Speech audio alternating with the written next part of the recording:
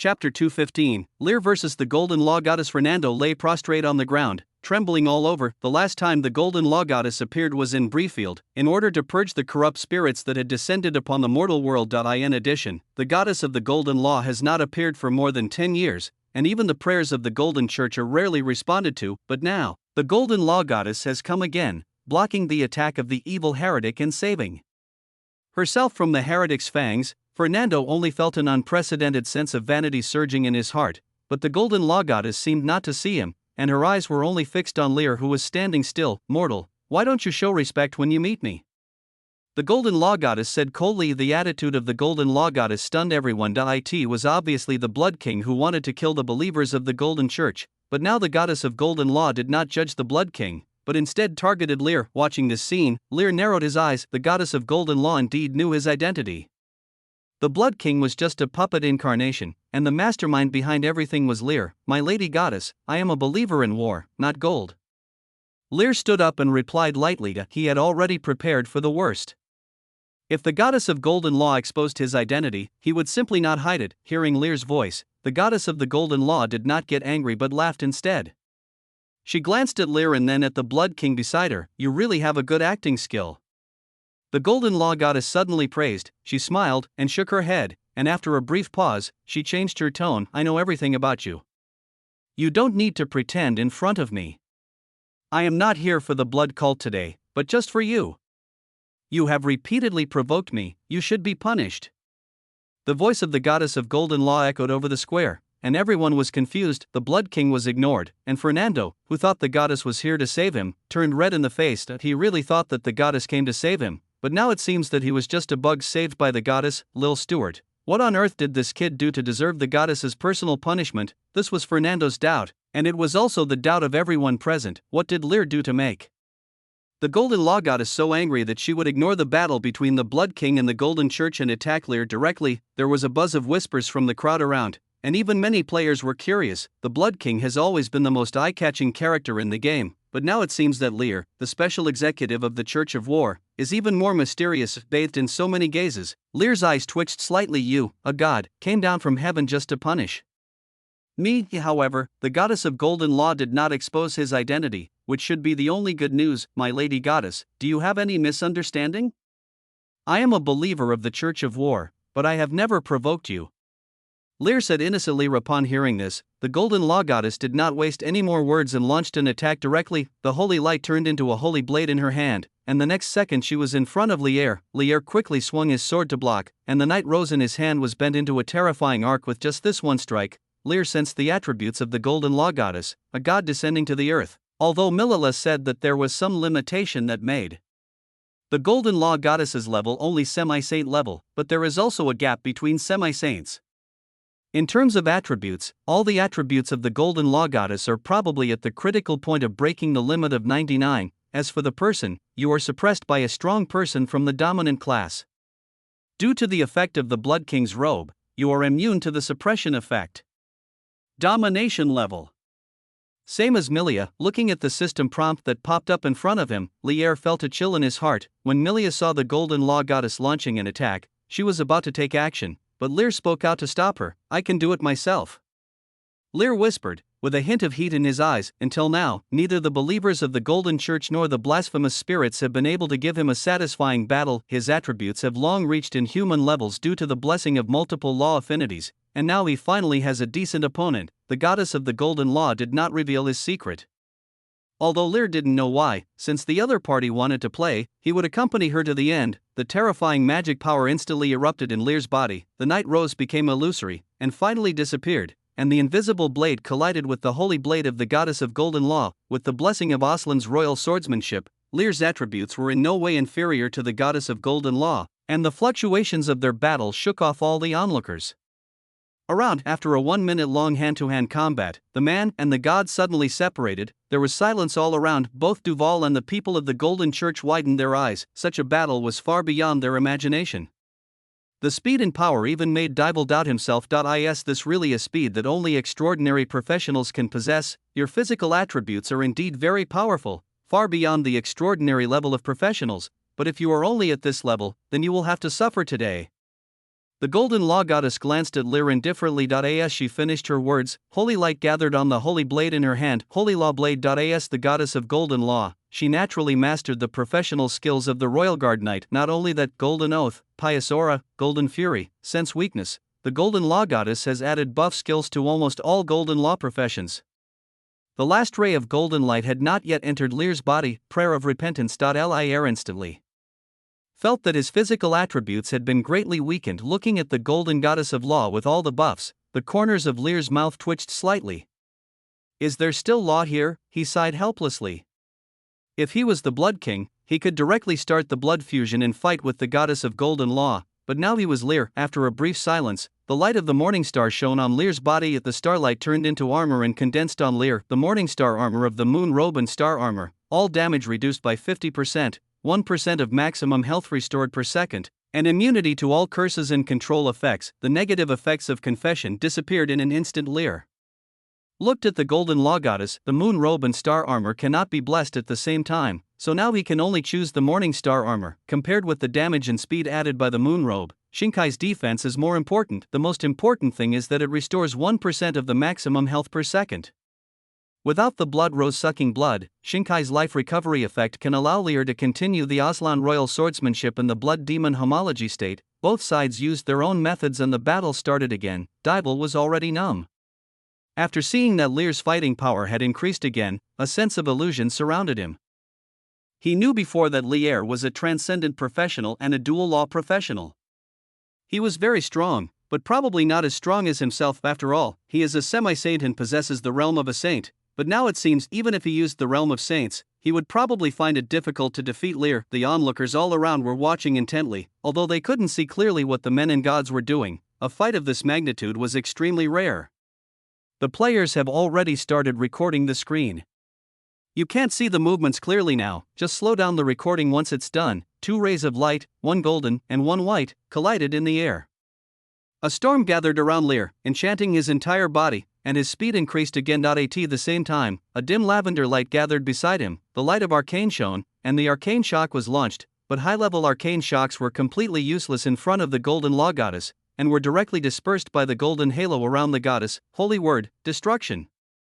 The golden goddess snorted coldly, and the golden light gathered and turned into a holy spear, shooting towards Lear at an extremely fast speed. The extraordinary skill of the praying man, the golden holy spear that is sure to hit the target, was used by Sylvia before, but the power in the hands of the golden law goddess is incomparable to that used by Sylvia. Lear gritted his teeth, and when the golden holy spear was about to hit him, he blocked it with his sword. The terrifying force knocked him directly to the ground, raising a cloud of dust. Seeing this scene, everyone in the blood cult felt nervous.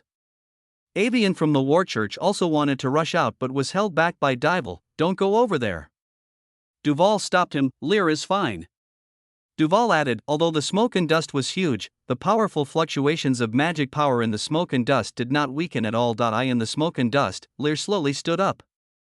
The surrounding area had sunken in a large area and the situation was extremely tragic, but the blood bar above his head had only dropped by 1/10. He just looked a little disheveled. The 50% damage reduction provided by the Chinching armor is extremely incredible.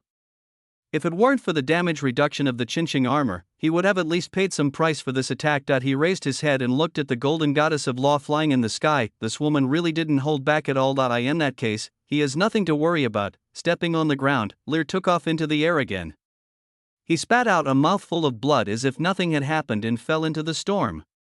The storm began to rage, directly covering the entire square, blowing away the smoke and dust, and hiding Lear's traces. The storm is hiding. Avian and Greta's eyes lit up when they saw this scene. Dibble was shocked once again. The goddess of golden law looked at the howling storm all around her. With her current maximum intelligence of 99 points, her mental power was unable to sense Lear's existence. After a brief silence, Lear took action in the storm, and the goddess of the golden law sensed it in an instant. She turned around suddenly and blocked Lear's fatal blow with the holy sword in her hand. Is this your trump card? The golden law goddess smiled contemptuously. A smile also appeared on Lear's face, and the next second, the scarlet blood-red heavy sword pierced the body of the golden law goddess. The golden law goddess widened her eyes. She lowered her head and looked at the heavy sword piercing through her chest. Behind her, the Blood King had appeared at some point. The Blood King stood expressionless, and swung the heavy sword in his hand upward fiercely, lifting the golden law goddess directly into the AIR. This time, the storm around dissipated. This astonishing scene happened before everyone's eyes. Lear and the Blood King stood one after the other. In the hands of the Blood King, the golden law goddess was skewered on the heavy sword like a skewer of meat. Goddess, why are you so careless? Since you know my secret, you should also know about the Blood King, right? Lear looked at the goddess who was pierced on the heavy sword. The health bar above the opponent's head has dropped by a quarter. He spat blood into the storm, and with the help of the storm, blew the blood to the side of the goddess of golden law.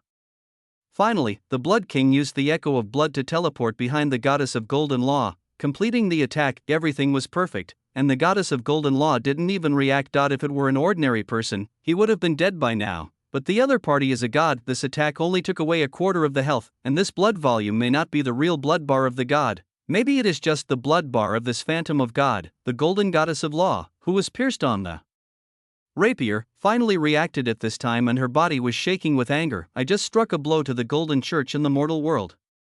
It shouldn't mean anything to you, Lady Goddess, right? Why do you have to make things difficult for me? Now your miserable appearance has been seen by your believers. Lear said slowly again. He looked at Fernando and other golden believers not far away. Fernando's face turned red at this time. The goddess he believed in was treated like this by the Blood King. Damned heretic, what did you do to the goddess? Fernando roared. The goddess of golden law was really angry. Lear's words seemed to ignite the flame of the explosive barrel. The golden light exploded suddenly, and the Blood King and Lear were both blown away. Fernando rushed forward, wanting to fight the Blood King to death, while Lear stood aside. He didn't want to continue fighting with the goddess of golden law, so he left the fight to the incarnation. The incarnation of the Blood King suddenly swelled up at this moment. The terrifying blood magic power suddenly erupted, and the blood source was released. The terrifying blood demon revealed its true form, and its huge and ferocious appearance was revealed to the world. Scarlet Corruption Blood King. This is the second time Lear has used this ability, and its powerful force needs no further explanation. Even if the moon robe and star armor given by Milia can be used at the same time, they are not as powerful as the liberation of blood. This contained the essence of the divine blood of the corrupted true spirit. It was a power far beyond the extraordinary class. Fernando had never expected that the Blood King would become so terrifying. Just as he rushed to the Blood King and raised his sword, the huge demon in front of him grabbed his head with one hand. It was like catching a chick. Fernando struggled desperately, but it was of no avail. This time, the goddess of golden law also came to her senses and looked at Fernando, who was held in the hand of the devil. They were her believers. Although she didn't care about Fernando's life or death, she was now in a state of God's descent. If God descended and let her believers die in front of her, the majesty of the golden law would suffer a great blow. Let him go, said the golden law goddess angrily. End of this chapter. Chapter 216, Golden Realm and Blood Realm. The voice of the goddess of the golden law echoed in the square. She glanced at the Blood King not far away, and then set her eyes on Lear. Lear pretended not to see it. The Blood King beside him turned around and looked at the goddess of golden law. Let him go? Of course, as long as the goddess chooses to leave, I will allow the people of the Golden Church to leave safely. The Blood King said quietly. Lear had already retreated into the crowd watching this scene. The golden law goddess gritted her teeth. As a deity, she could not agree to the proposal of the incarnation in front of her, but she could not bear to watch her believers die like this. After a moment's silence, the golden law goddess's eyes flashed. She raised the holy blade, and the next moment she turned into a flash of light and rushed towards the Blood King. How could she compromise with a mere avatar? The holy blade in his hand emitted a dazzling golden light. Upon seeing this, a fierce light flashed in the Blood King's eyes, and he exerted force with his right hand. Blood flowed from the devil's fingertips, mixed with Fernando's short and shrill scream. Lear watched the scene quietly in the crowd. If possible, he didn't want to kill Fernando in front of the goddess of the golden law, but words spoken cannot be taken back. Since the goddess of the golden law rejected his request, he had no other choice. But at this moment, a golden light shot out from the hands of the golden law goddess at an astonishing speed, and even Lear did not react. The next second, Fernando, who had only a little blood left on his health bar, instantly recovered his health. Immediately afterwards, the golden law goddess came to the side of the Blood King and slashed the demon's arm with a sword. Fernando slipped out of the Blood King's hand and his whole body suddenly retreated. Fernando's body rolled to the ground and tumbled several times before stopping. When Fernando opened his eyes and saw the messy scene around him, he was stunned. A few seconds later, an indescribable fear surged into his heart. The feeling of having his skull crushed and impending death made Fernando's face distorted. "You devil! Stay away from me!" He shouted madly and rushed towards the crowd desperately. Seeing this scene, the onlookers made way for him until Fernando walked away and disappeared at the end of the road. God send blessings. The prayer's advanced skill instantly clears all abnormal states of the target and restores all injuries and health. Lear looked at Fernando's disappearing back and almost forgot that the Golden Rule had this skill. At this time, not far away, the Golden Law Goddess who rescued Fernando turned around and ignored the Blood King behind her. Her target had never been this incarnation, but Lear himself. Feeling the gaze of the goddess of Golden Law, Lear shook his head helplessly. He didn't want to continue such a meaningless fight with the goddess of Golden Law. Seeing Lear's figure, just when the goddess of Golden Law was about to attack Lear again, the Blood King moved. The huge heavy sword stabbed towards the goddess of Golden Law without any hesitation. The power of the law of corruption spread from the rapier to the body of the goddess of Golden Law. Suddenly, the blood bar above the head of the goddess of Golden Law was covered with a layer of faint green halo. Scarlet blight of corruption. People infected with the crimson corruption will be corroded by the disease and continuously lose their maximum health and mana. This is the power of corruption. Feeling the strange curse on her body, the Golden Law Goddess instantly sensed the source of the curse's power. She controlled the power of the Golden Law, and the blessing from heaven fell upon herself. But the horrible scarlet plague of corruption was like a maggot on the tarsal bone, and the blessing from heaven was completely ineffective. This is the power from the corrupt true spirit, the curse of the gods, which even the current incarnation of the Golden Law Goddess cannot eliminate. The Blood King continued to attack, and the Golden Law Goddess could only respond. In the state of blood liberation, the demon attribute in front of her had surpassed her as the incarnation of the god. The Golden Law Goddess can only be suppressed continuously. Asa goddess, when has she ever felt so aggrieved? The damn rules of the original land forced her to use only a little bit of divine power to condense a weak incarnation. To be honest, even a weak incarnation should be enough to sweep away everyone in the original land. But Lear, while fending off the attack of the Blood King, the goddess of the Golden Law glanced at Lear in the crowd. This mortal completely broke common sense. No wonder Crodo agreed to let her teach this kid a lesson. It turned out that he had already expected that he would suffer a loss. The goddess of Golden Law gritted her teeth and looked at Lear in the crowd, who was still smiling at her. She became even more furious. On the other side, in the crowd, the players watching were recording videos frantically. What did they see? The Blood King is actually suppressing the Golden Law Goddess. That's a god. Even though it's just an incarnation, it's still a semi-saint at the master level. Some players have already detected the panel information of the goddess of Golden Law. For the Blood King, the panel is no different from what players had previously detected. It is still an extraordinary level heroic NPC, but the prefix of the title has changed, with an additional scarlet corruption. Maybe it's the second stage of the boss. After all, this is a game, and it is normal for the boss in the game to have two stages. The players were guessing, and in the next second, the Golden Law Goddess, who had been suppressed, suddenly exploded. Golden holy light gathered around her. The Golden Divine Realm is coming. The divine domain of gods is similar to the holy domain of saints, but much more powerful. This sacred scene made all the onlookers' eyes brighten. Countless holy lights illuminated the earth, and the Blood King was directly blown away by the holy light. On the body of the Golden Law Goddess, rays of holy light turned into sacred armor, and the holy blade in her hand turned into a spear with golden flames burning on it. The Golden Law Goddess bathed in the holy light with a solemn look. She looked at the Blood King, who was blown away, and gently raised her spear. Then countless holy lights surged and transformed into holy blades that rushed directly towards the Blood King. You are suppressed by the Golden Divine Domain. Fake. All attributes are reduced by 50%. You have been condemned by gold, and all your law relics will be banned from use. You are sealed by the gold magic. Your magic power will be restricted and cannot be used.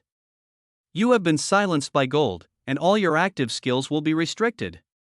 The players looked at the system prompt that suddenly popped up in front of them in astonishment, and the panel information of the Golden Law Goddess they were investigating also changed. The name has changed. Originally it was the Golden Incarnation, but now it has become the Golden Law Divine Realm Incarnation. In the crowd, Lear also saw a series of system prompts.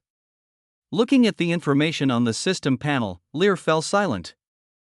Someone is cheating. What the hell is this? Everything is banned for you. Can't you afford to play? Lear raised his head and looked at the Blood King in the Golden Domain.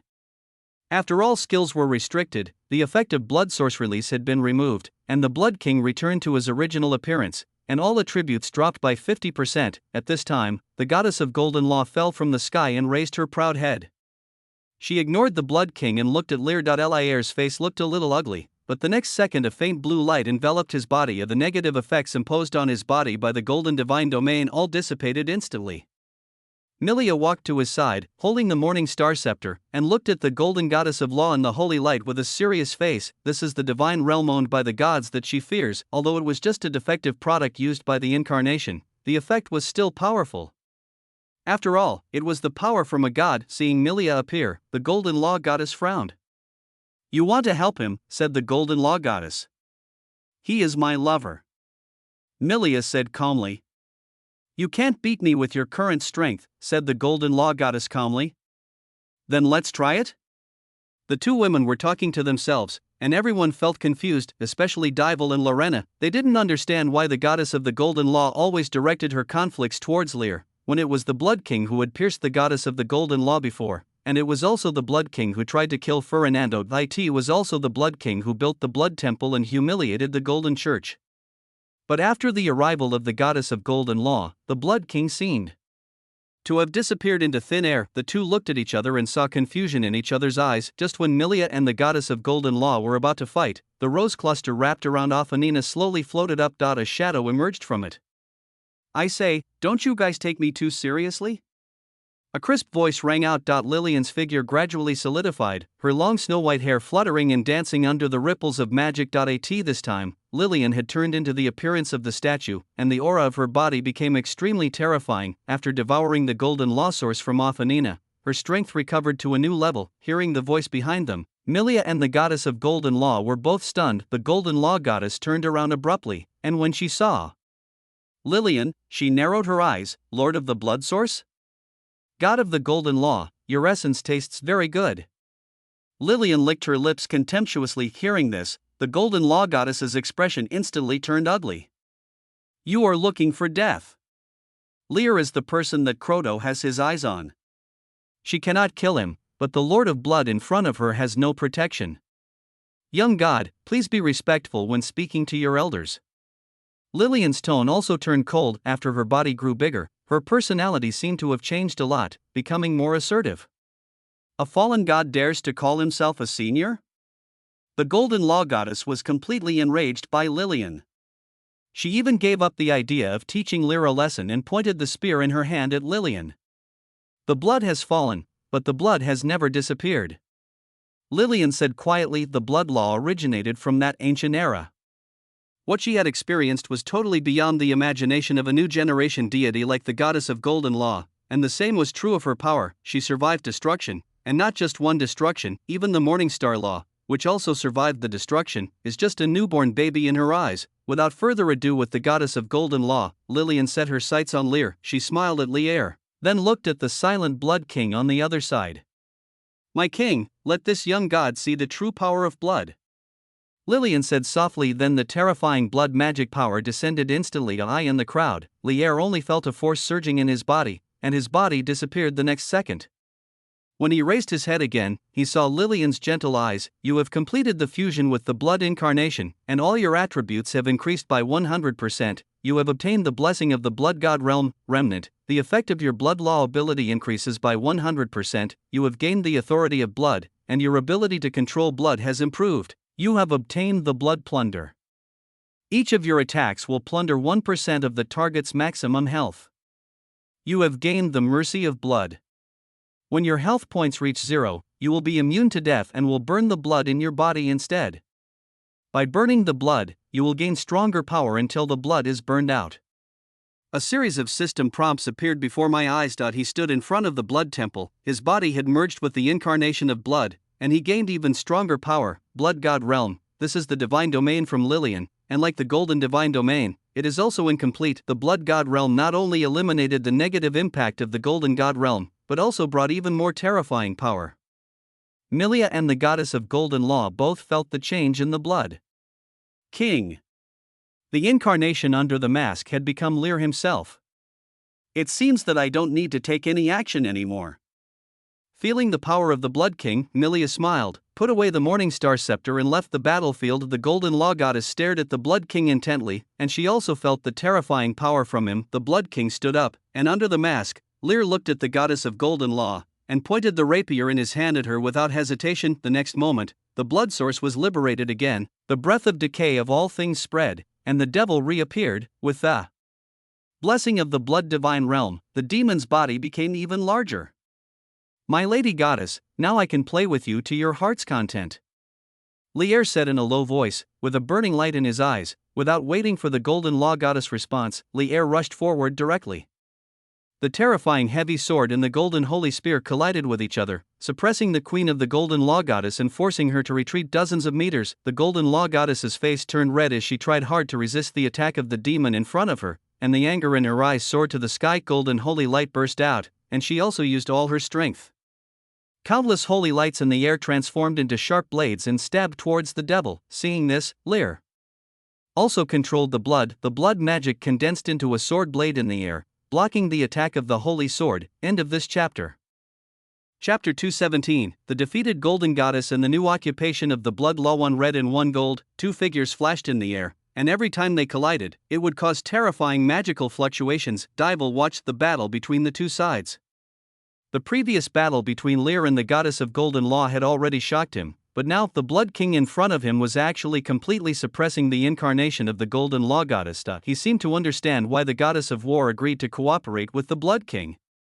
The power of the Blood Law far exceeded his imagination. In the air, Lear held a bloody rose in his hand, and each of his attacks could plunder 1% of the Golden Law Goddess' maximum health. If it weren't for the Golden Law Goddess's occasional use of healing magic and occasional blessings from heaven, the bloody incarnation of the Golden Law Goddess would have dissipated. Goddess, can you please just leave now and pretend that nothing happened today? While attacking, Lear said that to be honest he did not want to completely break off relations with the Goddess of Golden Law. The other party knew his identity but never revealed it. There must be some reason for this, and the Goddess of Golden Law had never really targeted him. I can pretend to be seriously injured by you, and your incarnation can pretend to have exhausted all its strength and dissipate, so that both of us can save some face. Lear suggested. Shut up. The Golden Law Goddess was so angry that her teeth were itching. How is this saving face? She was a goddess descended from God, but she fought against the heretic, and in the end she only seriously injured the opponent, and her own incarnation disappeared. It's embarrassing to say it. Lear dodged the shot of the Goddess of Golden Law, blinked his eyes, and thought about it carefully. It seemed that something was indeed wrong. The battle between the two sides continued, but the Golden Law Goddess was already somewhat overwhelmed. She was sent by God to the original place. The power of God will eventually run out, but Lear, there seemed to be something on the other party, and the magic power he used seemed to be inexhaustible. The battle did not last forever. Lear changed the way of suppressing the Golden Law Goddess. He also realized that the power of the Golden Law Goddess would not last long. In short, it is enough to delay until the incarnation of the Golden Law Goddess disappears. After fighting for about half an hour, the Golden Law Goddess landed on the square in anger. With the holy spear in her hand stuck into the ground, she has very little divine power left. Lear also landed on the other side of the square, quietly confronting the Goddess of the Golden Law, as expected of the Goddess of the Golden Law. Even as an incarnation, you possess such powerful strength. The Blood King said loudly, Lady Goddess, let's end this fight. The Blood Law does not want to be an enemy of the Golden Law. Hearing this, the Goddess of Golden Law gnashed her teeth. Although she did not want such an outcome, she really could not do anything to Lear, and now Lear has given her a way out. If she refuses, the situation will probably become even uglier. Mortal, I will never forget what you did today. A gnashing voice sounded in Lear's ears. Lear was stunned for a moment, looking at the Goddess of the Golden Law staring at him, but for Croto's sake, I will let you go for now. The Golden Law Goddess continued, this is a sound that only Lear can hear. The corner of Lear's eyes twitched slightly. The Goddess of the Golden Law now seemed like a stubborn and arrogant person, completely lacking the dignity that a goddess should have. He shook his head and said nothing more, but focused his attention on the 3 words Croto said by the Goddess of the Golden Law. Previously, the Goddess of War also said that he was the one favored by Croto, and now the Goddess of Golden Law also mentioned Croto. What is the relationship between this god who controls the law of death and me? Why did he reincarnate me here? And it seems that he is always paying attention to me. Perhaps the reason why the goddess of the Golden Law did not punish him for his earlier provocation of the Golden Law was also because of Frodo. Lear thought of a reason mortal. Remember what you said. The Golden Law encompasses everything. I can let you go today, but if you dare to continue to challenge the Golden Law, the next time will be your death. The Golden Law goddess shouted and walked down the stairs. Although this statement is a bit strange, you were fighting to the death just now, but now you are reconciling? This is far-fetched. But the Golden Law goddess can no longer fight, and her divine power is about to be exhausted. Under the gaze of everyone, the Golden Law goddess turned into golden light and disappeared. The battle ended inexplicably. The crowds watching from afar felt something strange. The Golden Church besieged the Blood Sect, and even the goddess descended in the end. But in the end, it seemed that nothing happened. The Golden Law goddess tolerates a pagan cult. How is this possible? The doctrine of the Golden Church is to judge heretics, but why would the Golden Goddess of Law tolerate a pagan religion? Various questions lingered in everyone's mind, including Lear, the special executive of the Church of War. The Goddess of Golden Law seemed to be targeting Lear at first, but now, Lear is nowhere to be found. While people were whispering around, the cluster of roses wrapped around Ophanina not far away slowly dispersed. Ophanina fell down. Her long golden hair had turned red. And when Ophanina opened her eyes, her pupils also turned red. Not only that, the magic fluctuations in Ophanina's body also rose to a higher level, reaching the extraordinary level. She glanced at the place where the goddess of the Golden Law disappeared, and after a few seconds of silence, she walked to Lear. Lear nodded when he saw this. You have been promoted to extraordinary? Your profession seems to have changed as well? Yes, it was Lady Lillian's gift that I was promoted and my job became a rose waiter. Ophanina nodded. Rose waiter? Lear raised his eyebrows. This is a new profession that was opened up after I devoured the Golden Law essence. Lillian walked up. A new profession? Yes, it's similar to the Golden Rule's prayers, but it uses blood magic, and blood also has the power of healing. Lillian explained. Lear understood what Lillian meant.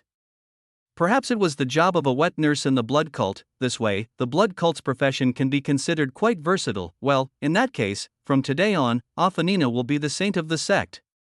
Lear smiled and turned to look at Ophanina. Ophanina didn't say anything, which was considered as acceptance. Lear now looked at the crowd outside the temple square. Today's ceremony was about to end. Walking to the center of the square, he said loudly, "Dear friends, I am sorry for some misunderstandings, but the blood temple has been successfully built. The blood cult will begin to spread its faith, but only to aliens. Starting tomorrow, all aliens are welcome to join the blood cult." He announced the establishment of the blood temple, and immediately most of the players in the crowd showed excited expressions. As the players cheered, Sylvia walked out of the crowd. Looking at her daughter, whose appearance had changed drastically, her expression became complicated. Ophanina's eyes also flickered. Go talk to your mother. I'm afraid you won't be able to see her often in the future, Lear said sympathetically. With Lear's permission, Ophinia walked towards her mother. Lillian floated over at this time and was about to say something to Lear, but the next moment, her growing body quickly shrank and turned into a loli again. Seeing this scene, Lear was stunned for a moment, and then his expression became strange. What are you looking at? I've used up a lot of my strength, so I can't maintain the state I was in just now. Lillian said unhappily. Do you think you can use the blood god domain casually? Is that so? Lear smiled. It doesn't matter. No matter what you look like, you are still my goddess. Even if you look petite like this, you are still very cute. As Lear spoke, Lillian was stunned for a moment, then her face slowly turned red, and her eyes turned alert when she looked at Lear. You don't have any special hobbies, do you? Lillian asked defensively. If you think about it carefully, it does seem possible. Both Milia and Eno are petite. Although Milia has awakened and become more charming now, when she was a princess, she looked like a little girl. How could that be? I have always been very upright. Lear smiled and gave Lillian a meaningful look. Golden Temple, the Golden Law Goddess looked at the scene in the mirror, pouting, and looked very angry. She was furious when she thought about how she was forced by Lear to leave in disgrace. Frodo, isn't this too unfair? Why can I, the Lord of Blood, lend my power to that mortal? And that mortal's attributes are too outrageous. They even surpass my divine incarnation. The Golden Law Goddess said with resentment. Estella, the gods of the original land are different from us.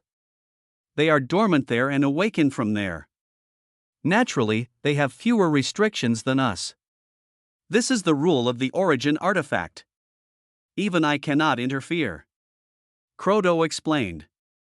But the real body of the Lord of Blood is not in the original place, right? The Golden Law Goddess argued. She's different, Croto said. Why is it different? She is the oldest god who survived the destruction. She is also a god who has withstood many destructions. What? The Golden Law Goddess was stunned. That's why her laws are so powerful. Croto said softly, the square in front of the Blood Temple. The next day, as soon as the doors opened, a large number of players poured in. After witnessing the power of the Blood King, there are countless players who want to join the Blood Cult. Lear had already arranged for the reception of the Blood Elves. Recruiting players was the first step. The players' promotion speed was much faster than that of the natives of Law, and it wouldn't take long for them to form combat power. After driving away the Golden Law Goddess yesterday, Lear still had no idea whether she would come back for revenge. And what would the Golden Church headquarters of the Rhodes Empire do next? These are all troubles. The most important thing now is to accumulate strength. Sitting in the guest room of the Pope's Hall, Lear looked at the discussion posts in the game forum. The forum has been flooded with comments about what happened in front of the Blood Temple yesterday. Various videos are flying all over the place. To Lear's surprise, it was not just the Blood King that was the most popular, but also his name, Lear Stewart. All the information about his life has been dug up. The Golden Law Goddess ignored the Blood King and attacked Lear directly, which made many players feel confused. Also, when Lear was fighting with the goddess of the Golden Law, the Blood King made a sneak attack, and in the end the goddess of the Golden Law actually pointed the spearhead at Lear. In the end, Lear disappeared, and the goddess of the Golden Law finally fought against the Blood King. This series of developments is full of weirdness and disharmony. And what did the Blood King and the goddess of Golden Law say in the end? When the Blood King wanted the Golden Law Goddess to leave, there was a gap in between and neither side spoke. But after the silence, the Golden Law Goddess actually left. What he said when he left was also very thought-provoking. The goddess of the Golden Law actually said that the Golden Law can accommodate everything, but the teachings of the Golden Church include the trial of heretics, which is contrary to this. Various speculations were posted on the forum. Some said that the goddess of Golden Law and the Blood King had an affair, some said that the Golden Law and the Blood Law were acting out a drama, and some said that the goddess of Golden Law was afraid of the Lord of Blood, so she chose to give in. Lear was reading intently when suddenly a post caught his attention. Is it possible that the Blood King and Lear Stewart are actually the same person, or have a close connection? When Lear saw the content of the title, he almost spit out his tea. He quickly clicked in and took a look. The other party's point of view is very clear, and it has been speculated since the internal test. The Blood King and Lear both appear in Brayfield. The Blood King kidnapped Milia, but now Milia is with Lear. The Blood King killed the blasphemous spirit, and the giant snake swallowed Lear in the trailer, and now, Lear and the Blood King appeared in the royal city of Soros at the same time. This is all very suspicious. Another point is that both Lear and the Bloody King used rapiers. Although one was a heavy rapier and the other was a light rapier, both were rare weapons. If it was a coincidence, it was too much of a coincidence. To sum up, the player concluded that the Blood King was Lear. Lear looked at the content of the post and was amazed. This was too detailed. It was outrageous that so much could be seen just from Li Huanhuan's internal test video. Unfortunately, almost no one recognizes it. Opie, you idiot, why don't you say your mom and dad are the same person? Can weapons of the same type be used as evidence? The two people's professions and powers are completely different, okay? The comments on the post were all sarcastic, and the few that seemed to be approving were quickly deleted. Lear heaved a sigh of relief and also made a negative comment. It would be better to let such a post sink in quickly. End of this chapter. Chapter 218, The Golden Church's Power Division. Rhodes Empire, Imperial Palace, all the ministers and even the top leaders of the Golden Church gathered together. Your Majesty, what exactly do you want to call us together for? Recently, heretical sects have emerged in various countries, and the Golden See is very busy. The Golden Pope stood in the center and said with some dissatisfaction, "Ah, Ulysses, I called you together because I have something important to tell you." Emperor Rhodes smiled, then looked at the ministers and the Golden Bishop below. "I got a photo stone," he said, "from the War Church's capital, Thuras." Image stone? I remember it was a magical tool that recorded images. It's about the Church of War. Your Majesty, do you want to say something? There was a whisper coming from below. and the Golden Pope standing in the center was shocked when he heard the three words Soros. Gross! You sent people to monitor the Holy See? Golden Pope Ulysses asked angrily. King Gross of Rhodes smiled and replied, "Don't say such harsh words. I just heard rumors about the blood cult building a temple in Soros, so I sent guards to investigate the situation. It has nothing to do with the mission of the Golden Church." Gross! Ulysses obviously didn't believe what Gross said, and he wanted to say something else. "Okay, Ulysses, you should finish reading the contents of this photostone first. I'm afraid the high priest you sent hasn't sent back any information yet?" Gross smiled and input magic power into the photostone. As magic power was input, the image in the photostone appeared. Starting from the Blood Temple, the Blood King walked out of the portal, followed by the followers of the Blood Cult. To the belief that Ophinia was devoured by gold, it finally turned into a battle. Damn heretic! He actually dared to blaspheme the saint. Ulysses said angrily as he looked at the content on the screen. Fernando did a good job.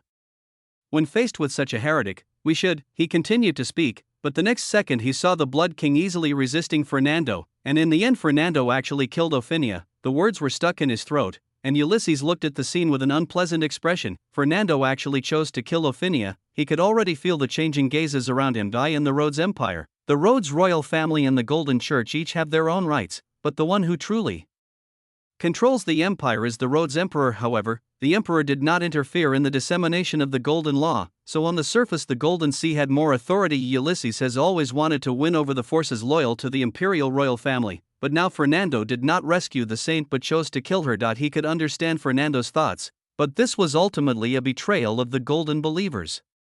Would anyone be willing to side with and serve such a Golden Church? The scene in the photostone continued. Just when everyone thought that Ophinia was about to die, a figure appeared like a ghost, blocked Fernando's attack with only a slender rapier, and then kicked Fernando out. Even through the video, the many Golden believers and Imperial Knights present felt the young man's power. Who is this?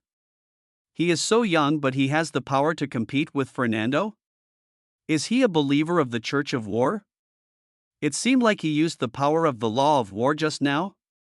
That's the heir to the Stuart family, Gross said softly, looking at Lear with a hint of surprise. Stuart? Is he the Margrave of Brayfield?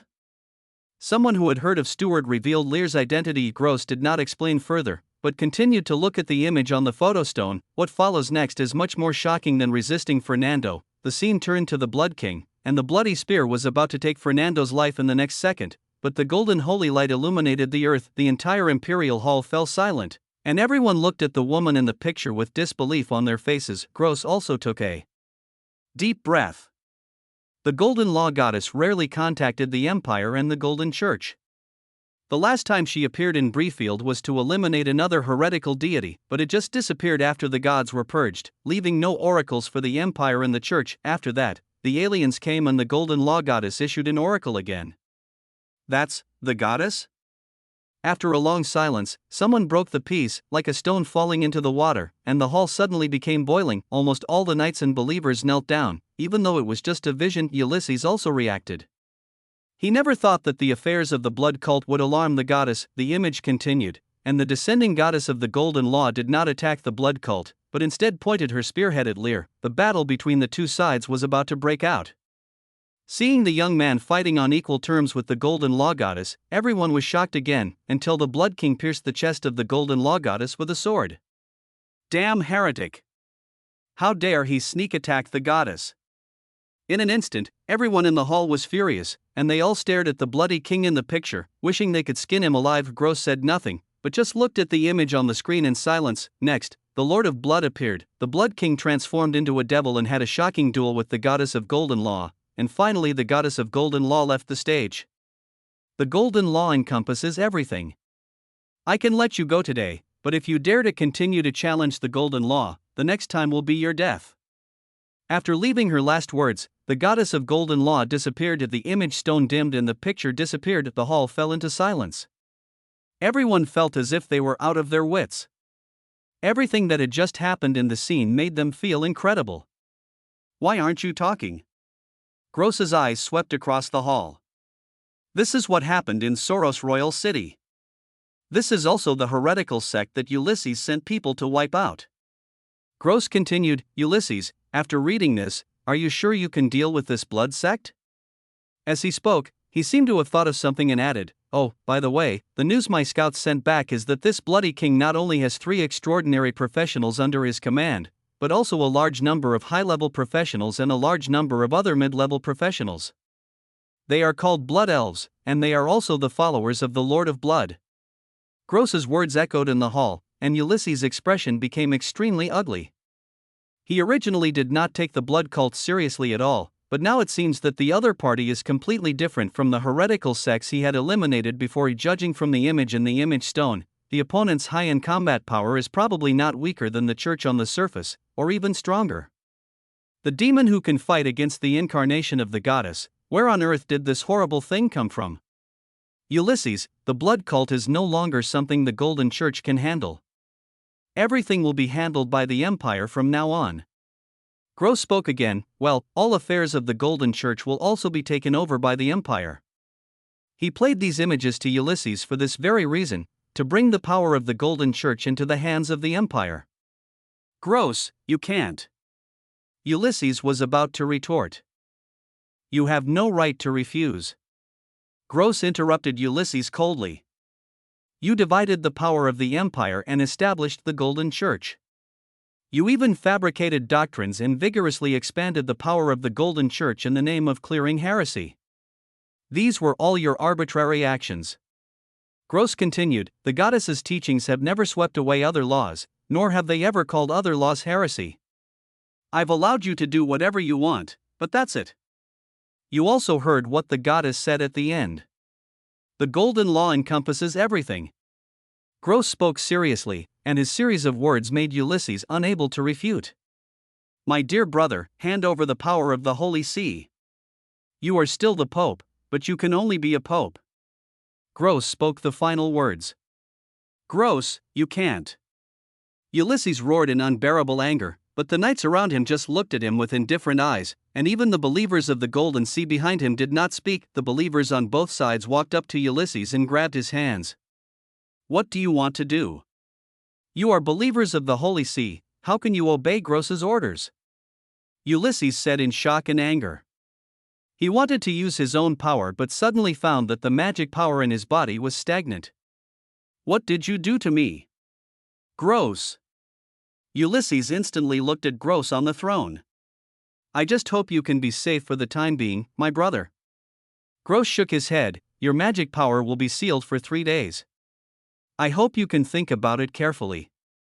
To continue being a nominal pope, or to abdicate completely, he said softly. You poisoned me? Was it them? Ulysses suddenly looked at the 2 confidants beside him. Gross didn't answer and looked at the 2 men. The 2 men holding Ulysses' hands understood and dragged Ulysses out of the hall. The hall fell silent again until Ulysses left. After a moment of silence, Gross looked at the ministers and knights present and asked, everyone, what suggestions do you have for the blood cult? Gross did not have much hostility towards the blood cult. Just as the Golden Goddess said, the Golden Law encompassed everything. The Golden Rule has never been hostile to any other laws, but the Golden Church established by Ulysses has given everyone a stereotyped impression of the Golden Rule. After succeeding to the throne of the Rhodes Empire, Gross spread the teachings of the Golden Rule step by step, but his efficiency was too slow. The Golden Rule actually has no advantages over war and arcane, and can even be said to be a disadvantage gold has. Neither the pure combat power of war nor the powerful spell-destructive power of arcane die. In the early days, most of the Golden Rule professions were auxiliary in nature. For example, a praying person has weak physical fitness and not strong combat ability. He usually acts as a healer in the team. But for adventurers, it is not cost-effective to bring a praying person with weak physical fitness and not much combat ability. Although healers are important, only one is enough for a team, which leads to not many people willing to become prayers, and even if they succeed, most of them just open a clinic in a town. As for the Royal Guard Knight, although he is very tough, the War Knight is even better. With a certain degree of tankiness, his combat effectiveness is also outstanding. Speaking of the judge, this is a profession that has a strong impact on evil creatures and can even sense a person's malicious thoughts. Because of this characteristic, the arbiter is even less popular among adventurers. No one can guarantee that they will not harbor malicious intent and be censed by the arbiter. The above reasons had led to the Golden Rule not being popular. This situation continued until Ulysses established the Golden Church. He actively recruited people with the gift of the Golden Law and spread the faith in the name of clearing heresy and saving the world. Countless people were saved, and a large number of heretical sects were unearthed and finally liquidated. Whether they were evil or not, this move greatly increased the prestige of the Golden Rule and made it spread more widely, allowing the Golden Rule to surpass war and arcane in one fell swoop. The disadvantages of the Golden Rule profession have been reduced. The Golden Rule is not suitable for adventurers, but Golden Rule professionals can join the church and get a job just like a civil servant. Ulysses's trial of heretics violated the teachings of the Golden Goddess, but it actually spread the faith in gold, so Gros allowed Ulysses to develop, and even though the prestige of the Golden Sea surpassed that of the royal family, he never suppressed it until now. The blood cult is not the weak heretical sects of the past. Even the goddess descent could not clean up the blood. Such a heresy needs to be treated with caution, and Gros always felt that the goddess' attitude towards the blood cult was a little subtle. The Blood King pierced the incarnation of the goddess, but the goddess did not blame him too much. She even said words of tolerance to him and then left. Perhaps there is some connection between the gods and goddesses behind the blood cult. He was guessing in his mind. While he was thinking, a voice suddenly appeared in his mind. That is the voice of the Golden Goddess. Listening to the voice in his head, Gros's expression became strange. After a while, he raised his head and looked at the ministers below. Everyone, as for the blood cult, since the goddess has chosen to tolerate them, I don't want to be enemies with them, but I can't just ignore it either. Gros said in a deep voice. I hope someone can go to Soros and communicate with the blood cult. I just received the oracle of the goddess. She hopes that we can make a bet with the blood cult. End of this chapter. Chapter 219, The Changed Main Mission. Soros, Papal Chamberlain, sat on the balcony and looked into the distance, in the direction of the Temple of Blood. The blood cult has already established a firm foothold, and every day a large number of players and even citizens visit the Blood Temple. Lear did not stop it, but just visited it. There was no loss, but it could also promote the blood cult more. The new class in blood law also surprised many people. As the headquarters of the Church of War, Soros has always been warlike, which has led to many casualties every day as citizens and professionals in Soros can only go to ordinary clinics when they are injured. Those with more money can go to pharmacies to buy healing potions, but now, a new profession has appeared in the blood cult, the Rose Waiter, which is a magic profession that controls blood and also possesses powerful healing abilities. The emergence of the Rose Waiter changed Soros's predicament of not having many treatment conditions. Although there are not many people now, Lear believes that many people will be interested in the profession of Rose Waiter, because this profession is very beautiful and elegant. The special effects of the skill are mixed with rose petals, which are liked by many female players. For this reason, Lear also lowered the job transfer and exchange requirements for the Rose Waiter. Before the Golden Church reacts and builds a church in Soros, he will use the power of the Rose Waiters to seize the status of the Golden Church's praying men. We are all professionals with healing abilities, so naturally we have to compete. Lear was thinking in his mind. At this moment, the system panel suddenly popped up. A long string of text quickly appeared on the panel, and finally the system panel vibrated violently. You have triggered a mandatory large-scale main quest, Gold and Blood Showdown, S level. The Golden Goddess and the Lord of Blood have reached an agreement and plan to use the Goel Plains as a battlefield for a duel between gods. Mission objective: 1 year later, on the Goel Plains of the Rhodes Empire, both sides will send their respective professional armies to engage in a war showdown, with no limit on the number of people.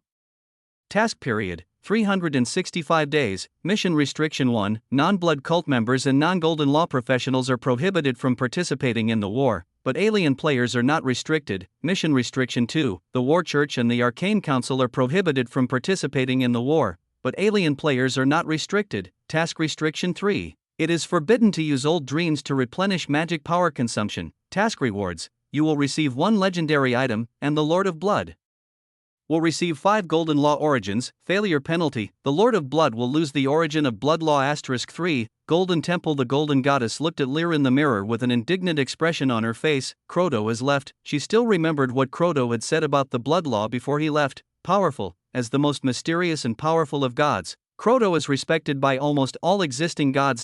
So is the Golden Goddess. When the remnants of destruction revived, all the gods were helpless. Finally, Croto took action to seal the remnants of destruction. That battle happened a long time ago, but Croto's power is engraved in the hearts of all gods. As the golden goddess, Estella is recognized as the strongest person besides Clotho, but no one knows that Estella is actually a little fangirl of Clotho. So when Clotho asked her to take care of this mortal named Lear, Estella agreed without hesitation. Estella admired Clotho very much, but Clotho had never praised her for being powerful. There wasn't even a word of praise, but Croto gave a powerful evaluation of the blood law and the Lord of Blood. Estella was jealous.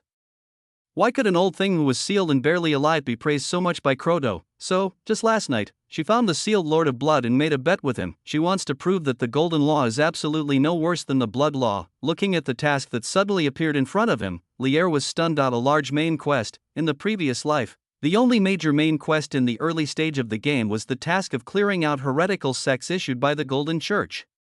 All players could accept it, choose a camp, become an executioner to clear out heresy, or become a believer of a pagan religion, but now the mission has changed. Looking at the mission description where the Golden Goddess and the Lord of Blood reached an agreement, Lear frowned. Does this mean that the Golden Goddess and Lillian met? Just as Lear was wondering, a white-haired figure emerged from his body.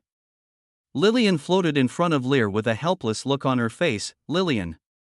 Lear looked at Lillian and said, "You also saw the bet between me and the Golden Goddess." Lillian sat down next to Lear and said softly, "A bet?" "Yes, the Golden Goddess came to my sealed place yesterday and made such a bet, and I accepted it." "You won't blame me for not discussing it with you, right?" Lillian nodded, and suddenly became a little nervous again. Lear opened his mouth, feeling a little strange. The Golden Goddess actually took the initiative to look for Lillian. Was it because she was unwilling to accept being beaten away by her? If this is the case, wouldn't it be better to release the task of clearing out the heretical sects according to the original main storyline? Mobilizing the power of the Golden Church to attack the Blood Sect is undoubtedly the best choice.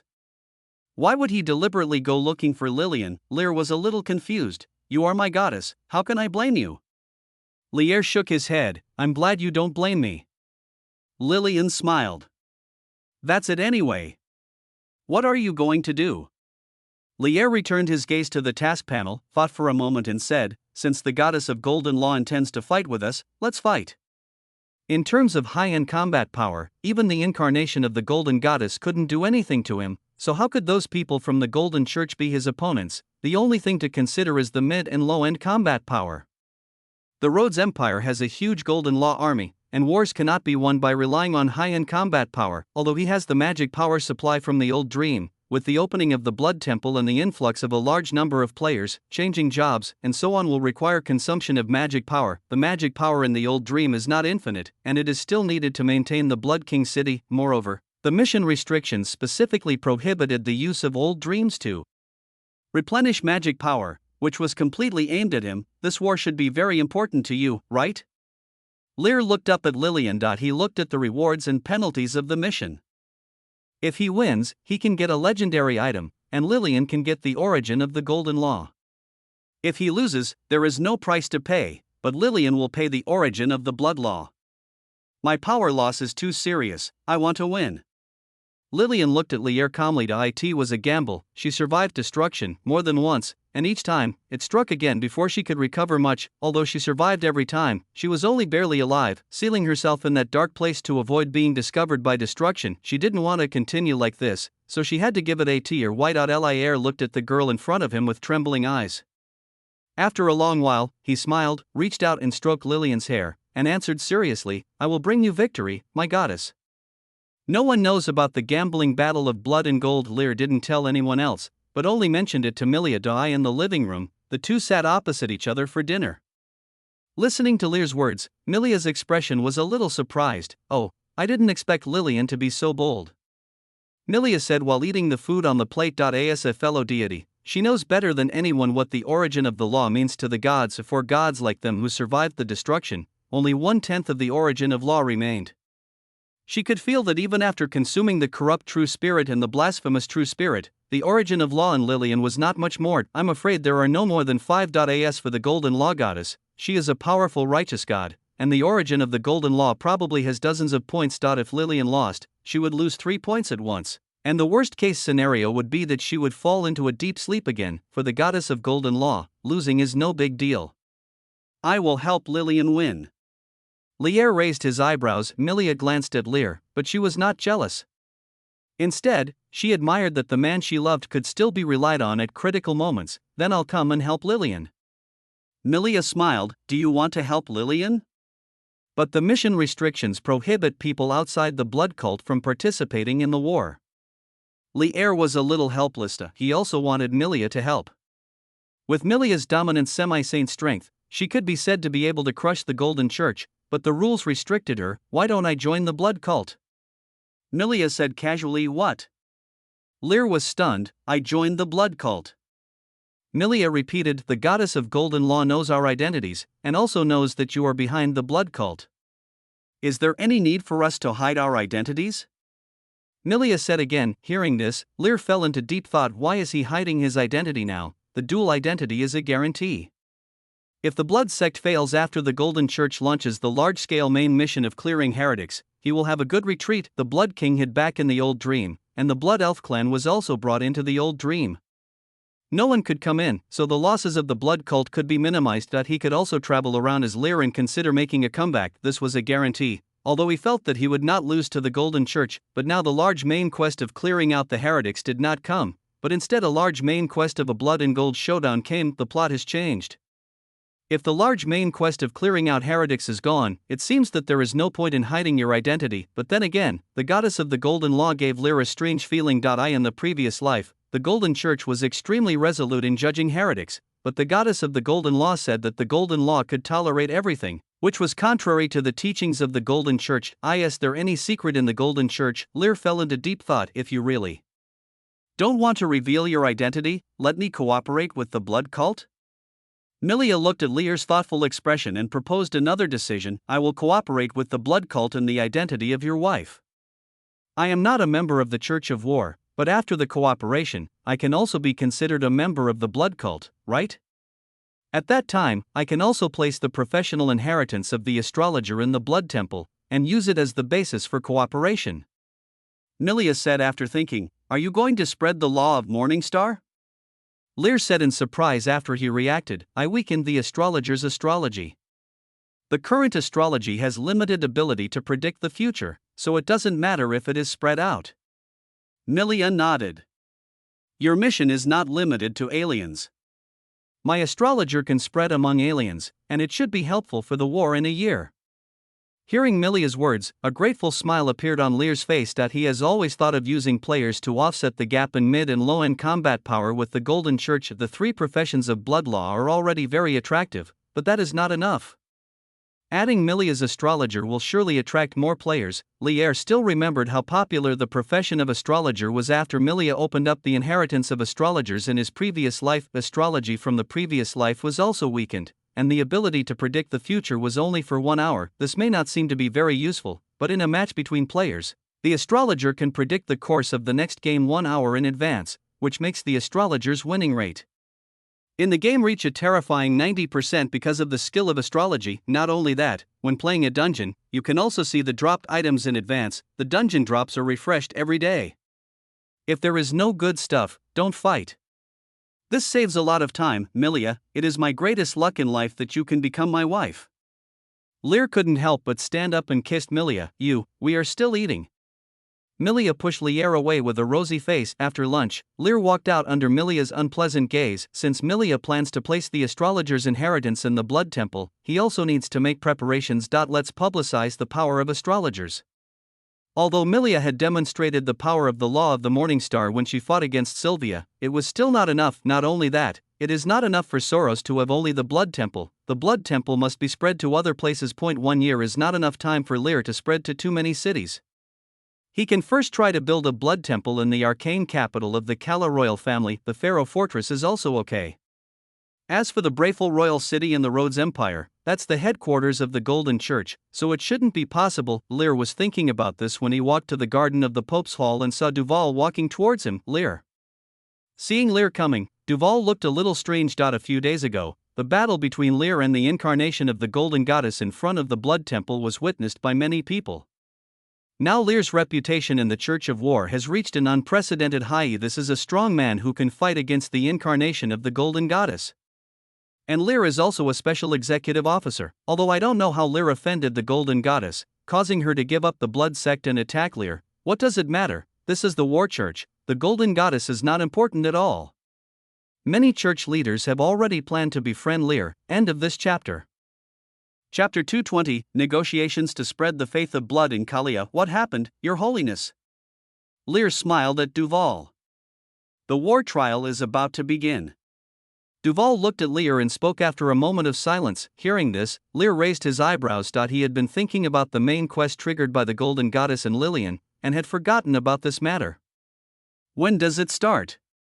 Lear asked. 7 days later, Duval replied. What do you need me to do? Lear asked again. The goddess hopes that you can supervise and help conduct the war trial. Duval thought for a moment. Well, I hope you can help clear the demons in the trial space if Rafar and the others encounter unexpected situations. Is that all? That's enough. The war trial is a trial for the 3 Archon families to select the Pope. The judgment is based on the contribution to clearing the demons and resealing the extinct beasts. Neither you nor I should intervene too much unless there is an emergency. Duval explained. Lear knew all this very well, and he said, in that case, I will prepare myself. Well, have you considered allowing aliens to enter the trial space to help clean up the demons? Lear suddenly asked again. Allow aliens to enter the trial space? Duval was stunned. Yes, those aliens are immortal, so they should be able to help and reduce the casualties of the church, right? Lear shrugged. As far as I know, trials are very dangerous. The church suffers heavy losses every time. If we let those aliens take the lead, Lear's words made Duval fall into deep thought. In fact, he had no perception of the aliens. All matters were handled by Rafar. In fact, he had not asked about the affairs of the aliens for a long time. That group of aliens, can we really control them? Duval hesitated. You can ask Rafar, or pray to the goddess. These strange people were summoned by the goddess. Lear waved his hand. Hearing this, Duval thought seriously for a few seconds, then nodded. I'll ask Rafar. As for asking aliens to help with the war trial, Lear was sure it was possible. After all, he was an alien player in his previous life. After Duval finished talking about the war trial, he left. Looking at Duval's back, Lear had a headache. There seems to be a lot going on lately. I in the war trial space is Lillian's blood crown, which needs to be obtained. We also need to increase our efforts to recruit players. Milia wants to cooperate with the blood cult, so this matter also needs to be put on schedule. This matter cannot be done secretly, it needs to be done in a high-profile manner so that it can be quickly publicized among the player community. Lear also planned to discuss with Lorena about building a blood temple in Kalia. He is determined to win the war. 1 year later, there is also a hidden beast cult. There are so many things to do. Lear stroked his forehead and after thinking for a moment, he walked towards the direction where Erwin and others lived. 3 days have passed since the completion ceremony of the Blood Temple. The next day, Fernando left Soros Royal City with everyone from the Golden Church. Perhaps because of the shadow cast by the Blood King, they left in a hurry. Sylvia stayed and continued the construction of the Golden Cathedral in the Royal City of Soros. As for the Arcane Society, Lorena doesn't seem to have any plans to leave the Pope's office. Arriving near the residence of Alvin and others, Lear paused in the garden. After a moment, the Blood King in a black robe appeared out of thin air and landed in front of the apartment where Alvin and others lived. After taking a look at his blood incarnation, Lear sat quietly on a chair in the garden. The Blood King on the side walked towards the apartment. Speaker, the people from the Golden Church have all left. Do we still have to stay in Soros Royal City? Erwin looked helplessly at Lorena, who was sitting on the balcony not far away. They came to Soros to cooperate with the Church of War, and later because of Lear's arcane counterattack, Lorena also came by. In fact, they could have left long ago. After all, the cooperation in Lear's affairs had been dealt with, but the blood cult appeared. I just wanted to watch the fun, so I stayed until today. Don't worry, Alvin. Don't you think it's interesting? Lelena took a sip of the black tea in the cup and said lightly. It's shocking that the Blood King has such powerful power, isn't it? And Lil Stewart. Lelena mentioned another name. I always thought his arcane counterattack was bizarre, but he actually has a grudge against the Golden Goddess. Erwin sighed helplessly. How could he not know all this? But what did that have to do with the Parliament? Mr. Speaker, a guest is coming. Lelina suddenly interrupted Erwin. She turned her head and looked towards the entrance of the apartment with a serious expression. Guest? Alvin was stunned for a moment, then he extended his mental power to sense the person coming. When he sensed the person coming, his face suddenly changed. It's the Blood King, Lelina said in a deep tone. Why is he here? Where are the people from the Church of War? Alvin said with a gloomy face. You have seen the power of the Blood King. Do you think Duval can stop him if he wants to? Lorena shook her head. Let's go and meet the Blood King. Lelina stood up from the chair. The Blood King stood in front of the door of the apartment, just standing there quietly. He had already sensed that Lorena was coming towards him, but before that, click, the door of the apartment was opened, and Maya walked out, bumping into the arms of the Blood King. Ah! A scream rang out. Avian collapsed to the ground, trembling, pointing at the figure outside the door, unable to utter a word. The sudden collision in Avian's scream also startled Maya. She raised her head suddenly and saw a hideous face. Ah! Another scream rang out. Maya took a few steps back suddenly, then took out her staff and pointed it at the demon in front of her. Blood King. How come you are here? Maya suppressed the fear in her heart and asked tremblingly. She witnessed with her own eyes the scene when the Blood Temple was built. The Blood King transformed into a demon. That horrifying appearance is still engraved in her mind to this day. Even a goddess can only retreat. This is already the most evil monster. I have something I want to discuss with Speaker Lorena. Could you please help notify her? The Blood King said calmly. Are you looking for your mother? Maya was surprised. Maya. Just as the two were talking, Lorena and Erwin also arrived at the scene. Mom!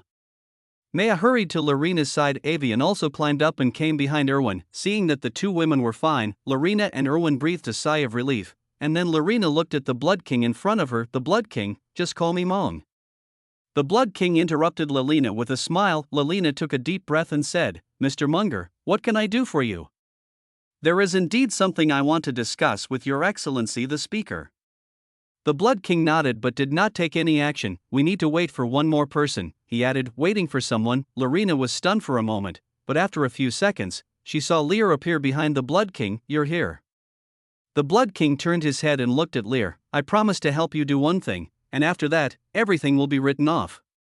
Lear walked forward and glanced at the Blood King indifferently. Seeing the two people who looked like familiar faces, Lorena and others were stunned. Isn't this wrong? Lear and the Blood King each sat on a sofa, with teacups on the coffee table. Lear took the drink without hesitation and took a sip. While drinking, he looked at Lorena and others. He wanted to build a blood temple in Kalia, which required Lelena's approval. It's like building a blood temple in Soros. Being able to build a temple in Soros was actually beyond Lear's expectations.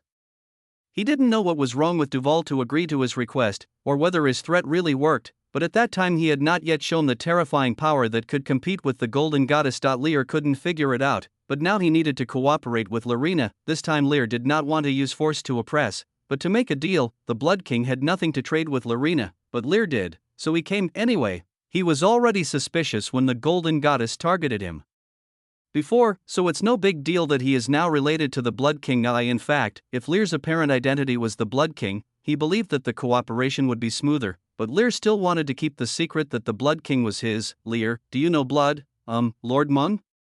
Lorena, who was sitting opposite the two of them, asked cautiously. I know him. Lear nodded and said, nonsense, he did me a favor, so I agreed to do something for him. Listening to Lear's words, Lorena blinked her eyes.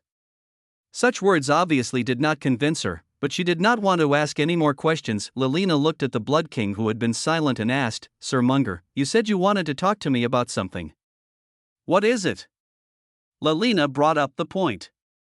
The Blood King turned his head, a red light flashing in his eyes. I hope to cooperate with the Arcane Council.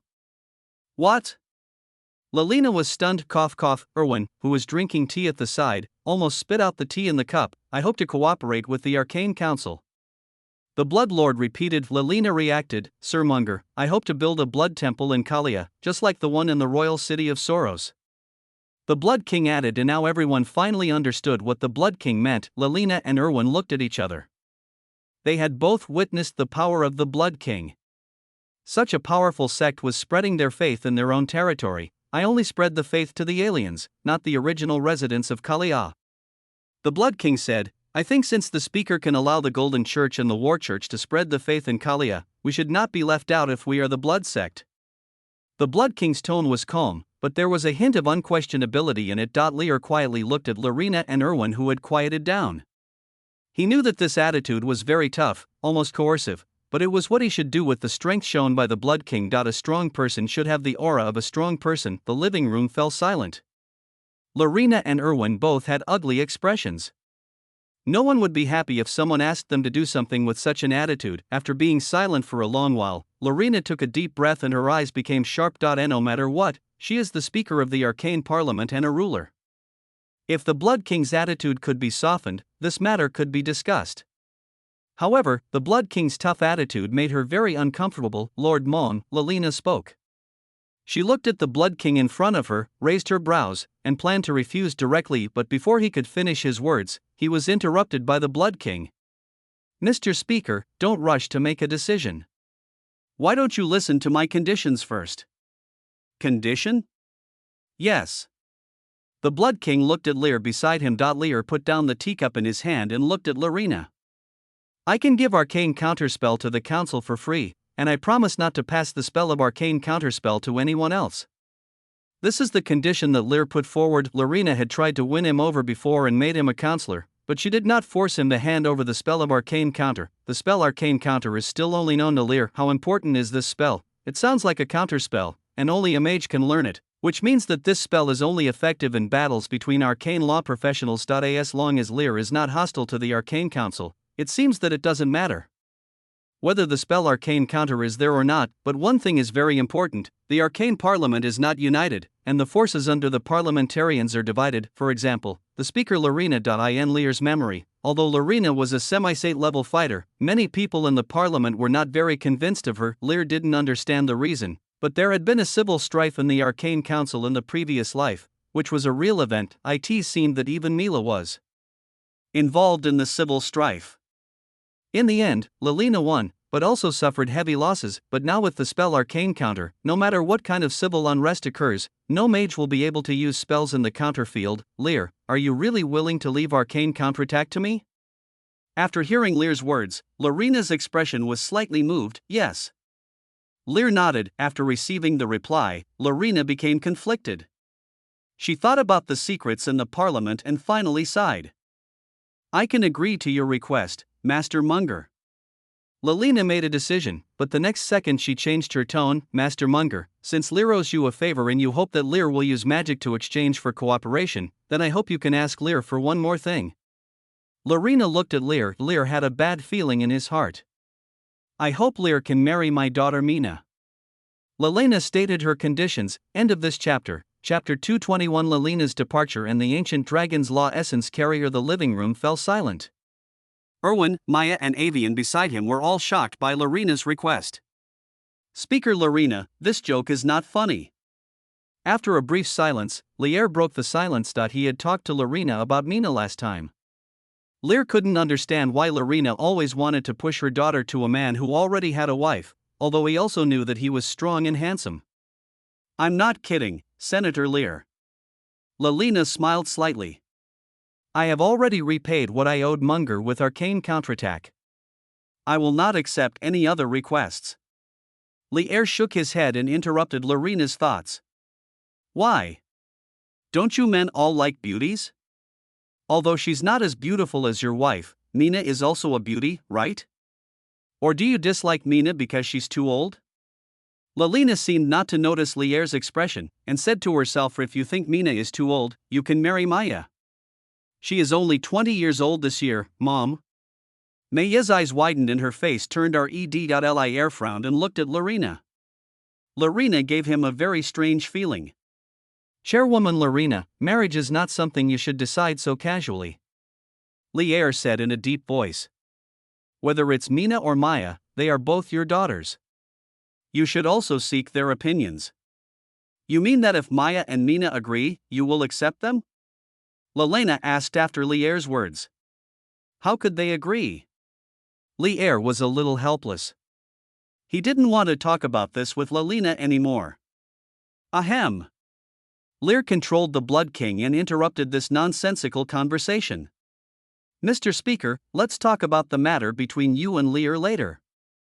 The conditions I offer are arcane countermeasures and an opportunity to unconditionally help the Arcane Council take action once. The Blood King interrupted their conversation. So, what's your choice?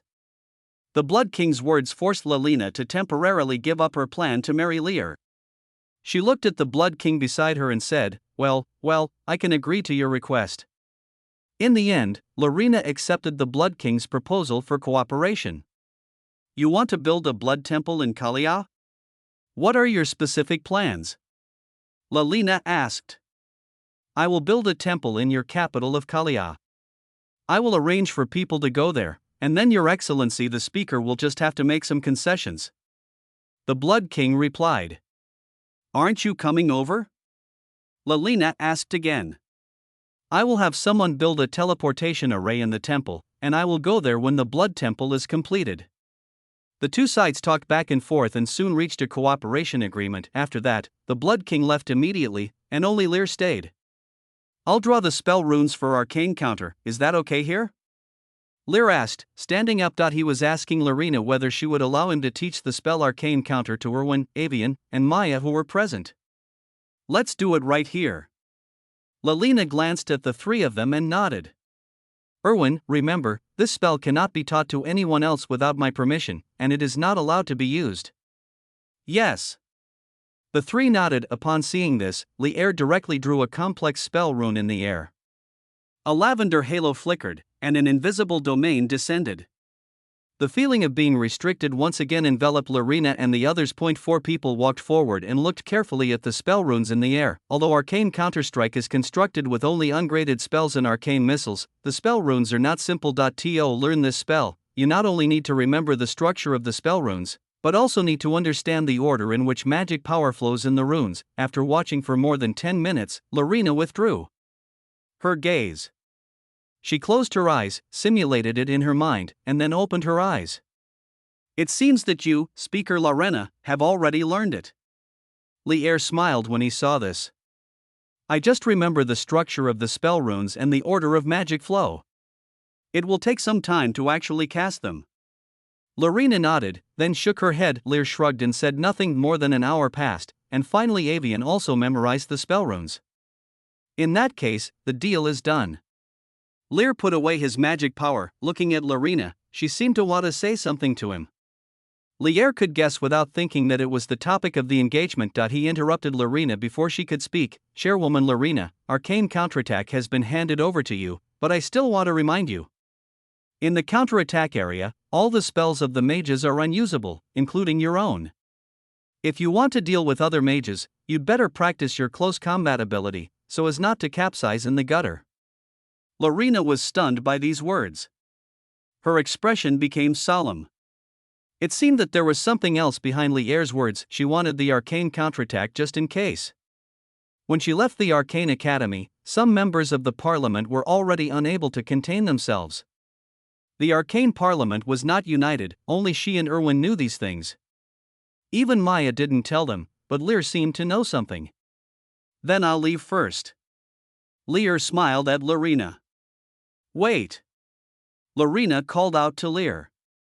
Senator Lear, let me remind you that Mina is still with you. If you haven't figured out the spell in half a year, no, 5 months, please marry Mina. Lalina said with a smile. Lear paused for a moment, gave Lalina a helpless look, and left without looking back. It was not until Lear's figure disappeared that Erwin stepped forward and asked, Speaker, do you really want to marry Princess Mina or Princess Maya to Lear? Hearing this, Maya sat up straight involuntarily, and her face turned slightly red. Why not? Do you think Lear is not worthy of my daughter?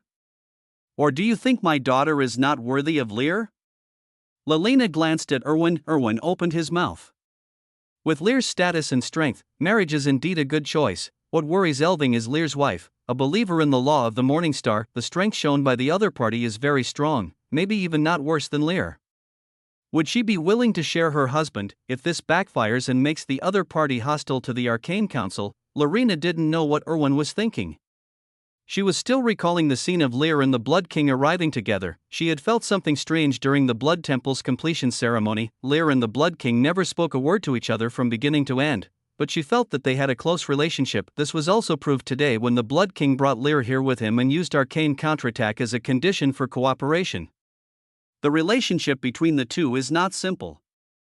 Although Lear said that he owed a favor to the Blood King, Lorena did not believe it. The Blood King first appeared in the royal city of Brayful. At that time, he kidnapped the saint and the princess. Princess Milia, she is Lear's current wife. The Blood King kidnapped Milia, but now Milia is staying with Lear. Lorena suddenly raised her head and thought of a possibility. It can't be like this, right? Can one person possess so much power at the same time? She said to herself. Suddenly I thought of the scene where Lear fought with the Golden Goddess. Arcane, War, and Morningstar. Lear alone possesses the power of 3 laws. There are 3 types, and even if one more is added, it doesn't seem impossible. Lorena's eyes flickered slightly, and a smile appeared at the corner of her mouth. A week later, Lorena was finally ready to return to the capital of Kalia. She has been the speaker for a long time. Lear was pulled over by Dival to see Lorena off. This time, Lorena did not mention anything about Mena or Maya, but just looked at him with a strange look. Lear felt a little uncomfortable, and Duval turned his head to look at Lear. Did anything happen between you and Lorena? Nothing. Lear responded perfunctorily. Let me remind you, Lorena is almost 50 years old now. She just looks young. Dival said suddenly. Ah? Lear was stunned. Duval, what are you talking about? Lorena in the carriage cast a sharp look. No, I just want to say you're welcome to come again next time. Dival showed an embarrassed expression. After staring at Dival for a long time, Lorena withdrew her gaze and looked at Lear.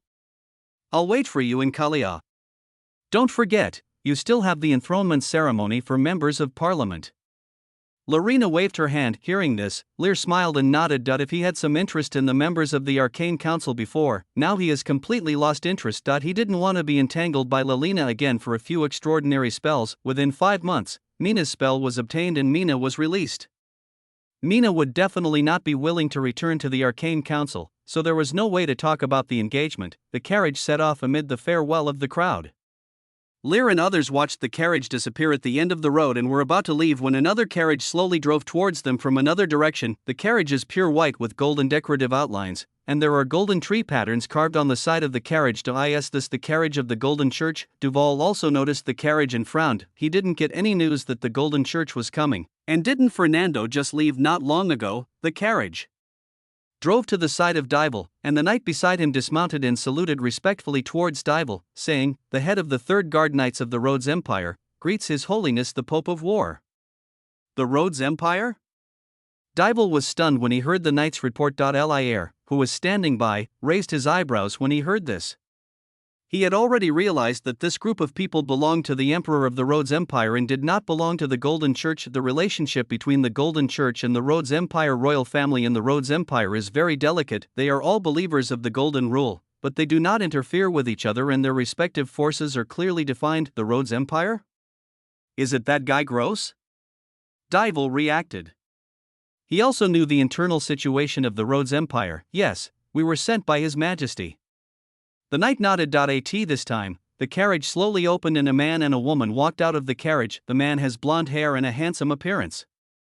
The woman also has blonde hair, and even her pupils are golden. The man exuded the aura of the golden law, but the girl had no magic at all. Just like an ordinary person, Lear looked up at the two of them, his eyes quickly moving from the man to the girl. Discover the carrier of the ancient dragon's law source, causes a certain degree of negative emotional fluctuations in the carrier of the law source, and can gain corresponding law affinity. The system prompt appeared in front of him, and Lear's pupils shrank slightly. Ancient dragon law. If the Chinching law was the most famous law in the previous life, then the ancient dragon law was the most regrettable law in the previous life. The dragon represents power, and its bright red thunder is enough to destroy everything. Lair still remembered the princess who turned into a dragon.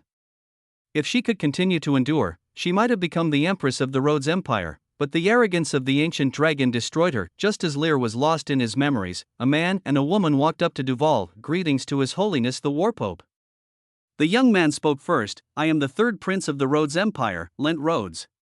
He then pointed to the girl beside him and said, she is my sister, the 7th Princess of the Empire, Bertil Rhodes. After hearing the young man's introduction, Dival was a little surprised. He didn't know much about the royal family of the Rhodes Empire. The affairs of the Rhodes Empire had always been handled by the Golden Church, and the royal family of the Rhodes Empire had no sense of existence. Is there anything that brings you here? I haven't received any visit request from the Rhodes Empire. Duval asked. Please forgive us for coming here so hastily. My father is deeply sorry for what happened to Fernando and the blood cult. Prince Leonti showed a trace of apology on his face.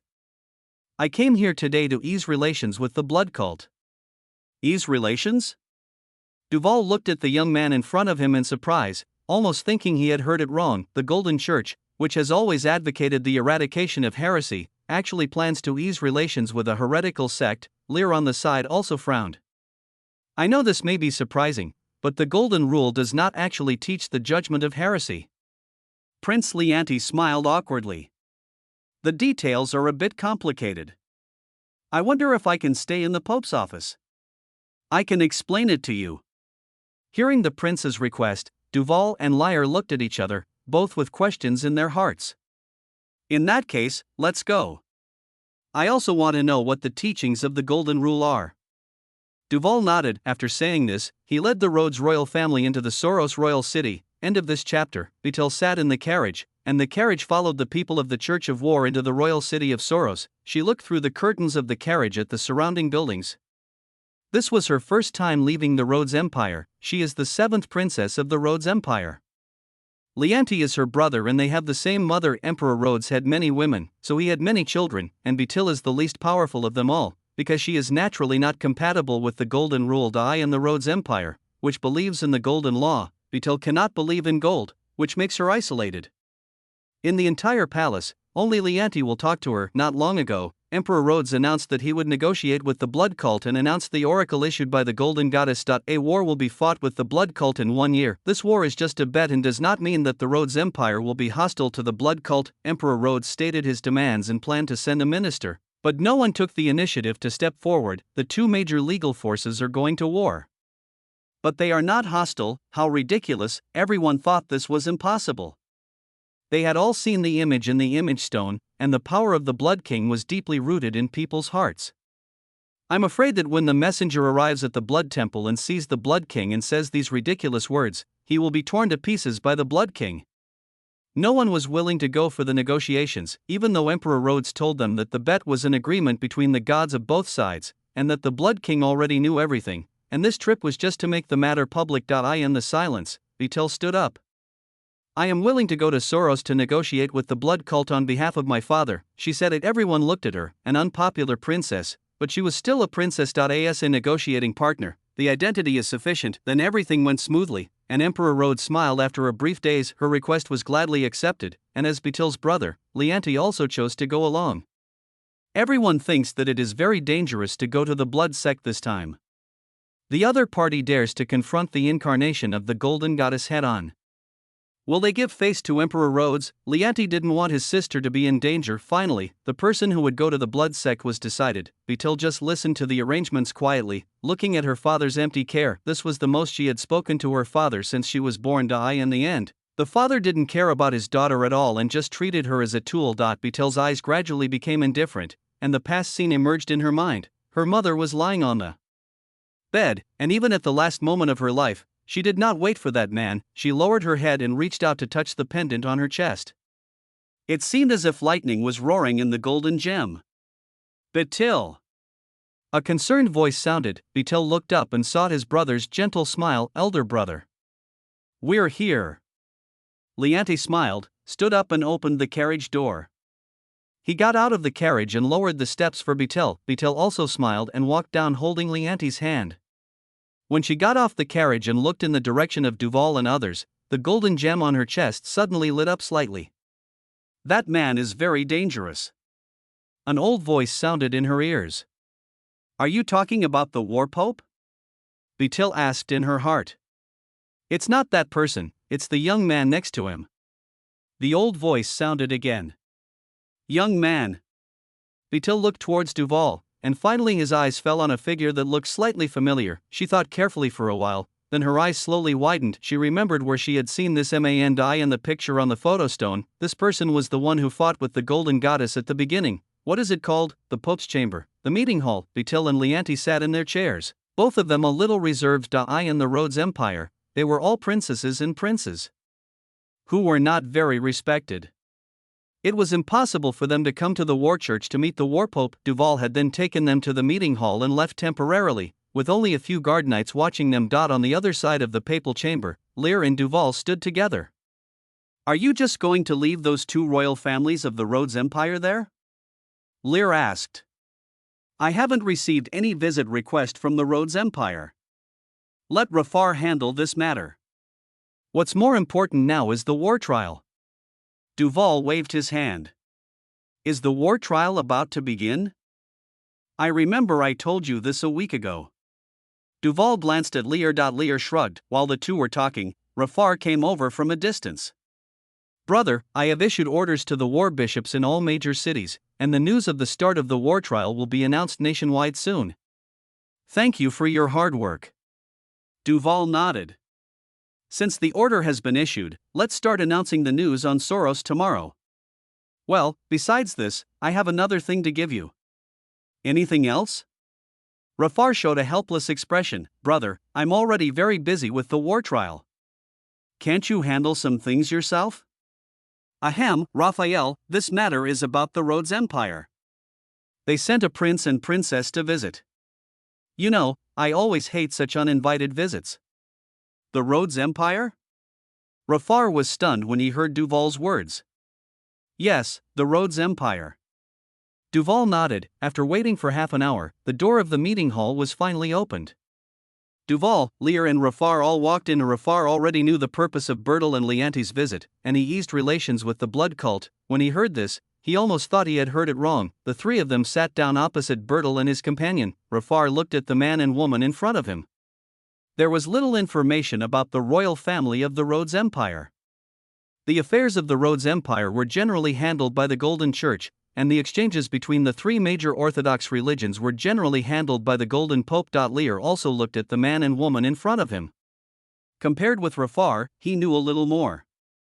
The royal family of the Rhodes Empire was a more terrifying force than the Golden Church. In fact, the power of the Golden Law is far stronger than that of the Arcane Council and the Church of War. But the royal family of the Rhodes Empire has been forbearing, which has led to the separation of powers among the Golden Church, the Arcane Council and the Church of War.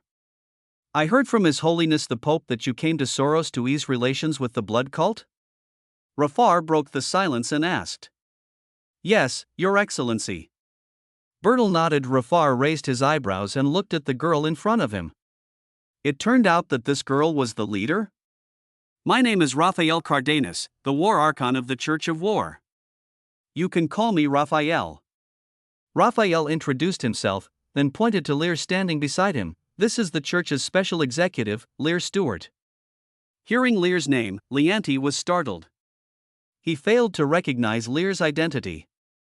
As for Bertil, she smiled at Lear. After introducing himself and Lear, Rafar continued, the Church of War has not received any visit requests from the Rhodes Empire. According to the charter, we need to confirm your identity. Before that, we can only ask you to stay in the Pope's Hall temporarily and are prohibited from going anywhere else. Or do you have something that can prove your identity? Hearing Rafar's words, Bertil and Leonti were stunned. When they came, the Empire's diplomats did not tell them these things. Leonti's expression suddenly became a little angry. As princes and princesses who grew up in the palace, they had no idea what procedures were required for a visit between two countries. Did the group of diplomats deliberately trick them? To make them look bad in front of Soros? It seems that you don't have anything to prove your identity. Rafar saw the embarrassment of the two at a glance. As a seasoned veteran, he had roughly guessed their status in the royal family of the Rhodes Empire. Sometimes being born into an imperial family may not be a good thing. Without ability and talent, status alone is nothing. He and Duval both hated such situations, so there was no such royal dress in the kingdom of Nox. Although Nox is a kingdom, it has no king. Although it has a pope, it does not have the idea of the supremacy of imperial power. As believers in the laws of war, the people here are simple and honest. There are not even any nobles, everything is based on strength. Bertil and Leonti were both silent. Lear watched the scene quietly. Everything was the same as in his previous life, both Bertil and Leanti are victims of politics. In that case, I will arrange for the two of you to stay in the Pope's hall. After we contact the Rhodes Empire and confirm your identities, you can leave on your own. Well, before that, we will treat you as visitors and give you the treatment you deserve. Also, regarding your desire to ease relations with the blood cult, the War Church can also assist you after your identities are confirmed. Rafar said a lot in a row, and he didn't want to say anything more to the two young men. Anyway, it is an internal matter of the Rhodes Empire. This visit is also to the blood sect, and the War Church is just a side visit. Thank you, Governor Rafar.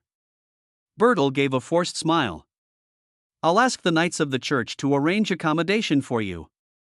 Rafar also nodded, then turned his head and looked at his brother with some resentment. Duval coughed lightly. He really didn't know anything about diplomacy, so he asked Rafar to come. Well, let's talk about this later. Now I want to hear the teachings of the Golden Rule that you mentioned earlier. Duval looked at Leanti. Hearing this, Leanti nodded. He still had to respect the War Pope. That's right, Your Holiness. About 10 minutes later, Leanti told everything. You mean to say that the doctrine of the Golden Rule never mentions the trial of heretics? Duval's eyes widened. Even Lear beside him had never heard of such a thing. In the previous life, the Golden Rule always mentioned the judgment of heretics, not only in the initial map, but also after the barrier of the Decision Mountains was opened. The Golden Rule also remained the same in more advanced maps. In an area controlled by the Golden Rule, any heretical laws are despised. But now Leanti says that such doctrine is the result of tampering by the Golden Pope, but the Golden Pope has been deprived of power? Could it be that the doctrine of judging heretics was added after the goddess of the Golden Law in the previous life? The Golden Goddess is changing doctrine. Recalling the end of version 1.0 in the previous life, the Golden Church's purge won a complete victory, and in the end only the Morningstar Law protected by the Arcane Council remained. At that time, the Golden Pope was in the limelight and even received the blessing of the Golden Goddess. Did the Golden Goddess change her doctrine because she saw the faith benefits brought by the Golden Church's trial of heretics, and now all this has changed? Is it because of me? Lear fell into deep thought. This was the only reason he could think of. Yes, the Golden Rule is all-inclusive. This is what my father taught me since I was a child. Before, it was the Golden Pope who changed the doctrine in order to promote the Golden Rule. Leanti did not hide anything. This matter will be announced soon, and the punishment for the Golden Pope will be announced at that time. The measures taken against the heretical sects will also change. Of course, this change will only apply to friendly heretical sections. For the evil heretical sects, the Empire will still take measures of trial. As Leanti continued to speak, Duval and the others fell completely silent. This is so unbelievable. It's like a crazy gambler telling you, I will never gamble again. There was a brief silence in the hall. After a long while, Duval spoke. I can't be sure whether what you said is true or not. We will verify it with the Rhodes Empire. If that guy Ulysses is really punished, I will believe you. I promise, everything I said is true. Leanti replied seriously. Duval smiled and said nothing. In that case, please stay in the Pope's hall for a while. You can walk around in the Pope's hall, but you cannot leave it. Leanti and Bertil nodded. They had no other choice. Let me take you to your residence. Lear said at this time. Both Duval and Rafar looked at Lear. The former's eyes were filled with a hint of doubt. He glanced at the delicate-looking Bertil, as if he understood something. Ahem, Special Executive Lear, the war trial is about to begin, and we need you to oversee it.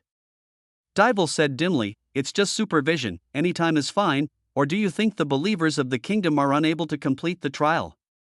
Lear smiled slightly. He then looked at Bertil and Leanti. I am just taking them to their residence. I have no other intentions. Your Holiness, please do not think too much.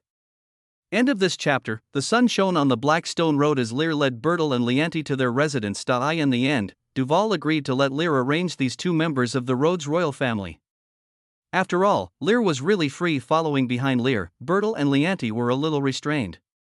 The person in front of them was also someone who had fought with the Golden Goddess and was a professional of extraordinary level. Facing such a strong man, it would be best to remain quiet. You said you are planning to ease relations with the blood cult? Lier, who was walking in front, suddenly asked. Bertel was startled by Lier's voice, and she still remembered the voice in her heart telling her that the person in front of her was dangerous. Yes, Your Excellency the Executor. Bertel nodded. Thinking of her father's instructions, she thought for a moment and then said, in fact, Leanti and I came here just to announce the oracle of the goddess. Oracle? Yes, the goddess has reached an agreement with the gods of the blood cult. Bertel gradually told the story about the war that was about to break out between the Golden Law and the Blood Law. Lear didn't look back and continued to move forward. He already knew all this. It seemed that the main task had really been changed. It has been replaced by the war between the Golden Law and the Blood Law.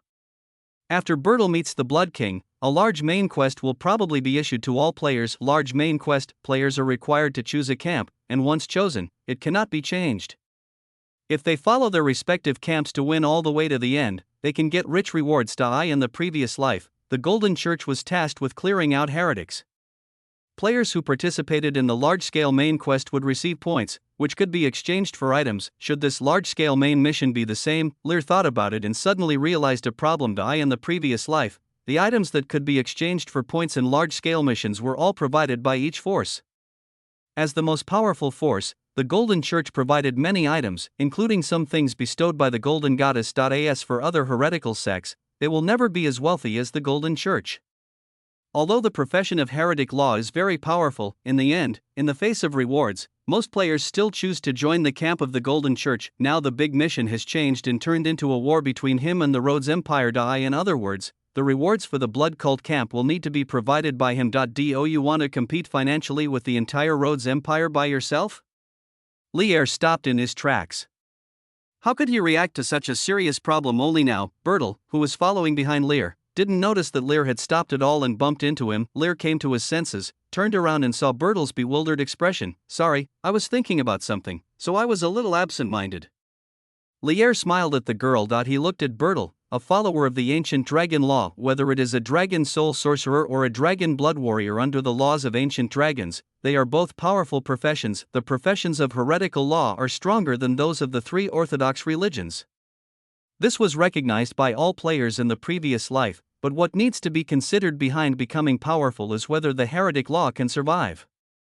Once the heretic law is eradicated, the players who switch to the heretic law profession will also be judged. Either you have to hide everywhere when being hunted, or you change your profession after obtaining items that can change your profession. Maybe it's possible to pull Bertel into the blood cult. If Milia joins the blood cult, together with Bertel, the blood cult will have 6 heretical law professions: Blood Hunter, Blood Knight, Rose Waiter, Astrologer, Dragon Soul Warlock, Dragon Blood Warrior. Well, there's also the Noble Knight of Corrupted Law, and the Plague Warlock. However, Lear did not intend to use the Plague Warlock, as this profession was too evil. Including the Zuanfu Knight, there are a total of 7 heretical law professions. Diversified professions will become an advantage for the blood cult, which can better attract players and make up for the disadvantage in exchanging rewards for large-scale mission points. Being stared at by Lear, Bertel's face gradually turned red.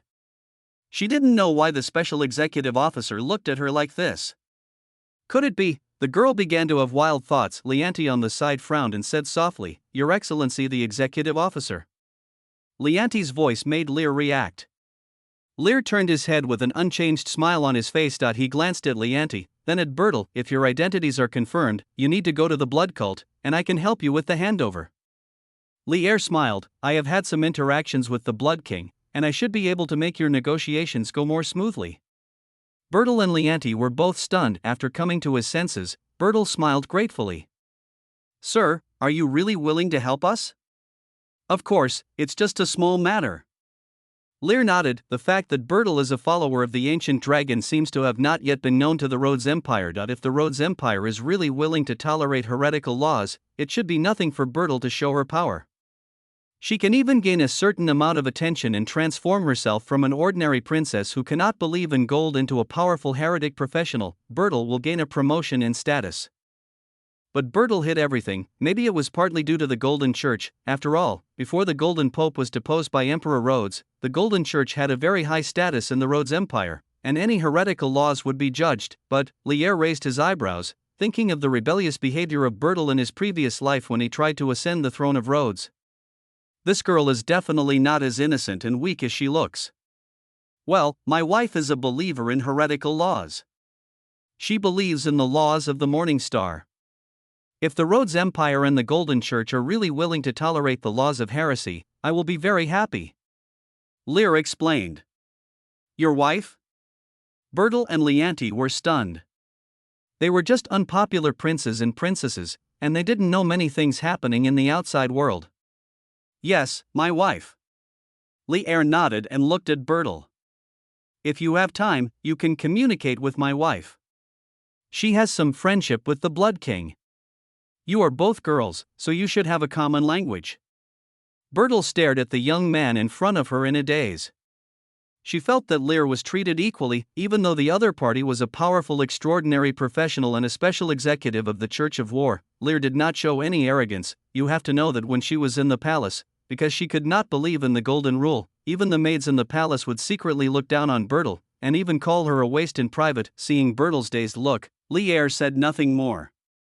He turned around and took the two of them to the prepared residence, which was next to his and Milla's residence. After sending the two into the room, Lear did not stay and left directly. After Lear left, Len sat on the sofa, looked at his sister on the balcony, and said helplessly, Sir Lear has left, how long do you plan to see him? Ah? Bertel reacted and turned around with a ruddy face, I didn't see it. Bertel, what do you think of this place? Leanti shrugged and suddenly said seriously. How is it? Bertel was stunned for a moment, recalling the scene of entering Soros, and said with some sigh, it feels very relaxing here. Easy. Leanti looked at Bertel silently. He knew what Bertel meant, this place is completely different from the Rhodes Palace. There are no cumbersome court etiquette. The Pope, the War Archon and the Special Executive all spoke to them peacefully. There was no condescending feeling of oppression. This was something they didn't expect at all of before. At the Rhodes Palace, they had to follow etiquette every day, and when they met ministers, both sides needed to respond politely to it. It was obvious that the other party looked down on them, but everyone gave them false respect with a hypocritical smile. This is true even for their brothers and sisters. Who made them have such low affinity for the golden rule that they don't look like royal blood? Even Bertel doesn't have an affinity for gold. Beatty, let's go find out about Special Executive Lear and the Church of War tomorrow. Leanti stood up with a smile, is it okay? Bertel looked at his brother in surprise, of course, no problem. Governor Rafar only forbids us from leaving the papal palace. We can still visit the papal palace. Leanti nodded, then let's go meet Lord Lear's wife tomorrow. Bertel nodded happily. In front of the Blood Temple, it has been some time since the Blood Temple was built, and it has become the most lively place in Soros. I don't know if it's because of the large number of aliens near the Blood Temple. The Arcane Council also established its branch near the Blood Temple. What's even more shocking is that the Golden Church also chose the Golden Cathedral branch not far from the Blood Temple. The three major legal forces came together, bringing huge business opportunities. Some astute businessmen have already bought the land in front of the temple and set up shops.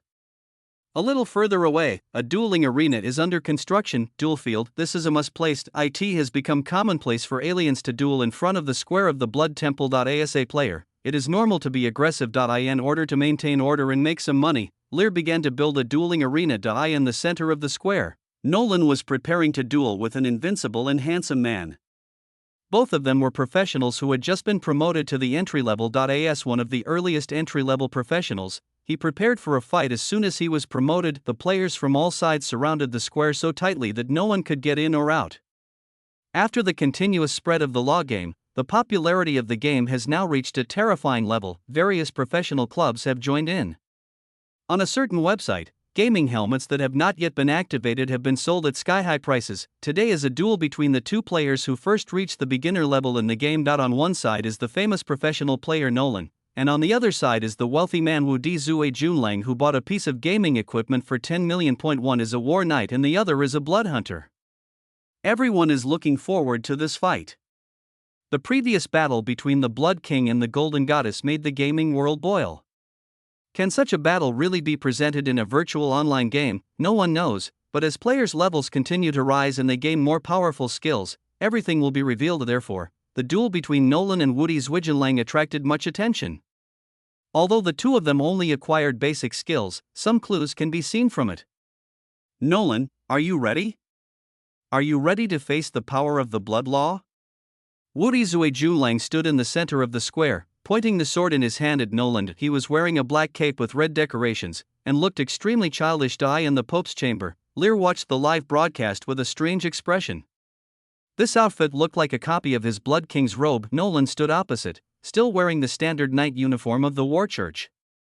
He was indifferent to the provocation of Wudi Zui Junlang. Seeing that Nolan had no intention of talking to him, Wudi Zui Junlang felt a little bored. He stopped talking nonsense and took up his stance. The battle is about to break out. The two sides quickly moved closer together. After being promoted to the initial stage, the speed of both sides increased significantly, but it was obvious that Wudi Zui Junlang was faster. He left a blood mark on Nolan. The sword in his hand burned with bloody flames, and the mountain of corpses and sea of blood behind him also released murderous intent. This is his usual routine when starting a PK. Nolan, who had fought with the invincible and handsome man several times, understood the situation clearly. A white light appeared on his body, and the knight's oath was activated. He planned to fight with the invincible and handsome man head-on, but in the next second, an evil red light flew out from Wudi Zui Junlang's body and directly penetrated into his body. You are cursed by the blood plague of the blood hunter profession. Perform a physical examination. Judgment failed. You are cursed by the blood plague. Each time you consume mana, you will lose an equal amount of health points. The duration is 10 minutes. A system prompt popped up in front of Nolan. He was stunned for a moment, then his eyes widened. Before the battle, he had thought about what kind of skills the blood hunter profession would have at the initial stage. Anyway, it must be related to blood, but Nolan did not expect it to be such an unreasonable skill. Using magic power will consume an equal amount of health points. Doesn't this mean that he will lose health when he uses his skills? And it will last for 10 minutes? There is no way a duel can last 10 minutes, right? In just a moment, Nolan had a new understanding of the power of the blood law profession. It would be better if he was a war knight with more blood, but what if this skill was given to a magic profession with thin blood and high mana consumption? The system prompt that Nolan saw was directly transmitted to all players watching the live broadcast. Suddenly the live broadcast room was boiling with all kinds of comments floating around, among which the voices from the magic players were the loudest. Nima, can a human design this skill? Targeting us mages, right? Nolan was too weak to read the comments in the live broadcast room, as Wudi Zui Junlang had already called him. Looking at this scene, Nolan gritted his teeth, and the next second a strong wind blew up around him. The War Knight's primary skill, Storm Shield. End of this chapter. The howling wind turned into a shield surrounding Nolan. This is not a simple special effect, but the product of real strong winds. Nolan felt the sound of the wind in his ears. He had also tried the Storm Shield skill when he was just promoted to the initial level. The feeling brought by the real storm is completely different from the empty special effects skills in previous virtual online games. Here it seems as if he can really control the storm. At this moment, above his head, a layer of blood-colored shield covered part of the blood bar. The basic skill Storm Shield adds a shield to the target that can block some damage, and also has the ability to deflect long-range attacks. This is the power of the storm. Wudi Zui Junlang's expression did not change when he saw this. The long sword burning with blood flames in his hand collided with the big sword in Nolan's hand. The two sides began a tug of war. Due to the existence of the blood plague, Nolan restrained himself from using any skills, and only relied on his iron heart swordsmanship to fight back and forth with the invincible and handsome man. Although releasing the storm shield consumes a lot of health due to the curse, the shield provided exceeds the amount of health lost. The professional skills of the blood hunter are indeed stronger than those of the war knight, but under Nolan's superb skills, the invincible and handsome did not gain an advantage for a while. Wudi Zui Junlang's expression was a little ugly. As a big spender, he was very unhappy that he had no benefits even though he had stronger skills and equipment. He dodged away from Nolan, then his eyes flashed red, and a bloody blade formed in the air. The blade was like a man-eating poisonous snake, flying directly towards Nolan. At the same time, the blood bar above Wudi Zui Junlang's head also dropped. The astonishing speed made it impossible for Nolan to dodge. The bloody blade fell on the storm shield. The shield shattered in the next second, but the blade did not hit Nolan. Instead, it was deflected by the storm and shot towards the onlookers. A wizard apprentice who was watching was hit on the forehead by a bloody blade before he could react, and the health bar above his head was actually emptied. This scene shocked everyone. They were shocked by the damage of the blood-colored flying blade and the effect of the shield on Nolan's body. Looking at the mage who was killed instantly, Nolan had a few drops of cold sweat on his forehead. Is this another basic skill of the blood hunter? He turned his head and looked at Wudi Zui Junlang. The damage was too incredible. If it weren't for the Storm Shield's ability to deflect ranged attacks, he would probably have lost more than half of his health by now.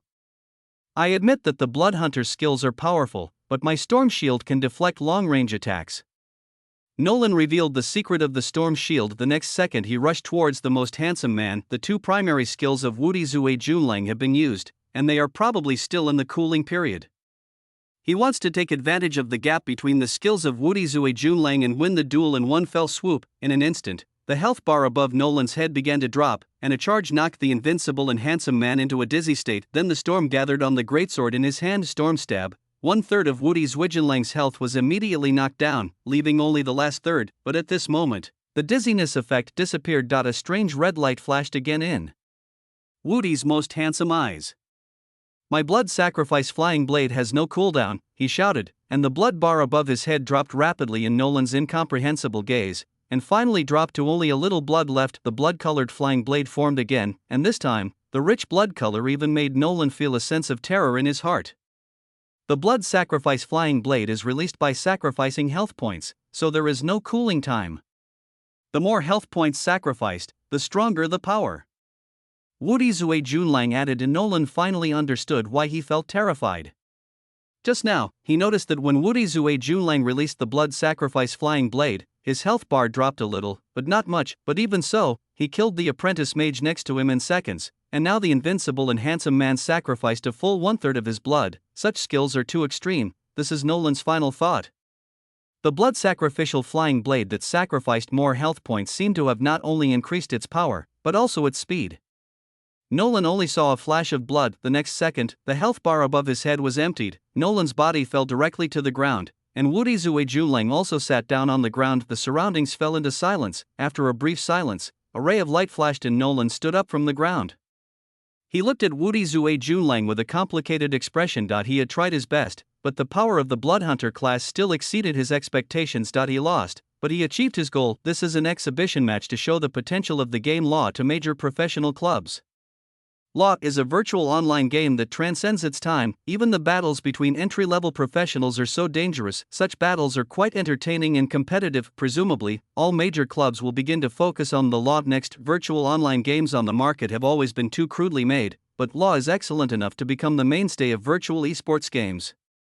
The Pope's Chamber. Lier looked at the live broadcast in the forum, and he always felt that this scene was somewhat familiar. Thinking about it carefully, it seems that he became addicted to Law after watching such a fight in his previous life, and the protagonist of the fight was also Nolan. Since then, the Law Esports League was established, and various competitions have sprung up like mushrooms after rain.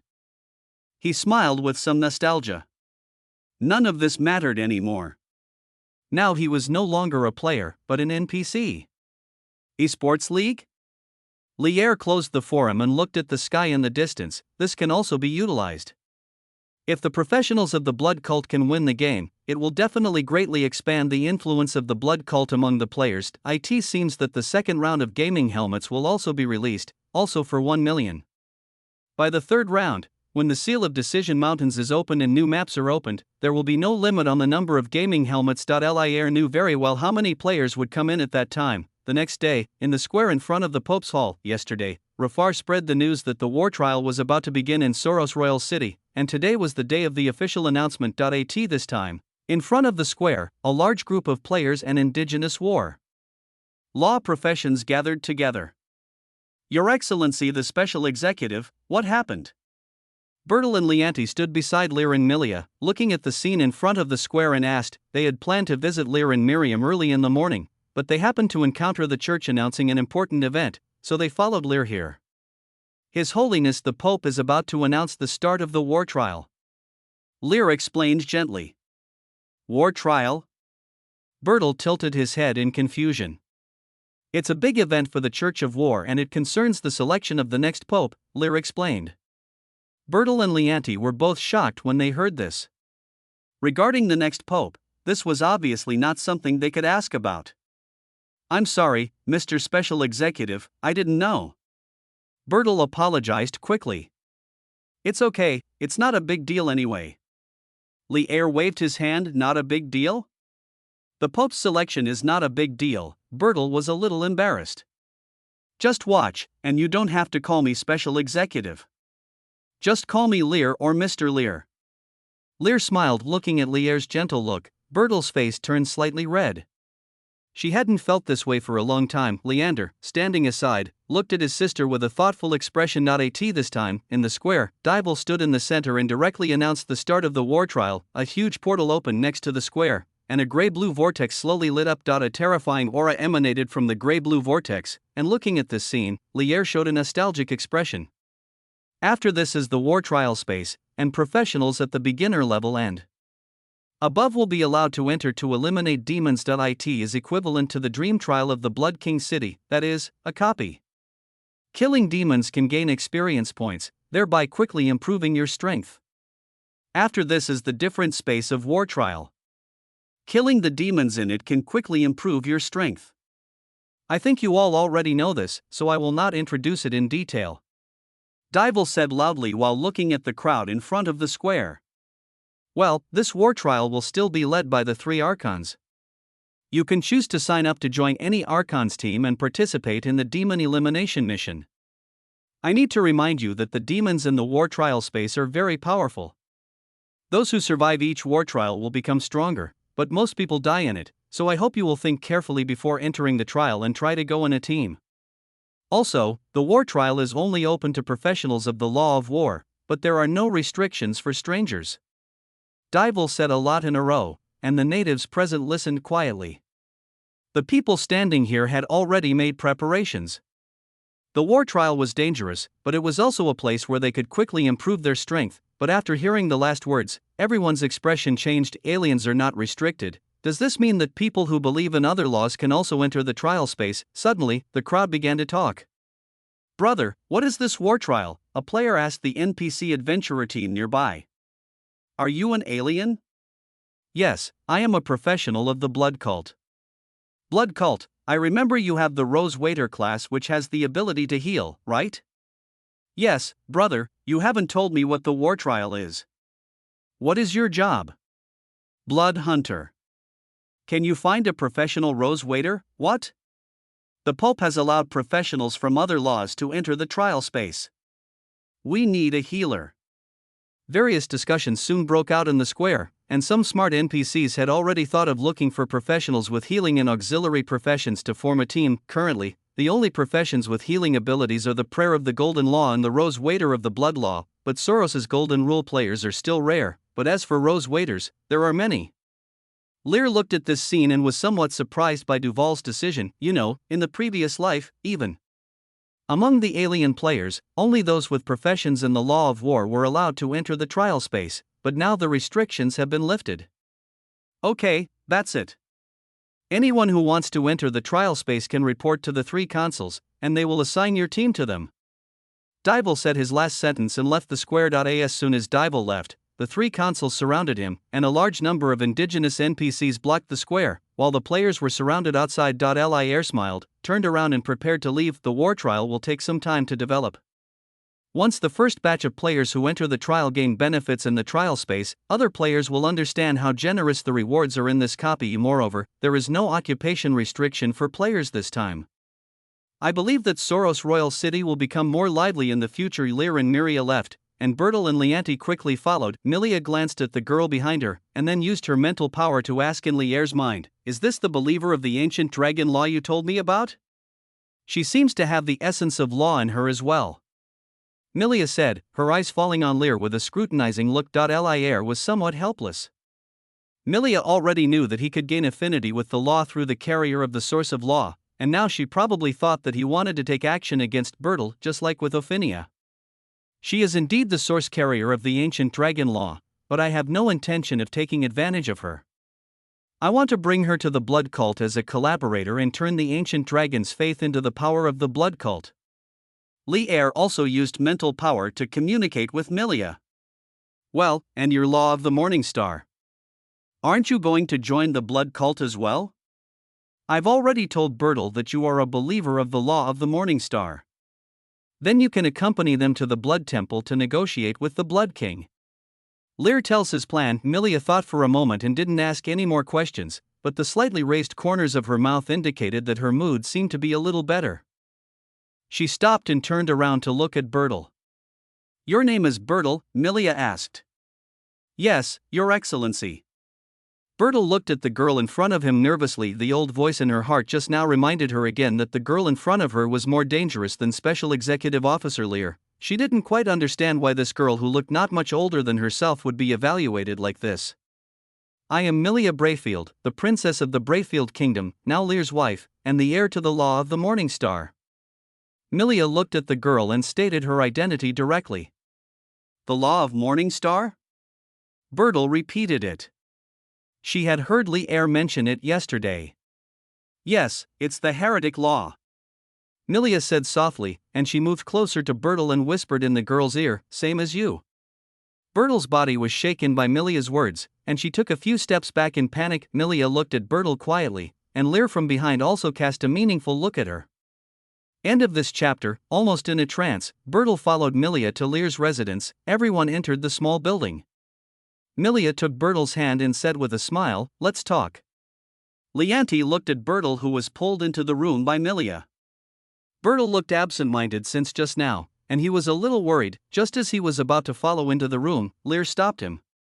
Don't disturb the conversation between ladies. As a brother, you should also give Bertel some private space. Lear said with a smile. Lear, sir. Ryant was stunned for a moment. Come on, let's talk about things that men should talk about. Lear smiled. As he spoke, he led Leanti to the balcony. Below the balcony, the whole view of the papal chamber was in sight, and Lent followed Lear, not knowing what the great figure of the Church of War wanted to say to him. I can see that you care about your sister very much. Lear stood in front of the balcony with his back to Leanti. Bethil is my sister, of course I care about her. Leanti said as a matter of course. Hearing this, Lear turned his head and glanced at Leanti. You care about her a lot, but you probably don't have a good life in the Rhodes Empire. Lent was silent. Although he didn't want to admit it, what Lear said was indeed true. Although they were princes and princesses and enjoyed preferential treatment that ordinary people could hardly achieve, they were indeed not welcome in the palace. Looking at the silent Leanti, Lear continued, you only brought a few knights when you came, and the strongest one is only a mid-level professional. This is completely inconsistent with the configuration for a royal family member to travel. What do you want to say, Mr. Lear? Lent couldn't help asking. What Lear said seemed to be mocking them. They were the unappreciated princes and princesses who were sent to the war church without even a decent guard. What do I want to say? Lear's expression slightly restrained. I just think you are a little pathetic. You are a prince of the Rhodes Empire, but apart from this identity, you do not have any power or status, your strength is not strong, and your talent for the golden law is also average. In the future, you will probably just be a prince who eats and waits for death.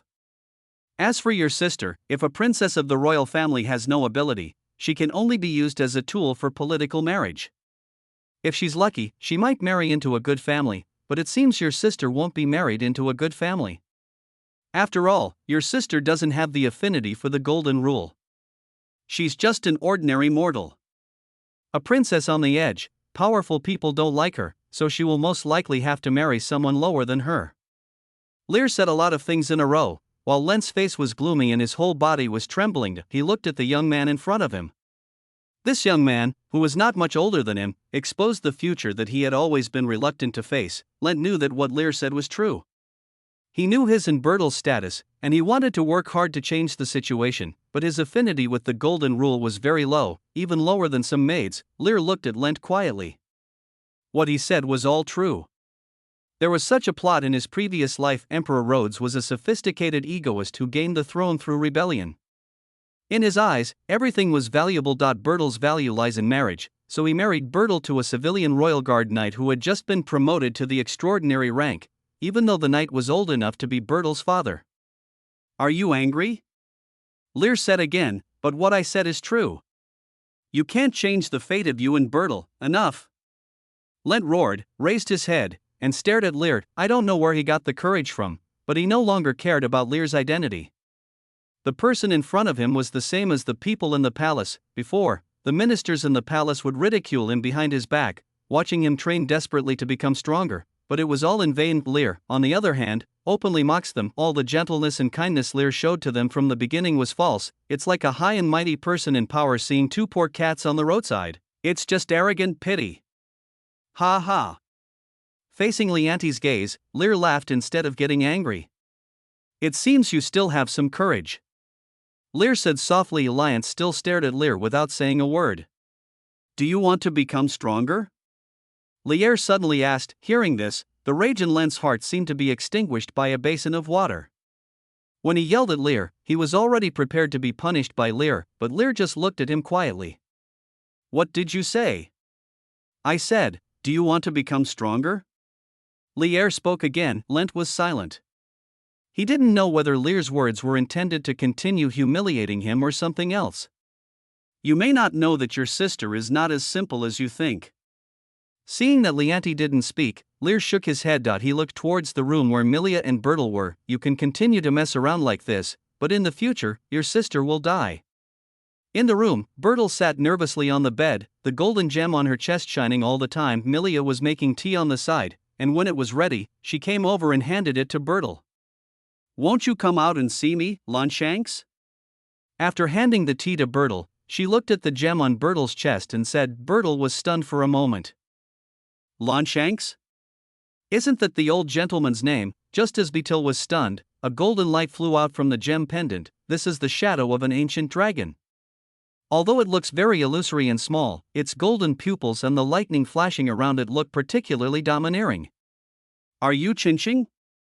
The ancient dragon spread its 4 dragon wings and looked at Milia with a look of surprise. It seems you still remember me, Longshanks. Milia smiled. You actually survived and transformed into a god. Gu Long replied in disbelief. Even you survived, how could I die? Milia said casually. Bethel watched the conversation between the man and the dragon, and for a moment she didn't know what to do. Lansangs was the heretic god in the pendant her mother left her. When she was ostracized because she didn't have the affinity for the golden law, it was Lansangs who appeared and saved her, and brought her the power of the ancient dragon law. Even her brother didn't know about this. Lansangs is a heretical god, but the girl in front of him was talking to Lansangs as if they were acquaintances. After talking with Longshanks for a while, Milia looked at Betel. The ancient dragon law is from the same era as hers, and it can be considered as the top law. At that time, the ancient dragon clan built the city in the sky and controlled the entire sky, but still not as good as her. Qin Shing, you called me out not just to reminisce about the past, right? Lansangs asked in a deep voice. Of course not. Milia smiled. You should know that this girl is here to negotiate with the blood cult. I know. Gu Long nodded. I need you and your ancient dragon law to join the blood cult. Milia stated her request. What did you say? Lansangs was angry, and lightning flashed around him. I hope your ancient dragon law will be incorporated into the blood cult.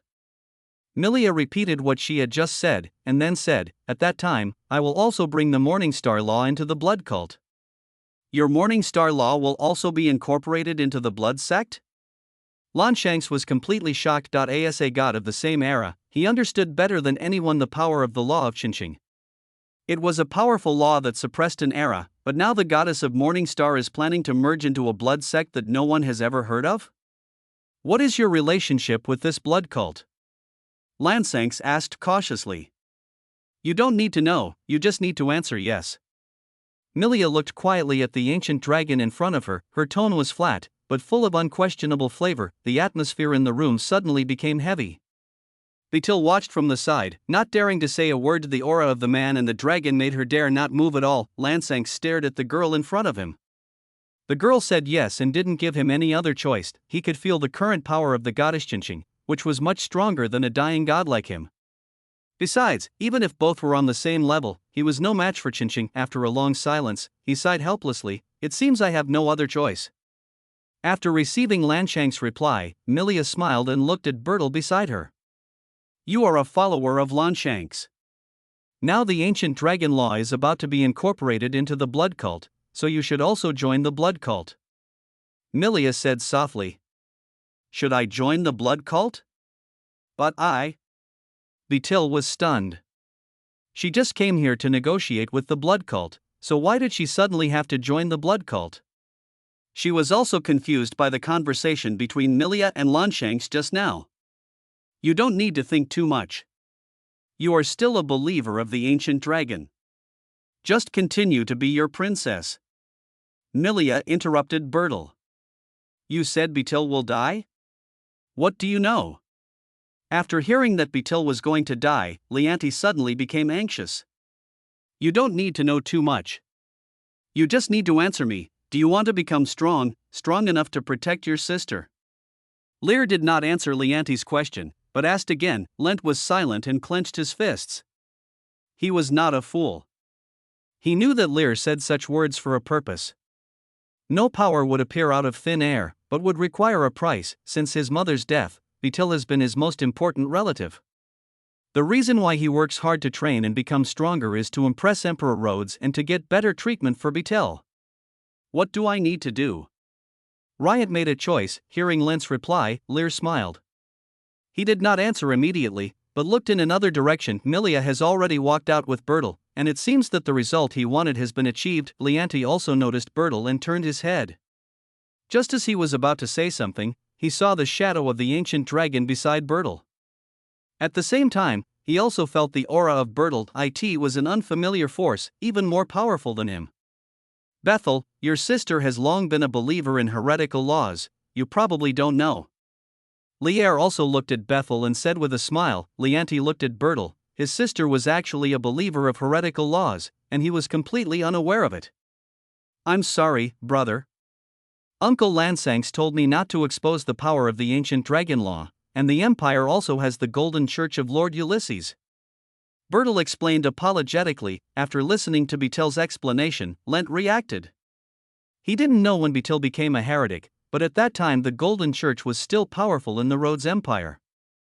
Once exposed, he would definitely be judged or imprisoned forever, but now Ulysses has been dismissed and the Golden Church no longer tries heretics. In this case, can't his sister show her power? He could feel that the magical aura on Bertel was very strong, stronger than many princesses. If he showed it, Bertel's status might be improved? I advise you not to expose Bertel's power. Lear saw through Leanti's thoughts at a glance. Why? Although you said that the Rhodes Empire and the Golden Church no longer judge heretics, the doctrines of many years have long been deeply rooted in people's hearts. Whether it is the Golden Church, the ordinary people of the Rhodes Empire, or even your royal family, they must reject heresy. Lear replied quietly. If you return to the Rhodes Empire and casually expose Bethel's strength, Lear did not go on. In this regard, Bertel is much more mature than Leanti. Even after Ulysses was dismissed, she still hid her strength. It seems that she also took this into consideration. Leander also reacted. According to Lear, if Bertel was exposed, he might really be threatened. Is this the reason why Lear said that Bertel would die? You should understand what I told you now, so I will give you a chance to become stronger. Lear spoke again. You have three choices. Abandon the Golden Law and believe in Milia's Morningstar Law, or follow your sister and believe in the ancient dragon law. Alternatively, you can choose to believe in blood. Your talent for the Golden Law is poor, but as long as you convert to other laws, your strength will change. For NPCs in the game, the initial affinity when awakening the affinity of the law represents talent.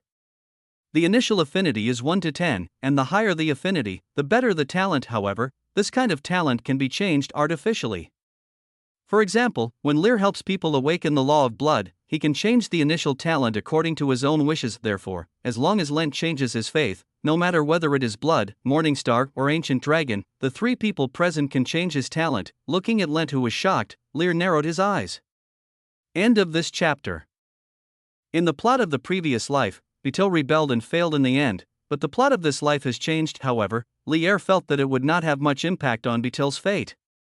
After all, the place where he changed the plot was the royal city of Soros, not the Rhodes Empire. If Betil rebels again, the blood cult wouldn't mind intervening. The Rhodes Empire was very powerful and occupied almost half of the original land. The goddess of Golden Law can challenge Lillian to a duel, and Lear can also seek the power of the Rhodes Empire. He wanted to build a city of heretical sects in the Pharaoh Fortress, and the initial land behind the Pharaoh Fortress was the novice village for the players.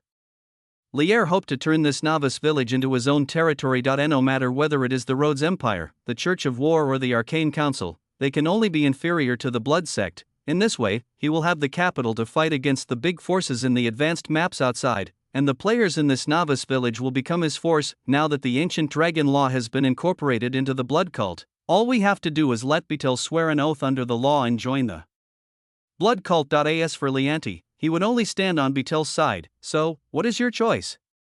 Lear asked again. Leanti was still a little hesitant. In his opinion, abandoning gold and converting to other laws would be a betrayal of the Empire. I know what you're thinking, but do you have any other options? Only by giving up gold can you gain stronger power. Whether you choose the ancient dragon, the morning star, or blood, we can make you stronger quickly. Only in this way can you have the ability to protect Betel. If Betel's power is exposed, what do you think you can do now? Lier's words were like a steel needle piercing deep into Lent's heart. He glanced at Betel and finally gritted his teeth. Okay. I accept it. I choose Betel's ancient dragon law. If Betel is exposed, I will face it with her. You made a wise choice.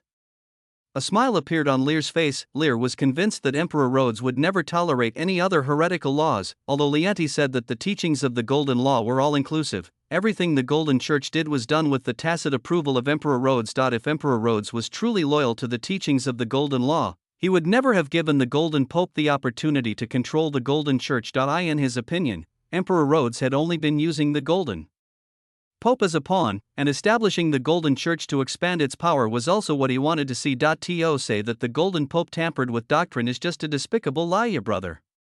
Betel also walked to Leanti's side with a complicated look in his eyes. Ever since she entered Lear's villa, she has been in a state of confusion. Milia directly called out Gulong and asked him to join the blood cult. Then she told her brother about her story and asked her brother to become a heretic as well. These are what Lear meant. But why did the other party do these things? She turned her head and looked at the handsome young man beside her, feeling the gaze. Lier turned around and smiled at Betel. Everything went smoothly afterwards. The ancient dragon Lansanks came to Leanti and directly awakened Leanti's affinity with the ancient dragon law. Leanti, who was originally unable to break through due to his low affinity with the golden law, was instantly promoted to the intermediate level. The original profession of the Royal Guard Knight was also changed to a dragon blood warrior. Feeling the powerful strength in his body, Leanti couldn't help but well up in his eyes with tears and a smile on his face. Don't be too happy too soon. Just when Lent was happy, Lear poured cold water on him again. You are now a believer of heresy. You have gained power, but this power cannot be seen in the light. I've said before that although you said that the Rhodes Empire will soon announce that it will no longer heretics, this does not mean that your father or the Rhodes royal family does not reject heresy. Words are not convincing. Emperor Rhodes can dismiss the Golden Pope with just one sentence, or he can restart the Golden Church with just one sentence. Lear's words gradually calmed the joy in Lent's heart. He looked up at the mature Lear in front of him, who looked nothing like a young man. He was silent for a long time before asking, Mr. Lear, why did you do so much for me? You don't need to know too much. In a few days, when Rafar confirms your identities, I will take you to see the Blood King. The ancient dragon law will be incorporated into the blood cult, as will the Morning Star law. You will also join the blood cult. The Blood King will arrange what happens next. Lear replied calmly, if you have nothing to do, you can leave first. Lear ordered them to leave. Upon hearing this, Bertil and Leanti looked at each other, said nothing more, and left Lear's villa. The ancient dragon Lanthanks was also reintegrated into Bertil's pendant. After the two left, Milia came to Lear. You care so much about them. It shouldn't just be about merging the ancient dragon law into the blood cult, right? I can't hide it from you. Lear smiled and hugged Milia in his arms. I hope Betel can obtain the throne of the Rhodes Empire. Lear stated his purpose. Milia's eyes widened when she heard that and she put her hand on her lips. Such an idea is too bold, just the two of them? Milia asked, don't look down on them. Lear smiled. Leanti may not have any highlights. In the plot of his previous life, he was assigned to be the Golden Bishop of a city early on. But Bertil is different. She almost succeeded in usurping the throne. Milia felt helpless. She didn't know where Lear got his confidence from. How could Emperor Rhodes allow a heretic to become the new emperor? She expressed her opinion. I didn't say that Emperor Rhodes granted Bertil the throne. Lier shook his head. Emilia was stunned for a moment, then reacted. Are you talking about usurping the throne? Lier nodded. Will they really usurp the throne? Milia still felt it was impossible. Whether they will or not depends on themselves. Lier showed a meaningful expression. Regardless of whether fate will make Bertil rebel or not, he will take action in the end. 3 days later, news about the identities of Betil and Lianti finally came from the Rhodes Empire. It took 3 full days to confirm the identities of the two. It seemed that the Rhodes Empire really did not attach much importance to these two princes and princesses. If it were a hummingbird messenger, a day would be enough for the round trip. What Betil and Lianti were negotiating about was also related to the blood cult. This should have been a big deal, but it was still delayed for 3 days. Not only were Betil and Lianti ignored, even the blood sect seemed to be ignored by the Rhodes Empire. There was a war between the two sides a year later. Lier felt very strange. The war scene between the Blood King and the incarnation of the Golden Goddess was transmitted to the Rhodes Empire. Wasn't the Blood King strength enough to attract attention? In the papal chamber, in the meeting hall, after confirming the identities of Betil and Lianti, Rafar smiled and said, "Your identities have been confirmed. If you want to go to the Blood Temple, I can arrange for the Knights of the Church to accompany you, but I will only send you to the entrance of the Blood Temple. Everything after that will depend on you. No need to go to so much trouble, I'll take them there." Lier stood up at this time. This had been said long ago. Rafar was stunned for a moment. Milia and I also have some things to discuss with the Blood King. Lier smiled hearing this. Rafar's brows furrowed even deeper.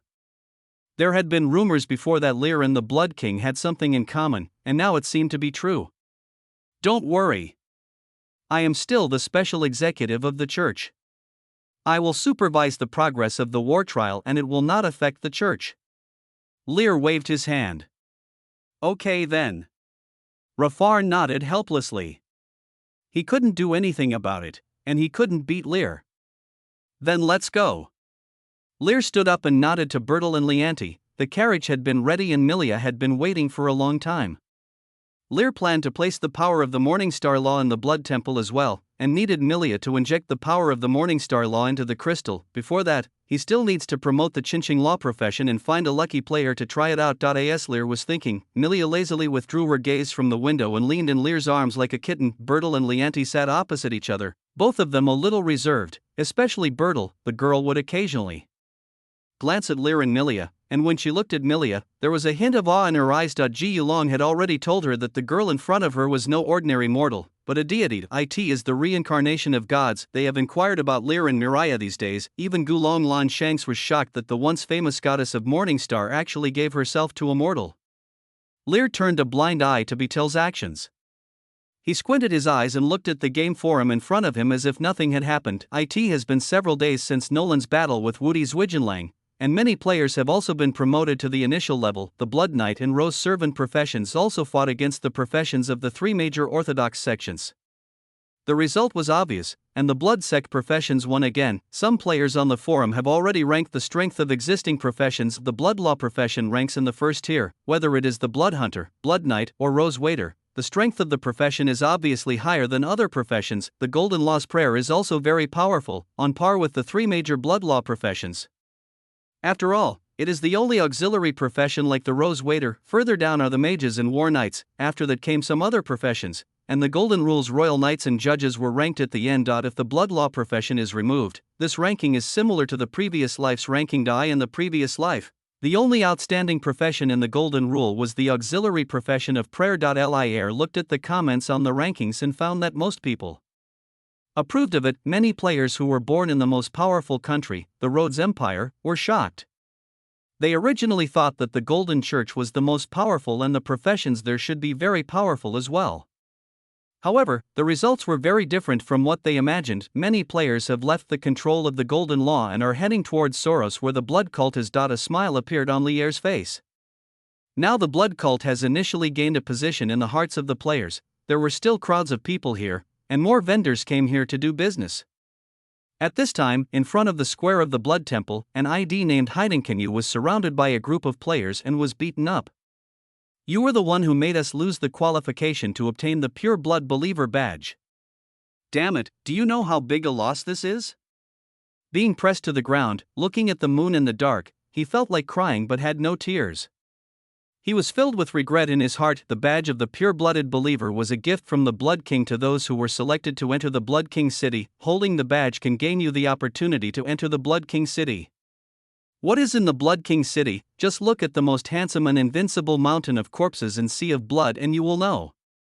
In addition to the mountain of corpses and sea of blood, there are also various advanced equipment and potions. Some players have entered the Blood King city for the second time and exchanged for high-level equipment. Reverse Thorn. That's right, he is the most handsome again. After the Blood Cult appeared, the way to obtain points was also opened up. After completing the mission in the Blood Cult, you can gain experience points and points, but the mission is difficult and the points reward are not much. Although the players had some complaints, they soon accepted it. Points are difficult to obtain, but this also indirectly shows how precious points are. Players who could previously exchange experience points for points in the Blood King city even regretted selling their points to Woody Zue Junling. It seems that I didn't make much money from the sale. Now the price of blood points has been raised to more than 1,000, which is higher than the price offered by Woody Zue Junling at that time, but in fact, points are not the most important thing. Currently, the items sold for points in the Blood Temple are just some low-level equipment and potions, without the high-end items in the Blood King city. If you want high-end goods, you can only enter the Blood King city, and if you want to enter the Blood King city, you can only find someone with the Pure Blood Believer badge. Because there is no way to purchase or redeem the Pure Blood badge, it makes it even more precious. The players around were punching and kicking Hayden Kanue angrily. Originally, they could also have the badge of Pure Blood Believers. With the badge, you can enter the Blood King city for free once. Someone has already used it. After using it once, it requires 500 points to recharge. 1 point is now worth more than 1,000. How much money is this? Moreover, many wealthy players want to enter the Blood King city to exchange for high-end items when purchasing points. They are willing to pay more money to hire players with Pure Blood Believer badges. It can be said that possessing the Pure Blood Believer badge means having a stable source of income, but they missed it because they were looking at the moon in the dark. After a long period of beating, the players around him dispersed in anger, and Hayden Kanue finally crawled up from the ground in collapse. This was not the first time he had been beaten. It's really unbearable to stay in this Soros King city. He was filled with indignation. While he was angry, a carriage slowly approached from a distance. End of this chapter.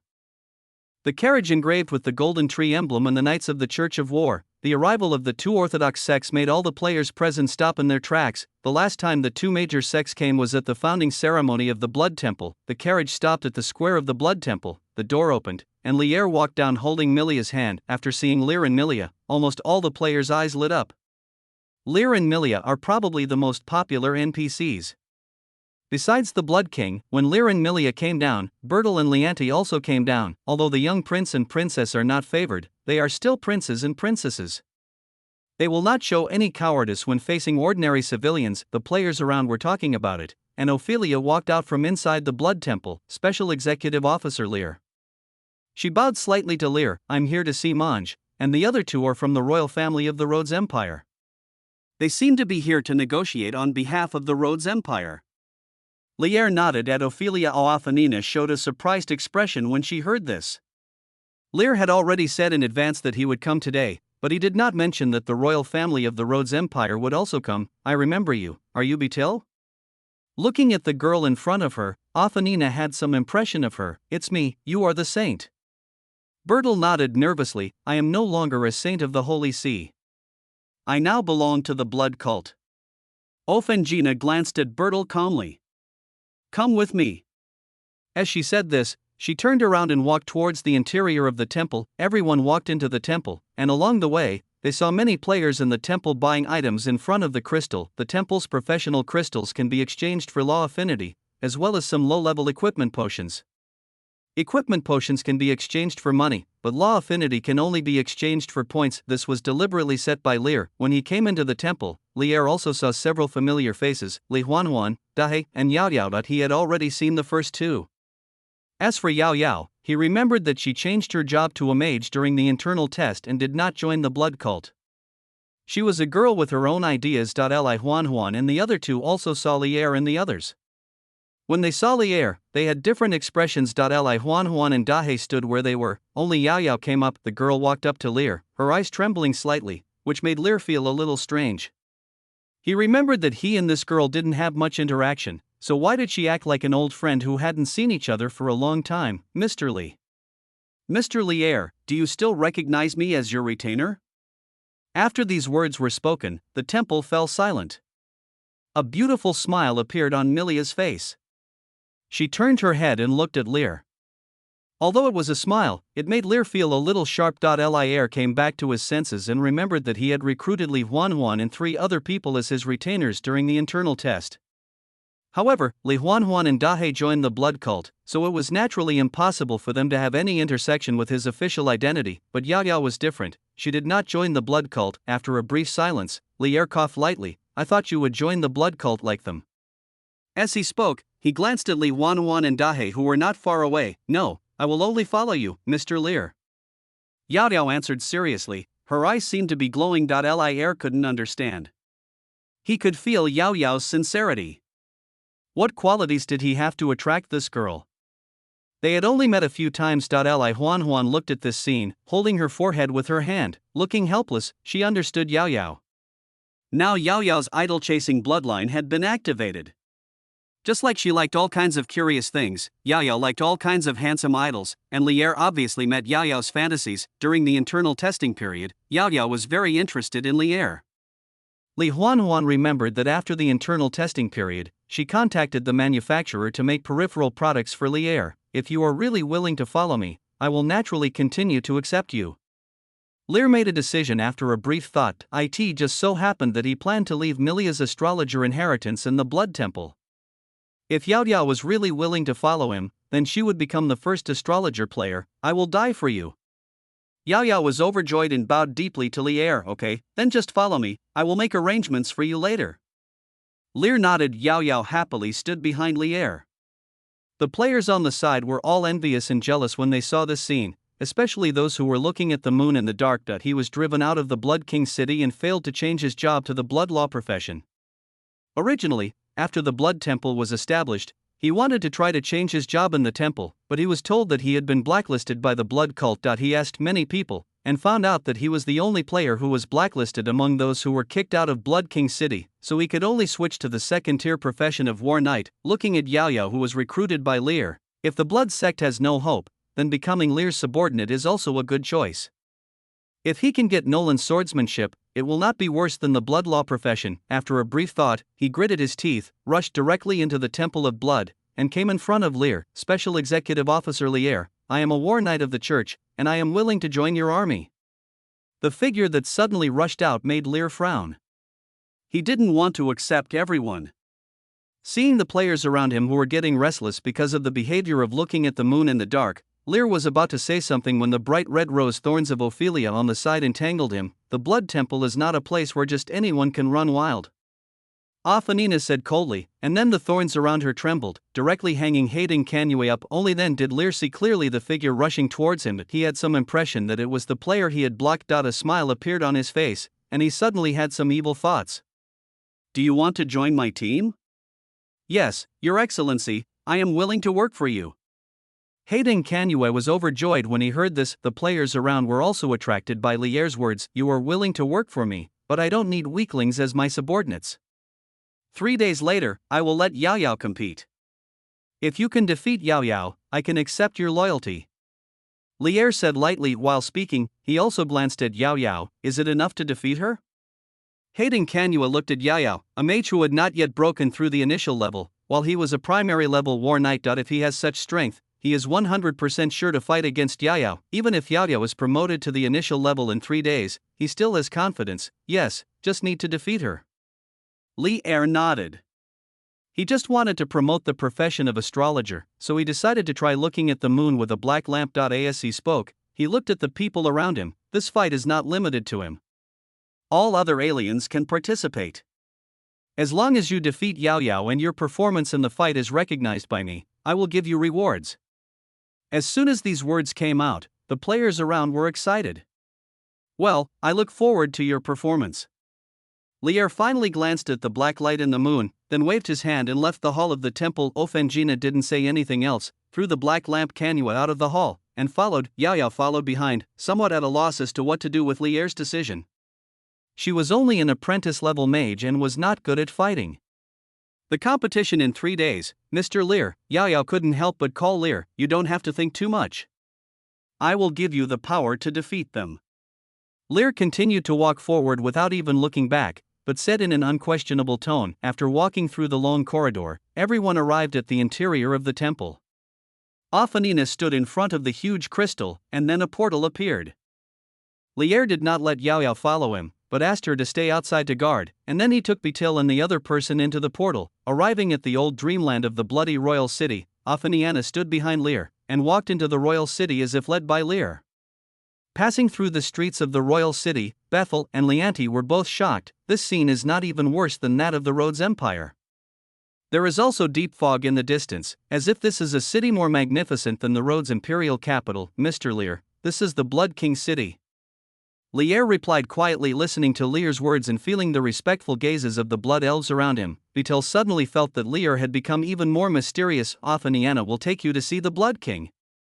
You just need to tell him your purpose and the matter about the incorporation of the ancient dragon laws into the blood cult. Lear continued, and what about you, Mr. Lear? I have other things to do, Lear replied casually. He didn't say anything more, but motioned for Ophanigna to take the two away. Betil obviously wanted to say something else, but Lear had already turned and left with Miria. The two walked in another direction. What's the matter with that strange man called Yao Yao? Milia suddenly asked as she walked beside Lear. She was a subordinate I recruited when I was in Breffel. Lear shrugged. I originally planned to let her join the blood cult, but she chose to be a mage in the end. Is that so? Milia nodded. Yes, I planned to let her change her job to an astrologer. Lear said again, is that why you let her compete? Milia asked thoughtfully. That's right. The profession of astrologer will be incorporated into the blood cult, so we naturally have to promote it, and your astrologer is so powerful. Lear nodded, then felt helpless. Before coming to the blood temple, Milia had shown him the various skills of the astrologer. The current astrologer was different from the one in the previous life, and was even more powerful. In Milia's words, her Morningstar law cannot be worse than Lillian's blood law. If we only look at the strength, the astrologer can already be ranked first in the professional strength ranking list, stronger than the three major professions of blood law. Lear knew very well what kind of situation the emergence of such a powerful profession would cause, so he imposed restrictions on the profession of astrologer. The exchange price of the astrologer has doubled compared to the blood law profession, and even the points required to exchange for law affinity have doubled. This is not cost effective, but Lear does not want all future players to choose astrologers. After all, it would be a headache if most of the players in the blood temple were astrologers. Doesn't Lillian have any dignity? The two walked and talked, and soon they came to a giant magic circle. This is where Mina was sealed. Lear hasn't seen Mina for a long time. He wonders how this immortal witch is doing and what the progress of spell analysis is. In the room, Mina held a spellbook in her hand. Arcane light flickered around her, mixed with a gray color. Magic related to the soul is taboo. The more Mina studies it, the more terrified she feels, and now it was the last moment to complete the research, but she was unable to take this step. As if there was an abyss ahead, the gray color in the sky gradually collapsed, and she reluctantly put down the arcane book in her hand. On the table next to her was the lunch prepared by Ino. Every day Ino would prepare everything for her. It felt very comfortable to be served.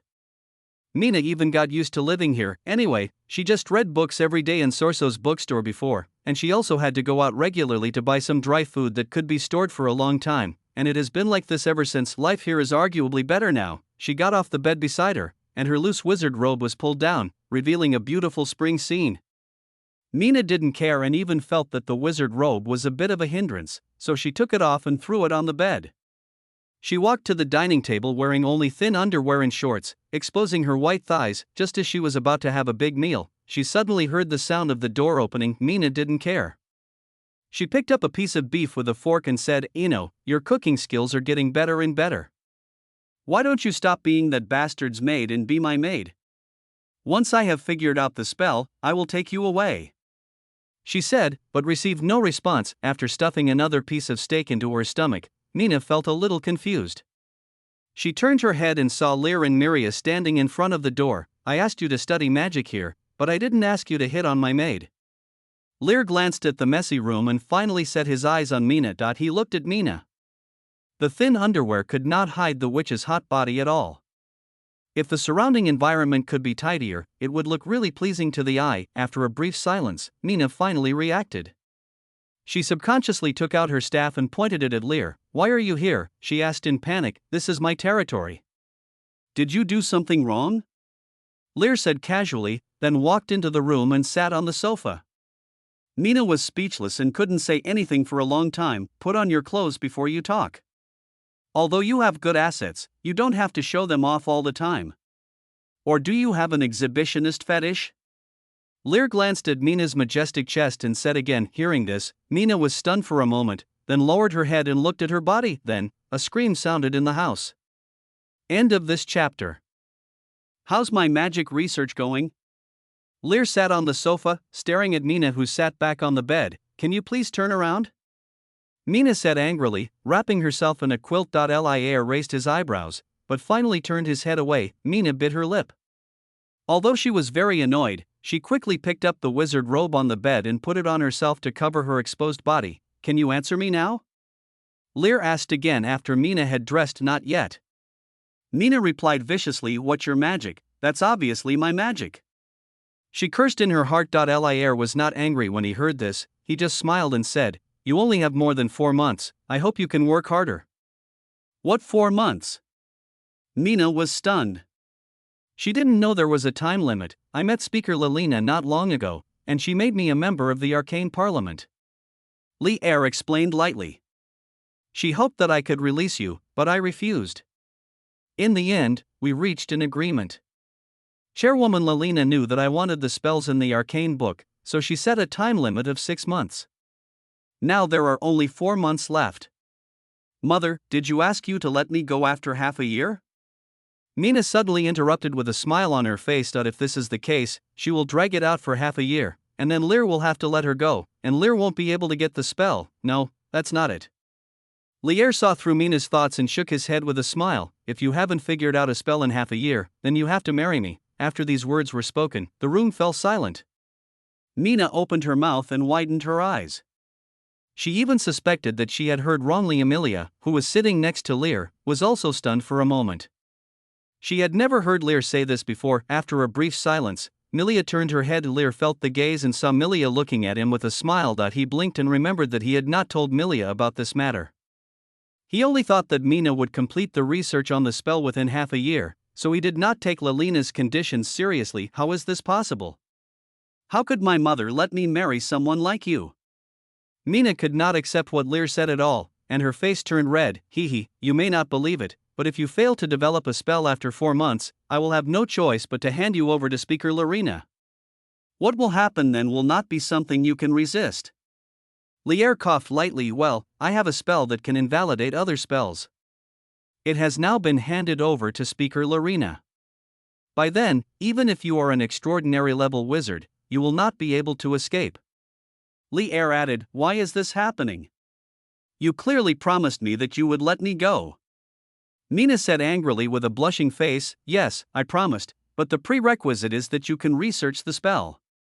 Lear stood up from the sofa, without saying anything more, but took Milia's hand. "If you don't want to marry me, then go for it," Lear said finally, and left with Miria. He pulled Milia until they left the ceiling circle, and Milia glanced at Lear. "I haven't heard that this woman wants to marry you." "She won't marry me." Lear shook his head awkwardly. "She doesn't want to marry me either, so she must be able to complete her research on magic within the deadline." "Is that so?" Milia blinked, and a faint light flickered in her blue eyes. "Like beautiful stars, I definitely will." Lear answered firmly. Milia snorted softly, but said nothing more, and the azure light in her eyes slowly faded away. On the other side, Bertel and Leanti also saw Lear's blood incarnation. Looking at the bloody king on the throne, both of them were shocked. Compared with the image in the photostone, the current bloody king was even more hideous and terrifying. "I have received the oracle. The blood cult will go to the war 1 year from now," the Blood King said lightly. Bertel and Leanti looked at each other. They had anticipated the scene of meeting the Blood King, but they did not expect it to be so peaceful. "Let's put aside the unimportant matters for now, and now let's talk about the incorporation of the ancient dragon law into the Blood Sect." The Blood King waved his hand, and a dream core emitting terrifying magic power appeared in the air. The bright red crystal gives people a dreamy feeling. In the crystal on Betil's chest, the shadow of an ancient dragon emerged. After entering the Blood King's city, he felt a terrifying sense of oppression and an extremely ancient breath. The gods survived the destruction. He and Chen Xing were both gods from the previous era. He had never heard of the blood in front of him, and it also had such an ancient aura. Those are older gods who have survived many destructions. There was a hint of horror in Gulong's eyes.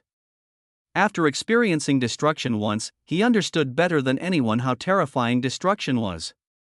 He was lucky to survive once. As the ancient dragon spirit appeared, an illusory figure floated out from behind the throne hall. Lear and Miriam followed out, feeling the terrifying aura coming from behind him. Gulong turned around instantly. Bertel and Lianti also turned around, and after seeing Lear and Miriam, they both felt inexplicably relieved. Are you the spirit of the ancient dragon?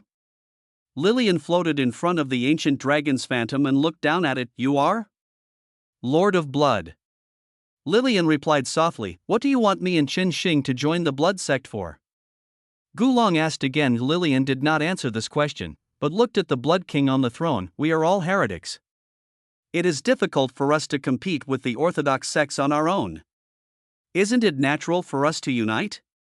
The Blood King on the throne spoke. Ji Yulong was stunned for a moment and looked at the Blood King. As the true spirit of the ancient dragon law, you should also know that this land is just a small piece of the starting point. The current strength of the three major sects is just the tip of the iceberg.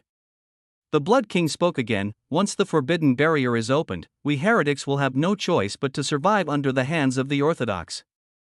You want to? Gulong seemed to understand what the Blood King meant. Unite all heretical laws. The Blood King stated his purpose. The hall fell silent.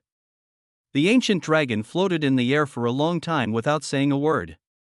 Betil and Lianti on the side were also shocked by the words of the Blood King. After a long while, Gulong said, do you think it's possible? Of course. The Blood King's tone was full of confidence. Ji Yulong looked at the Blood King on the throne, and he recalled the image of him in the photostone. This was the man who could fight against the incarnation of the Golden Goddess. Maybe he could really do it. While Gulong was lost in thought, Milia had already walked up to the core of the dream. The light of the morning star shone on her body, and soon she injected a little source of the morning star's law into it. It's your turn. After doing all this, Milia looked at Gulong. Ji Yulong hesitated for a moment, and finally sighed, and came to the dream core. When the power of the two laws merged into the dream core, a smile appeared on Lier's face. Thank you both for your support. The Blood King on the throne swept away his previous attitude, stood up and said solemnly, I have left behind the power of the ancient dragon's law. What are you going to do next? Asked the ancient dragon. To spread your laws among the aliens, of course. The Blood King replied, you want to spread our laws? Gulong's eyes widened. For the gods, any belief was extremely important. He thought that the Blood King pulled him into the blood sect just to increase combat power, but he didn't expect that the Blood King was willing to spread his beliefs for him. Of course, I will not be stingy about the laws of joining the sect. The Blood King sat back on the throne and replied calmly. Then what do you need me to do?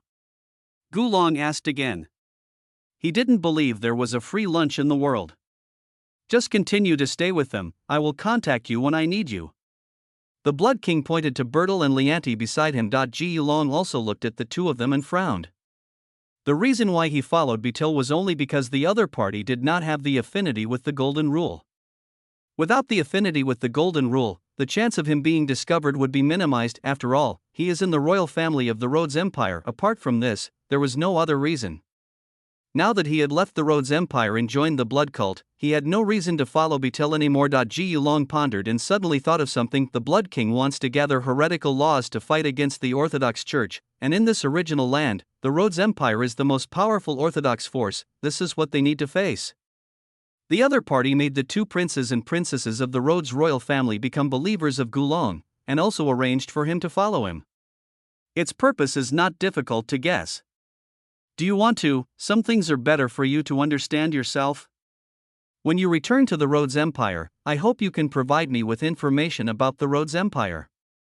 The Blood King interrupted Gulong. Ji Yulong opened his mouth but didn't say anything else.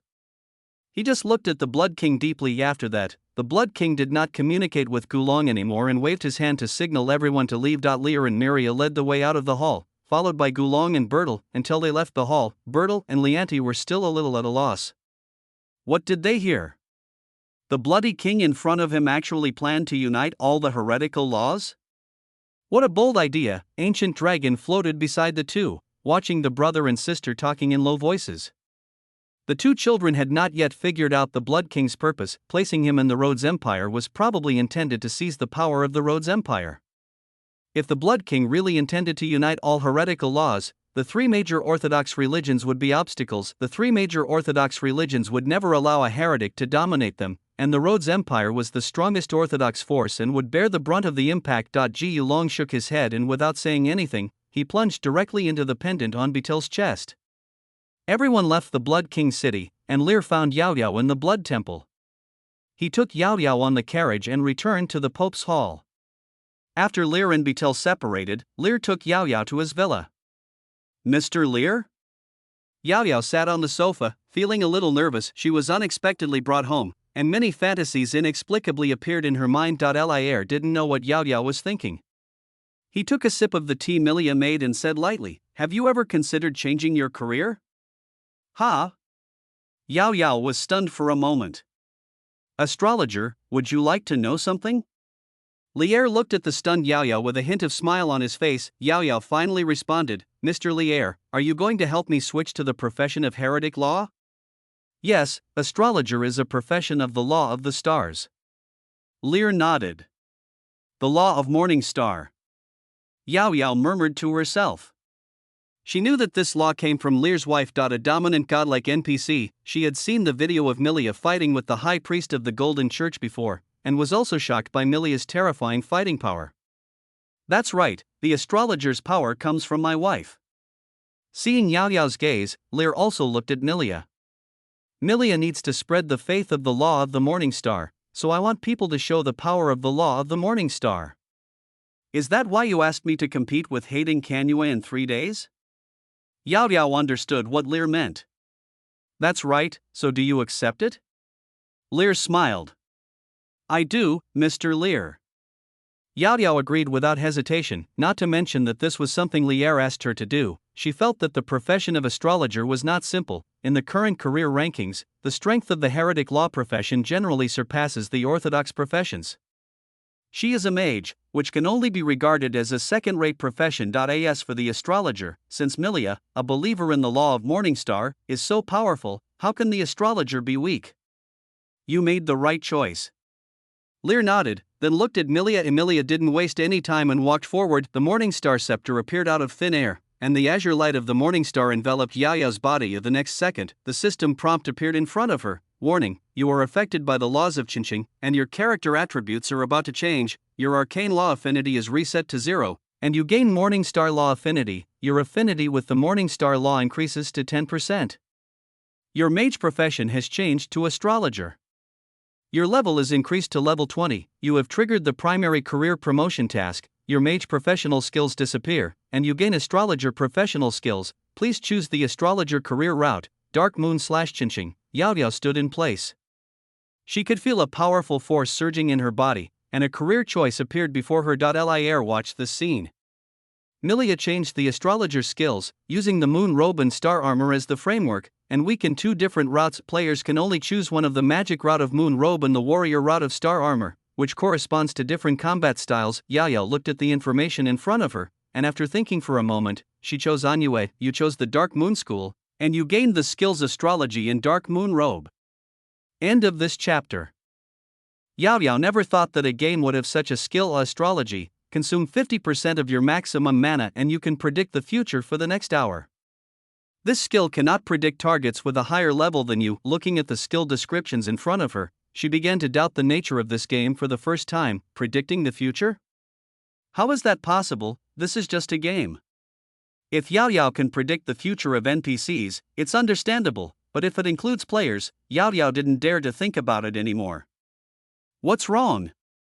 Lear looked at Yao Yao with a smile. Mr. Lear, is this astrology true? Yao Yao asked tentatively. What do you think? Lear smiled meaningfully. This world is not as simple as you think. He said quietly, turning his head to look out the balcony window not far away. The skill of astrology is truly amazing. In the past life, if an astrologer player had not gotten drunk and released his panel, no one would even know the effect of this skill. They only knew that the astrologer's PK win rate was at the top of all professions. The profession of astrologer caused a stir after the skill effects of astrology were revealed later. The player admitted that astrology can predict the player's actions. It's incredible that a game can predict the player's actions within the next hour. Some people began to think that this game was not just a game, but perhaps a real world. Others believed that astrology was the most likely future, calculated based on a powerful AI algorithm and the player's gaming habits. There are many different opinions, and the terrifying popularity has made the game Law truly known to everyone. But until the end, the game company of Law did not give any explanation, and because there were too few astrologer players, for various reasons, the matter was left unresolved. There were very few astrologer players in the previous life, and they could probably be counted on one hand. Lear thought to himself that perhaps skills like astrology should not be spread too much. Originally, he was planning to open up the astrologer profession for job transfer, but just double the exchange price. But now it seems that it would be better to limit the number of places. Go and complete your initial career promotion mission. The profession of astrologer is very powerful, but it does not allow you to defeat beginner professionals when you are at the apprentice level. Lier came back to his senses and waved at Yao Yao, indicating that she could leave. Although Yao Yao was full of questions, she had no choice but to leave the room immediately. After leaving the villa, Yao Yao thought for a moment and decided to find Li Huanhuan to try out her new skills. Lear ignored the propaganda about the astrologer and came to the door of the Pope's Hall. In the square in front of the Pope's Hall, a huge portal stood in the center. Professionals coming and going crowded at the registration office to register. Among them there were a small number of players. Lier looked at the scene in front of him and walked directly towards the registration office. Rafar was standing next to the registry, along with the other two war archons. The war trial is related to the position of the next pope, and they all take it very seriously. If they can find a strong professional to recruit into their team, then their chances will be even better. When they saw Lier arrive, the three of them were stunned. The war trial had been going on for some time, but Lear had never come to see it. Rafar. Lear stepped forward. Is our special executive finally coming to supervise the war trial? Rafar joked. Lier smiled and said, yes, I plan to enter the trial space. Hearing this, the expressions of the two people behind Rafar changed. Lear was qualified to supervise the war trial. If they were to interfere in the trial and favor one family, that would be a big problem. Your Excellency, the executive officer is. Sharon Hoffman, who was standing behind Rafar, came out. I'm just going in to take a look. After all, I've never been to a place like the trial space before, so I won't disturb your trials. Lier smiled. After hearing this, the expressions of the three people calmed down a little. Then I'll take you in. Rafar nodded. Lier did not refuse. Although he knew everything about the trial space, it would be too strange to show it directly. Rafar put aside the affairs of the registry and handed them over to his subordinates, and the other two war consuls followed. You two can just stay here. I can take Executive Officer Lier to visit the trial space. Rafar stopped the other two war archons. Rafar, what you said is wrong. Executive Lear is the supervisor and should be accompanied by the three of us. Berserker Rujit Moreno shook his head. Rujit is right. Sharon also came up. Lear knew that everyone wanted to win him over. After the completion ceremony of the Temple of Blood, both Rujit and Sharon invited Lear to visit the Archon's family, but Lear refused. Obviously, Rujit and Sharon do not want Lear to be won over by the current Pope's lineage. Since you two want to accompany us, then come along. Lear interrupted the argument between Rafar and the other two. He didn't want to waste time on such trivial matters. Hearing Lear's words, Rafar felt helpless, but Rujit and Sharon smiled. The three of them brought Lear to the portal. Executive Officer Lear, it is normal to feel a little dizzy after entering the portal. Rafar reminded before entering. Lear nodded without saying anything, then walked into the portal. After a dizzying moment, the dark sky appeared before Lear's eyes. There were things like catkins floating in the air, but they were black. After falling, they seemed to be isolated by something and did not fall into the city. The surroundings seemed to be filtered through a dark layer, and everything looked lifeless. There is a city in front of me, and I can see many professionals walking around, including players. Kuroshio Fortress is the name of this city. This is the Black Tide Fortress, and it is also our largest stronghold in the trial space. Rafar also introduced. There are 4 fortresses in the trial space. In addition to the Black Tide Fortress at the back, there are 3 fortresses representing our 3 major Archon families, distributed in 3 directions of the front line. Rafar continued, saying that he knew all that Lear hadn't said. He didn't come here to listen to what Raphael said, but for the law relic that Lillian felt, the crown of blood. The thing floating in the sky is a destructive substance, which will make the creatures it touches become manic and eventually become demons, but it can be resisted with magic power. When these destructive substances accumulate to a certain level, they will also form demonic forces. That's what we need to eliminate. Rafar continued his introduction and took Lear to the top of the fortress wall. Below the city wall, black matter of destruction covered the endless ground, fog shrouded the distance, and visibility was extremely low. I've heard about the negotiations between the Blood King and Dival before. Is there something called the Beast of Extinction sealed here? Lear asked, pretending to be ignorant. Hearing Lier's question, Rafar's expression became solemn. Yes, the Beast of Extinction is indeed sealed here. This is a secret that no one knows except the top leaders of our 3 Archon families. The destructive matter in the sky was released by the Beast of Extinction. He is still sleeping in the deepest part of the trial space. Rafar paused and continued, we claim that this is a secret place to improve strength, but it is not true. It is just to continue to seal the Beast of Extinction. The demon servants who created the destruction of matter will try every means to remove the seal of the Beast of Extinction, and the center of the magic array that seals the Beast of Extinction is in this fortress. As long as this fortress is destroyed, the Beast of Extinction will be able to break free from the seal and finally leave the secret realm and come to Soros. We open the trial space every once in a while to prevent the center of the formation from being destroyed. This is the mission the goddess has assigned to us, and it is also the reason why the Church of War was established here. Lear nodded slightly, pretending to be surprised. That's it, Executive Officer Lear, you already know what I mean. If you need, I can take you to the Cardenas Fortress on the front line. Rafar nodded and suggested.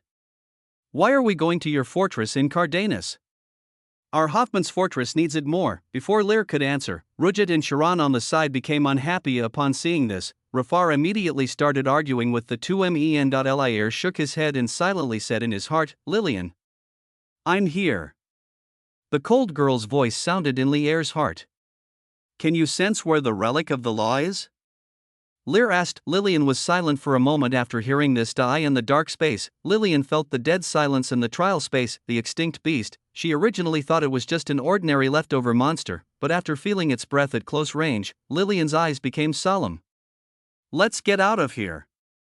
Lillian said softly. What? That's not something you can handle right now, Lillian replied. Lier was stunned. It was the first time he saw Lillian make him back off. The crown of blood is in the body of the Beast of Extinction.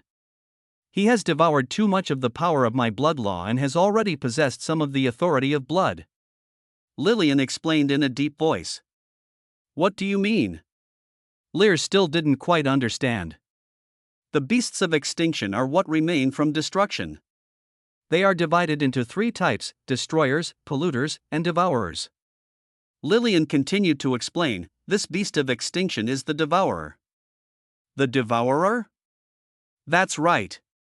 The devourer can devour the power of the laws of the gods and use it for its own benefit. It is the most difficult beast of extinction to deal with. Lillian nodded. This beast of extinction has devoured my blood crown and gained the authority of blood. To put it simply, he can now manipulate the blood of any living being at will.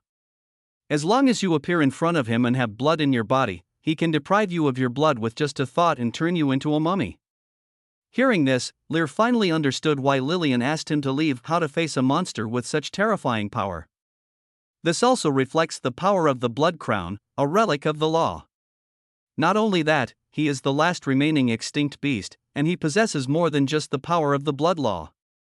Lillian said something even more desperate. Lear was completely silent. If what Lillian said was true, then he would never be able to get this relic of law. Is there no way to deal with this extinct beast? Lear asked, is there no limit to his power to control blood? The power of blood is naturally limited. That is, it cannot control targets of a higher rank than itself. Lillian gave the answer. Hearing this, Lear's eyes lit up. You mean to say that as long as my class is higher than his, I can defeat him? You can say that. What level is this extinction beast? Half saint. In other words, as long as I break through to become a saint, everything will be fine? Lier seemed to see hope, but Lillian shook her head. Although I don't want to discourage you, I want to remind you that the reason why this extinction beast is at the semi-saint level is because of the restrictions of the rules.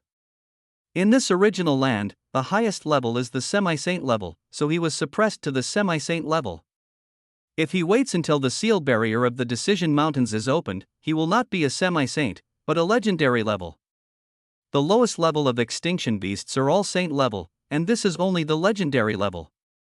The smile on Lier's face gradually froze because of Lillian's words. Originally, he thought that as long as he waited for the level cap to be opened and broke through to the saint level, he could come and kill the beast of extinction. However, if the opponent was at the legendary level, wouldn't that mean he would have to break through to the illusory mythical level to defeat the opponent? And the blood crown is inside his body. If you want to get it, you have to break the seal and free him first.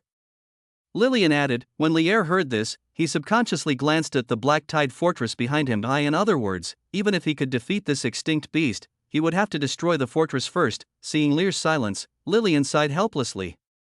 It was basically impossible to get the blood crown back now. This mission can only be abandoned. Give up. We can go look for other blood relics. The blood crown here is no longer possible to obtain. Lillian consoled. Lier still didn't speak. He stared at the thick fog in the distance. There seemed to be a shadow in the fog, with one eye and a bloody mouth, staring at him. He blinked, and the shadow disappeared again, as if it was an illusion. He thought for a moment, then suddenly raised his head. Lillian, you said that because of the restrictions of the rules, everyone's level in the initial land can only be limited to the level of a semi-saint. Is there any way to break through the restrictions and reach the level of a saint in the initial land? End of this chapter.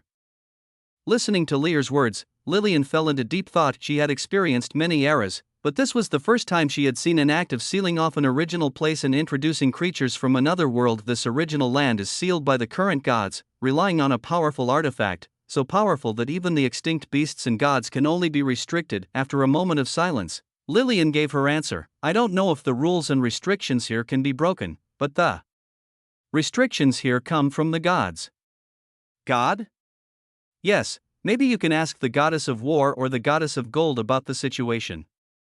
Lillian said lightly. Lier opened his mouth and asked him to go find the goddess of war and the goddess of gold, not to mention whether these two goddesses will respond to him. Even if they do, there will be a price to pay for breaking the rules. Let me think about it. Lier sighed. When Lier was worrying about the war trial, the competition between Yao Yao and Hayding Kanue came as expected. In front of the Blood Temple Square, in addition to watching the moon in the dark, many players came and surrounded the entire square. After 3 days of fermentation, the news about Lil Stewart's ring mission had spread throughout the entire Soros Royal City. Every player will be interested in Lier's reward. Yao Yao, do you really want to fight with Hayding Kanue and the others? Li Huanhuan was a little worried. She knew Yao Yao well. She had poor fighting ability, and in previous games, she was basically just a scenery player who accompanied her, but Hayding Kanue is different. Hayding Kanue is a player who entered the Blood King City through selection. Although he was expelled from the Blood King City because of his own actions, Hayding Kanue's strength is unquestionable, and it's not just about looking at the moon in the dark. Li Huanhuan looked to the other side, seeing Nolan and Woody's Wijinlang. Hey! Do you two want to bully Yao Yao too? Li Huanhuan asked them unhappily. What are you talking about, Valkyrie? We are just here to participate in the arena mission issued by Special Executive Lier. Nolan smiled. That's right. Since Miss Yao Yao is favored by Lier, she must be very strong. How can you say that we are bullying her? Woody's Wijinlang also echoed. You too. Li Huanhuan raised her eyebrows and wanted to say something, but was stopped by Yao Yao. Okay, Sister Huanhuan, this is a test given to me by Mr. Lier. Anyone can participate. Yao Yao said with a smile. As she spoke, she walked to the center of the square and looked at the players who had come. Everyone can participate in today's competition, but it only lasts for 1 hour. Within an hour, I can accept challenges from any of you. After an hour, this mission will be over, so the challengers will be selected by me. This was the condition that suddenly appeared when Yao Yao came to challenge. Hating Kanue, who was standing opposite Yao Yao, had no objection. There was also such a prompt in his taskbar. So not everyone can fight with me. I will only select the strongest players among those present to fight with. After Yao Yao finished speaking, she looked at the moon in the dark lamp. An hour almost covered the effect of her astrology. Perhaps it was a condition that Lier added specially for her. This was all to her advantage, and she had seen everything that happened over the next hour. After changing her job to an astrologer, she went to find Li Huanhuan to test the power of astrology. Within an hour, Li Huanhuan's actions were exactly as she had predicted. Astrology can really predict the future, which shocked Yao Yao. She did not tell Li Huanhuan about the effect of this skill. She always felt that the game was becoming more and more mysterious. Beauty, after all that talk, can we start now? It will be over soon anyway, and I have to report to Lier if I finish early. Hating Kanue didn't take Li Huanhuan seriously at all. How could a mage who had just been promoted to the initial level be his opponent? Hearing Hating Kanue's words, Li Huanhuan smiled and said, "Then let's get started." As she spoke, she took out her staff, and then azure light gathered on her body and turned into an illusory robe of astrologer skill. Dark moon robe increases spell damage by 10%, movement speed by 10%, and mana consumption by 10%. It can basically be regarded as a weakened version of Lier's moon robe, but it is already very powerful. After all, it is only an apprentice-level skill. The light radiating from Yao Yao startled all the mage players present. They were also mages, but they had never seen such spells before. What kind of spell is this? So beautiful. A female player's eyes lit up after blessing herself with the dark moon robe. Yao Yao stood there without moving, waiting for Hating Kanue's next move. The astrology was activated, and her magic power instantly dropped by 50%. The skill effect of astrology is to predict the future for the next hour, but this does not mean seeing the next hour all at once. Instead, this state of prediction lasts for an hour. The picture you see will probably only be 1 minute in advance or even shorter. Astrology will also constantly change the predicted content as the astrologer's actions. Hating Kanue did not notice Yao Yao's situation and immediately rushed towards Yao Yao. The charge is very fast, which is a means for the war knight to quickly approach the mage when fighting against the mage. As long as he gets close to the mage, he is basically halfway to victory. Moreover, many mages cannot even dodge the charge of the war knight. Once they are stunned, they will be taken away in one move. Not using ranged spells to suppress me from the beginning is your failure. Hating Kanue laughed and shouted, rushing towards Yao Yao at high speed, but Yao Yao, who was not far away, had already moved ahead when Hating Kanue had not yet charged. She casually moved to the side. Hating Kanue passed by Yao Yao, and the distance between them was only a hand's length. Hating Kanue couldn't believe it. If Yao Yao ran away in panic to avoid it, he could still accept it, but Yao Yao moved to the side in advance, as if she already knew his charge position. Charge is a skill that moves in a straight line and cannot change direction in the middle, so it is very fast. Hating Kanue rushed over and almost rushed into the players. Yao Yao had already turned sideways and raised her staff, and the terrifying light of the morning star shone.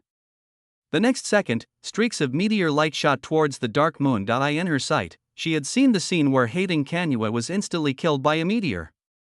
From all directions, as if it had its own tracking, the azure blue meteor directly hit Hating Kanue. Black Lantern watching the moon was hit and flew up.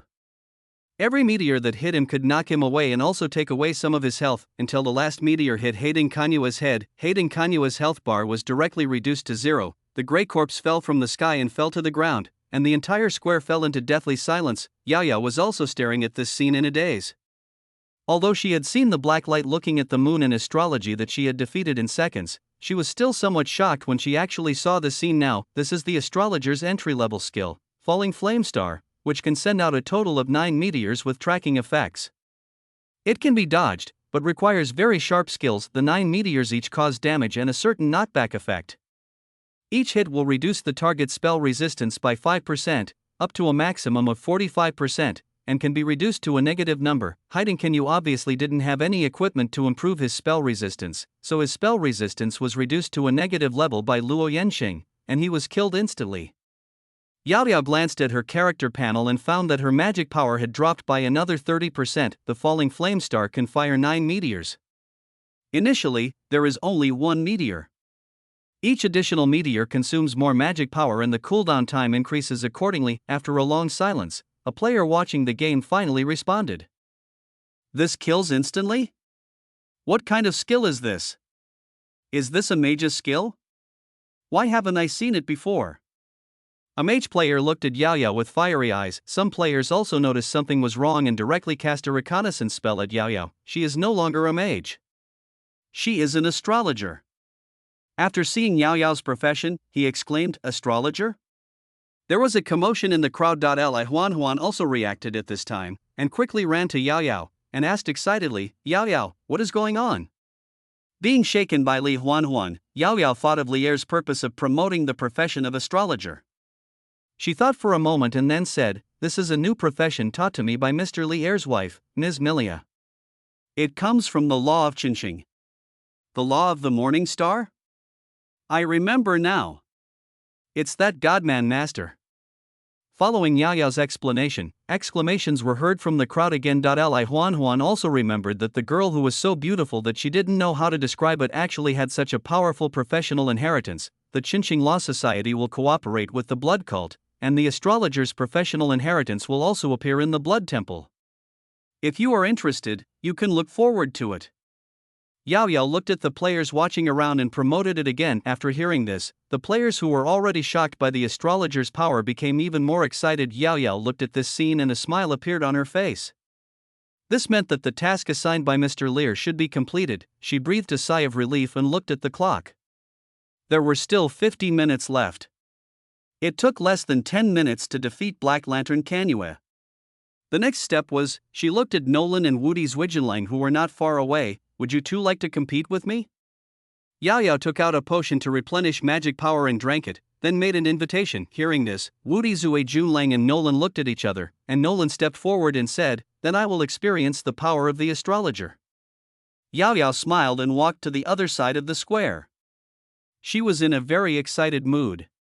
In previous games, she didn't like fighting very much and was not very good at it, but the profession of astrologer gave her confidence. Astrology can predict battles and Falling Flame Star can aim automatically, which is perfect for players like her. She raised her staff and took a look at the cooling time of the Falling Flame Star. There were still more than 10 minutes left. She used up 9 meteors in one breath and the cooling time reached the maximum. The Falling Flame Star cannot be used now, but she still has the basic skill of a second astrologer. Nolan stepped forward, raised his sword, and took a stance. He did not rush forward mindlessly like Hiding. When fighting against magic profession, the War Knight possessed a defensive skill that could be said to be his natural enemy, the Storm Shield. Storm Shields can deflect ranged attacks, as long as the strength of the ranged attack does not exceed the upper limit of the Storm Shield. Yao Yao's meteor spell is very powerful, but it is only a basic skill after all. Nolan also saw in the previous battle that the damage of this skill will increase every time it hits. Perhaps a stackable negative state of increased spell damage was added to the target, so Hiding was killed instantly. The Storm Shield may not be able to completely deflect all 9 meteors, but as long as it reduces the damage of the meteor spell, you will have a chance to defeat Yao Yao. Moreover, such a powerful meteor spell must have a long cooldown time, and the consumption of magic power must also be huge. The competition time is only 1 hour. And there is no rule for you to rest during the competition. Although this was somewhat unfair, Nolan no longer cared about it for Lier's reward. The storm was howling around Nolan. Yao Yao was standing in the distance, her dark moon robe fluttering around her. Neither side took any action. Yao Yao was unable to move because the beginner astrologer only had one attack skill, Falling Flame Evil Star. When she used the first meteor alone, the cooldown time of Falling Flame Evil Star was very short and the consumption was not large, so it could be used repeatedly. However, once all 9 meteors were launched, she would have no other means of attack in a short period of time. Nolan was also waiting for Yao Yao's attack. Seeing that Yao Yao was motionless, he guessed that the Falling Flame Star should still be cooling down immediately. He rushed forward, also charging, just like dealing with the Black Lantern watching the moon. When Nolan just charged, Yao Yao took a step to the left. Seeing this scene, Nolan's pupils suddenly contracted. He could clearly see that this step just avoided his charge route. He actually made a move when he just activated his skill. Did the other party predict his action? Nolan's expression was stern. Being dodged in the charge did not make him lose his fighting spirit. He held his sword horizontally. Even if the frontal charge was dodged, he could still attack Yao Yao. At this distance, the sword was just right, but when he just stretched out the sword, Yao Yao squatted down, and the sword just brushed past Yao Yao's scalp. Prejudged again, Nolan's expression finally changed. Yao Yao's movements were always one step faster than his, as if she had known what he was thinking. But how is this possible? He is a skilled professional player, but Yao Yao, although she has a good relationship with the Valkyrie and is also a famous beautiful anchor, is just a vase at best. Nolan was somewhat unconvinced and attacked again. The storm rose again and the storm rushed forward. The direction of the charge turned directly, like a gust of storm, and the next second he came in front of Yao Yao, and this time Yao Yao had no way to avoid him. Yao Yao looked a little nervous as she watched this scene. Although astrology could always allow her to predict the other party's next move in advance, whether she could react to it was another matter. End of this chapter. A strong wind was howling, and the staff in Yao Yao's hand also began to shine. A magic circle appeared above her and Nolan's heads, and the two magic circles lit up, covering both of them at the same time. The next second, the two people's positions were instantly swapped. Another basic skill of the astrologer is the interlacing of stars. Lock onto a target and swap positions with it twice within 10 minutes. Each time consumes 5% of your maximum mana. The cooldown period is also 10 minutes, starting after the second position swap. The War Knight class does have an advantage against ranged magic classes. In the early stages, it has two offensive skills, Charge and Storm Dash, which can get close to magic classes. It also has a Storm Shield that can deflect ranged attacks. Before coming to the competition, Yao Yao had thought about how to fight the War Knight. She possessed astrology and could predict the opponent's actions within a certain period of time in the future, so the only threats that the War Knight could bring to her were Charge and Storm Thrust. As long as she can dodge these two skills, with the help of astrology's foresight and the movement speed bonus provided by the Dark Moon Robe, she can fight Nolan. After all, the cooldown time of Charge and Storm Dash is not short. When the cooling down of Falling Flame Star is over, she can also find an opportunity to launch an attack. Nolan was also startled by Yao Yao's sudden disappearance, and a system prompt for a battle appeared in his sight. You are bound by the astrologer's skill, Interlaced Stars. You are affected by the skill, Interlaced Stars, and are forced to make a mysterious judgment. Judgment failed. You and player Yao Yao have swapped positions. Swap positions? Nolan was stunned for a moment, then reacted. He turned around suddenly and found that Yao Yao had appeared in his previous position and quickly closed the distance. Yao Yao stood not far away, her cheeks slightly red. In the past, when she played games, she just followed behind Li Huanhuan. This was the first time she had participated in such a tense battle. What happened? The positions were swapped? Is this also an astrologer's skill? The onlookers were talking about it, but Nolan had already attacked again, but as he fought with Yao Yao, his brows furrowed deeply. He is a little faster than Yao Yao. Although Charge and Storm Dash are on cooldown, it should not be difficult for him to defeat Yao Yao with his skills as a professional player, but for some reason Yao Yao was able to dodge his attacks every time. Although he looked very embarrassed sometimes, he certainly didn't attack Yao Yao. Yao Yao seemed to be able to predict the future. Time continued to drag on, and the people watching around also noticed something unusual. As a professional player, Nolan is well known and has a background in martial arts. It shouldn't be so difficult for him to deal with a magic player who can only dodge. Nolan's expression became heavy. He counted the cooldown of Charge and Storm Dash. No matter how Yao Yao did it, as long as the cooldown of the skills was over, Yao Yao also counted the cooling time of Falling Flame Star, but Charge and Storm Stab were still faster. While Yao Yao was still counting, Nolan's body suddenly accelerated and the sword in his hand pointed directly at Yao Yao. Yao Yao panicked, but still reacted. She jumped to the side and narrowly avoided Nolan's charge, but Yao Yao's expression did not relax. She saw the coming storm. The light of the morning star flickered, and a magic circle appeared above the two people's heads again. Nolan's storm spike pierced directly into the ground. He looked in shock at the ground where a mark was left by the sword. In front of him was the same system prompt as before. Yao Yao dodged his fatal blow in the same way. The binding effect of the interlaced stars has been removed. A new prompt appeared, and Nolan reacted. The Sky Star Cross skill just now had not ended, but was still on him. Such a position swapping skill can actually be used twice. Nolan turned around and Yao Yao walked away again. The two sides distanced themselves again. Nolan felt annoyed, and he rushed forward again in defiance. 5 minutes later, the magic circle shining with the light of the morning star launched 9 meteors, killing Nolan instantly without any suspense. Another second, the players watching around looked at each other in bewilderment. Yao Yao also sat down on the ground. Her magic power was less than 5% left. It was completely drained. Nolan lay on the ground and was resurrected on the spot without hesitation. "What's wrong with you?" he finally couldn't help asking. "What are you doing? Are you not convinced of your defeat?" Li Huanhuan, who was not far away, immediately came in front of Yao Yao and blocked Nolan. Nolan rolled his eyes. He was indeed not convinced. Yao Yao stood up from the ground and said, "That's the skill of the astrologer. You can go and have a look after the astrologer's inheritance is released." Yao Yao did not directly reveal the secret of astrology, but kept it a secret. Nolan was somewhat dissatisfied, but there was nothing he could do. Next it was Wudi Zhuijianlang's turn. He looked at Yao Yao, whose magic power was almost exhausted, and said casually, "You don't have much magic power left. Do you want to recover before competing again?" "That's what you said." Yao Yao agreed immediately. The fight with Nolan and Hayding Canua had only lasted for more than 20 minutes. There was still half an hour left. If she continued fighting, she really had no chance of winning. "Even if I win, I must win fairly. You can rest as much as you want."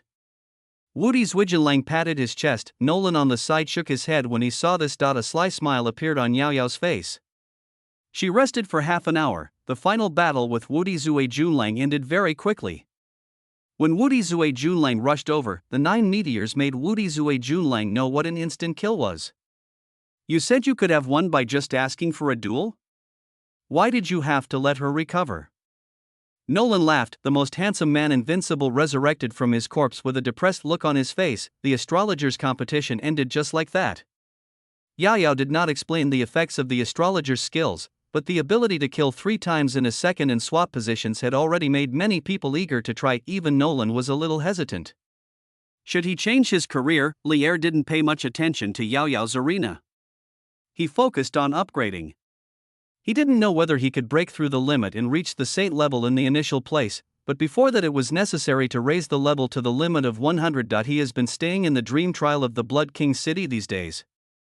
After defeating the blasphemous spirit, the Blood King City added a new extraordinary level dream trial copy, which rewards a lot of experience points. During the time when Lear was obsessed with upgrading, the affairs of the Pope's office were managed by his blood incarnation. During this period, Vitel and Lianti also returned to the Rhodes Empire, and the entire Soros royal city became much calmer, except, in front of the square of the Pope's palace, some players have already revealed information about the war trial, a copy that can quickly increase levels and is open to all players. This has raised Soros' popularity to a new level. In the Pope's Hall, Gran, a member of the Cardenas tribe who had awakened the blood of the war lion, was finally arranged to enter the trial space. Accompanying him were Avian and Greta. "Avian, have you seen your brother recently?" Greta turned her head and asked boredly. "You mean Lear?" Avian was stunned and then said with some resentment, "No, he has been staying in the house with Miria these days and has not come out." "I heard that Miss Milia placed the inheritance of the law of the Morning Star in the Blood Temple?" Greta asked again. "Yes, but it seems that the conditions for inheritance are very harsh and there are quotas." Ivan nodded. "By the way, in addition to the inheritance of the law of the Morning Star, there seems to be another inheritance called the law of the Ancient Dragon that has also appeared in the Blood Temple." "Ancient Dragon Law?" Greta blinked curiously. The 2 women chatted casually, and Gran just watched quietly not far away. Deep in his soul, the Golden Lion let out a shocking roar. "Ancient Dragon Law?" The roar of a lion emerged in Gran's heart. Gran was stunned for a moment. It was the first time he saw the lion in his body lose its composure like that. "Mr. Hawk?" Gran asked quietly in his heart. "Is that Gulan Lanshank still alive?" The lion muttered to himself. He looked up when he heard Gran's voice. "Nothing. I just heard the name of an acquaintance." Hawk fell into recollection. Of course he knew what the Ancient Dragon Law was. It was the law god of the beastman race, like him, different from those human gods. He had heard Gran talk about the existence of the law of Morningstar before, and he also knew the woman who was known as the strongest law, but this has nothing to do with him. The territory of the mad beast does not border the territory of Xinxing. On the contrary, he is very familiar with the laws of the ancient dragon. If Gulong is the overlord of the sky, then he is the overlord of the earth. Gulong actually joined the blood cult, Hawk thought for a moment, then said in a deep voice, go to the blood cult when you have time and see if you can meet the Blood King. What? Gran was stunned. Meeting the Blood King? Are you kidding? He still remembered the terrifying appearance of the Blood King at the completion ceremony of the Blood Temple. Mr. Hawk, what exactly are you going to do? Just do as I say. I won't harm you. Hawk didn't explain much and said nothing more. Gran was a little helpless. He sighed, and at this time the portal to the war trial also lit up. Rafar stood in front of the portal, looked at Greta and the other two, and said carefully, "Okay, it's your turn to go in. Remember, don't run around after entering the trial space. Everything must be arranged by the family. The trial space is not a good place. The demons in it will take your lives." I know, Uncle Raphael. Greta nodded. Wait a minute, Rafar. Miss Avian is the sister of Special Executive Lear. How could you put her into Cardenas' team without permission? Just as Greta was about to pull Avian into the trial space, the other two war archons came over from a distance. Ms. Avian is a war knight, so naturally she will join the Cardenas family's team. Rafar answered confidently. You are abusing your power for personal gain. Rudyard protested with a glare. Avian looked at the scene awkwardly, not knowing what to say. Greta directly took Avian's hand and said righteously, Avian is my Lionheart knight. This sentence directly broke the argument. Greta didn't say anything else. She just took Avian's hand and entered the portal. Looking at this scene, Rafar showed a smug expression to the other two. After entering the trial space, Avian and Greta were shocked by the scene before them. Gran followed in behind. The moment he entered the trial space, a lion's roar came from Gran's heart again. How could there be an extinct beast here? Hawk shouted loudly, with a hint of fear in his words. The beast of extinction? What is that? Gran was stunned again. Damn it, we must leave here immediately. Hawk didn't explain, but just roared in frustration. Mr. Hawk? Stop talking and give up this so-called war trial. Hawk quieted down and said in a serious tone. What's going on?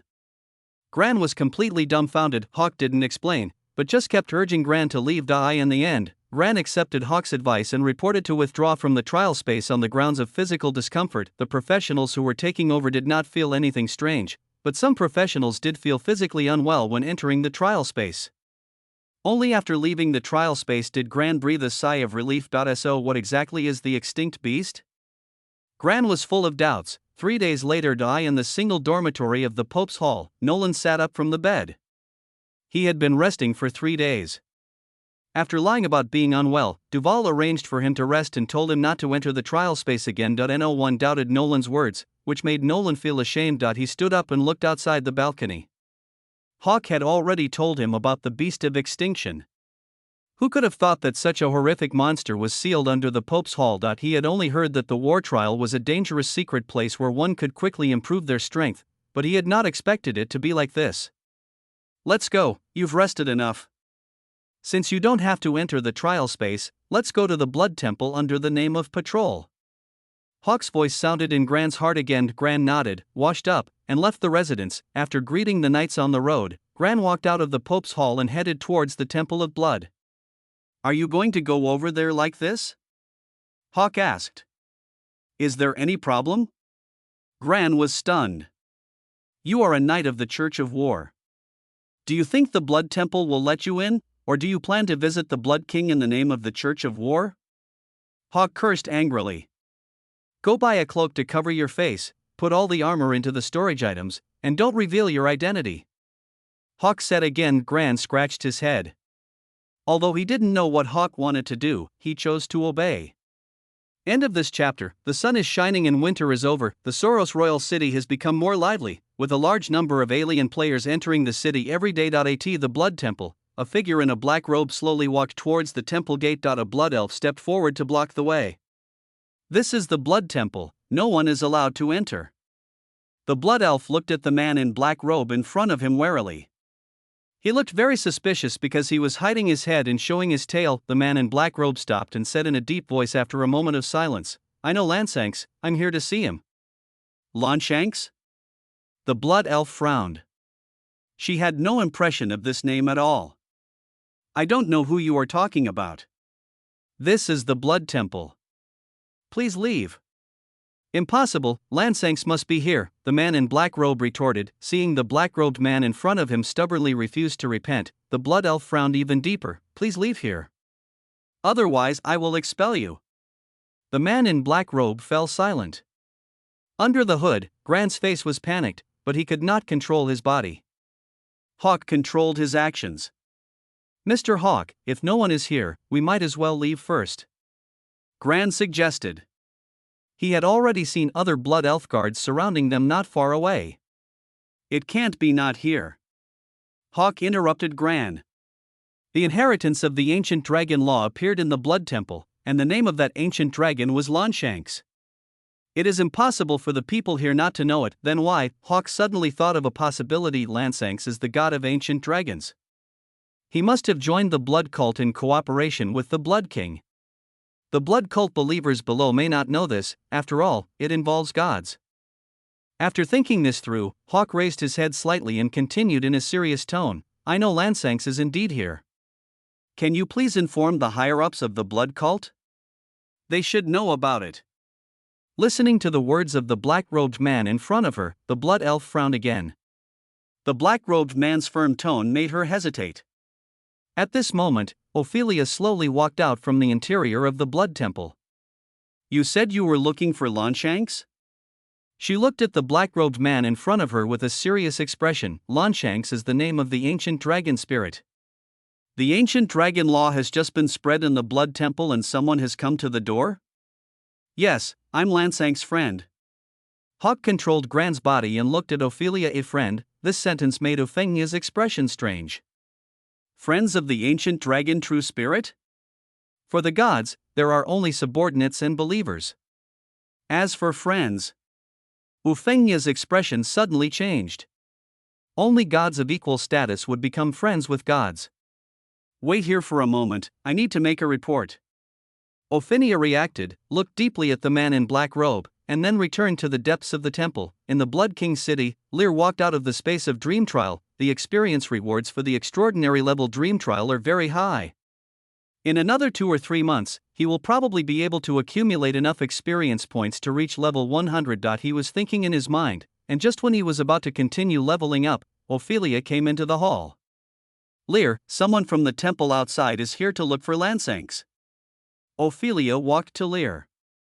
Someone is here to see Longshanks? Lear was a little surprised, but he didn't ask any more questions. After thinking for a moment, he said, bring him to the hall of the royal city. Ufengya nodded when she heard this and left the hall directly. Half a quarter of an hour later, he led the man in black robes into the Blood King city. Looking at the majestic city in front of him, Gran was shocked. What on earth is this place? It's the lost old dream. Hawk was also a little shocked. He saw the situation of the city at a glance. This is an old dreamland formed after the fall of the god's realm. Is it possible that a god could preserve such a huge old dreamland in destruction? Hawk's mood grew heavy, as if a spirit had invited him to an oracle of the spirit. Old dream? Gran was a little confused. You'll know later. Hawk didn't explain. Woffinia had already led the black-robed man through the corridor and arrived at the throne room, opening the door to the hall. The two walked in. Walking into the hall, Gran saw the figure again. The terrifying and hideous face made his body tremble uncontrollably. Welcome. I heard you are looking for Longshanks. A deep voice sounded from the throne. Lear changed his posture and looked down at the man in black robe below. Gran stood there speechless. Hawk also took a deep breath and floated out of Gran's body. A golden lion appeared in the hall. I'm Hawk, the god of wild beasts. Hawk introduced himself directly. Hawk's voice echoed in the hall. Ophelia, who was standing in the back, opened her mouth, and Lear raised his eyebrows. Isn't the god of wild beasts the god of the wild beast sect who kidnapped Greta in the plot? Now he has appeared on his own initiative. The man in black robe is. Gran took off his hood reluctantly. It was indeed Gran. Lier reached out his hand and knocked on the handle of the throne. Are you the god of wild beasts? I heard you came to look for Longshanks. Yes. Hawk nodded. He has returned to the Rhodes Empire. Lier said calmly. Is that so? Hearing this, Hawk nodded without showing any disappointment. His visit to Longshanks was just an excuse. What he really wanted to see was the Blood King. After thinking for a moment, he said again, Longshanks joined the Blood Cult? And the Morning Star Goddess too? Yes, it seems you know them. Lear nodded. Hawk fell silent and did not answer Lier's words. He could not understand why such proud people as Gulong and Chen Xing would be subordinate to an unknown legal force. What did you promise them? Hawk asked again after a long while. Promise? Lier chuckled. I didn't promise them anything. I just allowed them to spread their faith in the Blood Temple, that's all. I told them that I would establish a sect of heretical laws to compete with the three major Orthodox religions. They came on board after hearing my goals, and there was no other deal, Lear continued. Hawk opened his mouth, and when he heard Lier's words his eyes were full of doubt. Gulong and Chen Xing agreed just like that? It's just like playing house. How about it, do you want to join too? Lear looked at the silent lion and made an invitation with a smile. The lion frowned and stared at the man on the throne. Even he felt fearful of the aura from that man. He was not present at the previous construction ceremony of the Blood Temple, and did not see the horror of the Blood King. He only heard Gran describe how powerful the Blood King was. Even though Gran said that the Blood King could compete with the incarnation of the Golden Goddess, Hawk did not take it too seriously. After all, blood was a heretical law that he had never heard of. In the previous era, there was no powerful law called blood, but now it was different. After entering the Blood King city, Hawk felt a little regretful. That ancient aura was even older than theirs. The blood law is obviously much stronger than him. How about it? Consider it? Lear invited again. Hawk stood there, feeling the powerful oppression from the Blood King. He strongly suspected that Gulong and Chen Xing were also forced to join the blood cult in this way. What do you mean they joined after listening to the Blood King? This is a joke no matter how you look at it. Hawk gritted his teeth, and after a long silence, he said, What if I refuse? Are you going to refuse? Lear's tone on the throne changed, and the atmosphere in the entire hall seemed to change. I have already told you the goal of the blood cult. If you refuse and leave and pass the message to the three Orthodox religions, it will be troublesome. Lear said to himself. Hawk stood still. How could he not hear that as a threat? As expected, Gulong and Chen Xing were both threatened into joining the blood cult. But if you really don't want to join, I won't force you. Lier added. It just so happens that my goddess needs a lot of law source to recover. I think you should be able to help her. What do you mean? Hawk's hair exploded when he heard this. Gods can recover their strength and even become stronger by devouring the essence of other law gods. As a once powerful god, Hawk knew this very well. Lier did not respond to Hawk's question, but looked at the golden lion below quietly with a calm gaze. The magic of blood flowed around his body, as if it would attack Hawk in the next moment. The cult of the wild beast is a heretical sect hidden in Soros. It has not yet developed, and it seems that Gran is the only believer. As for the wild beast sect, it doesn't matter to Lear whether it is conquered or not. He already has blood, Morningstar, and ancient dragon. The diversity of professional inheritance is already very rich, with healers, mages, tanks and assassins, enough to cover all the needs of players. Moreover, Lear remembered that the profession of the wild beast sect was a purely barbaric profession that was good at using fists and feet. In the early days of the game in his previous life, not many players liked it, so even if the wild beast sect joined in, it would not bring much profit to the blood sect. It would be better to just let Lillian swallow it. My meaning should be very clear. Since you have come to my royal city, you should stay.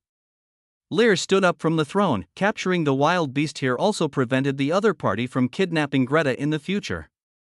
Lear also didn't want to waste time on such meaningless kidnappings in the future. The next second, a swirling stream of blood gathered in Lear's hands, and a scarlet heavy sword emerged. Blood King. Do you really think I'm easy to bully? Hawk was also angered by Lear's transformation, and he looked up and roared, but what greeted him was a sharp blade made of blood. Countless blood-red blades condensed from fresh blood flew directly towards Hawk. Ophelia on the side had already retreated to the side, picked up the staff and summoned blood-red rose thorns to bind Gran. Then he added a few buffs to Lear, who was not far away. This time, Lear had already started fighting with the golden lion.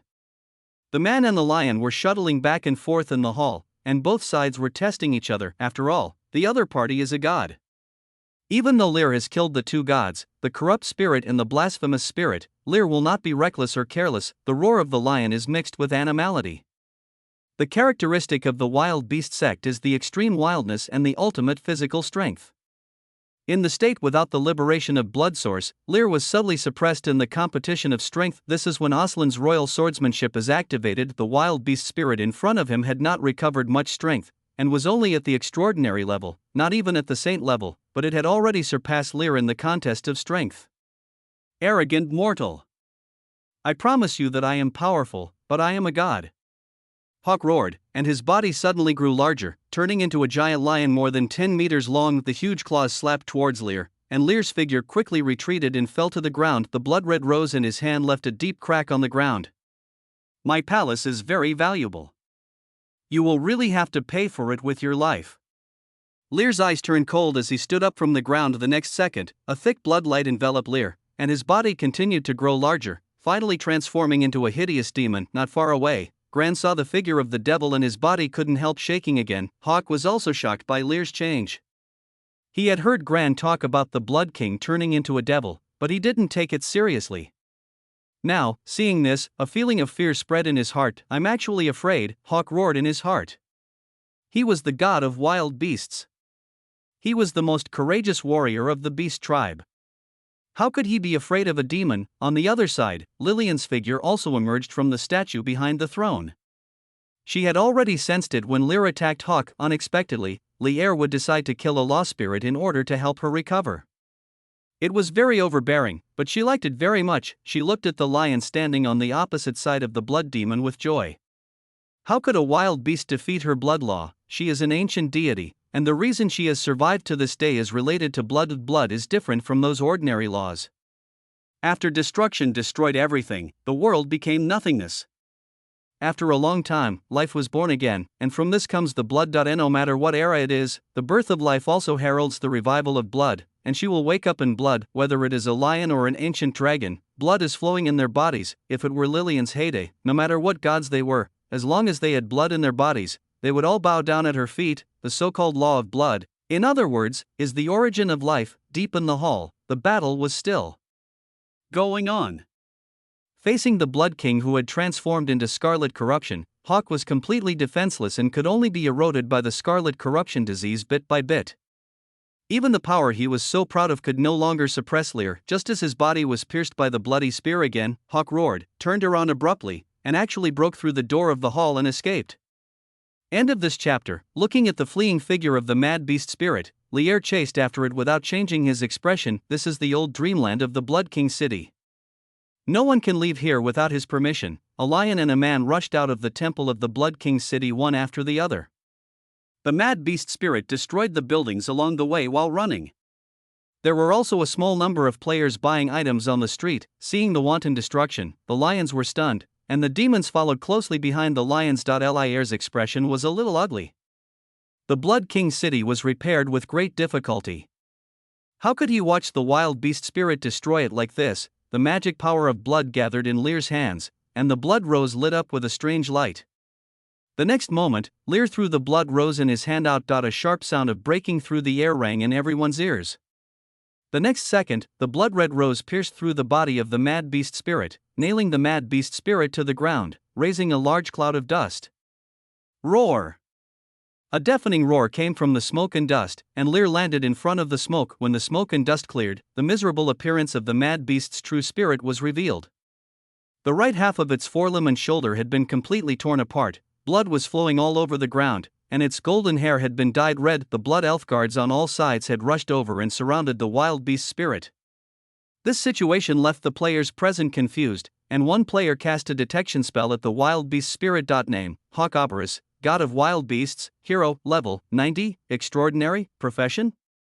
Favorability: Cold Danger Level, Extremely Deadly. The God of Wild Beasts, someone exclaimed. Is this a god? Another player asked, but no one responded. A red light flashed, and the bloody rose returned to Lear's hands. Damned mortal, how dare you treat me like this?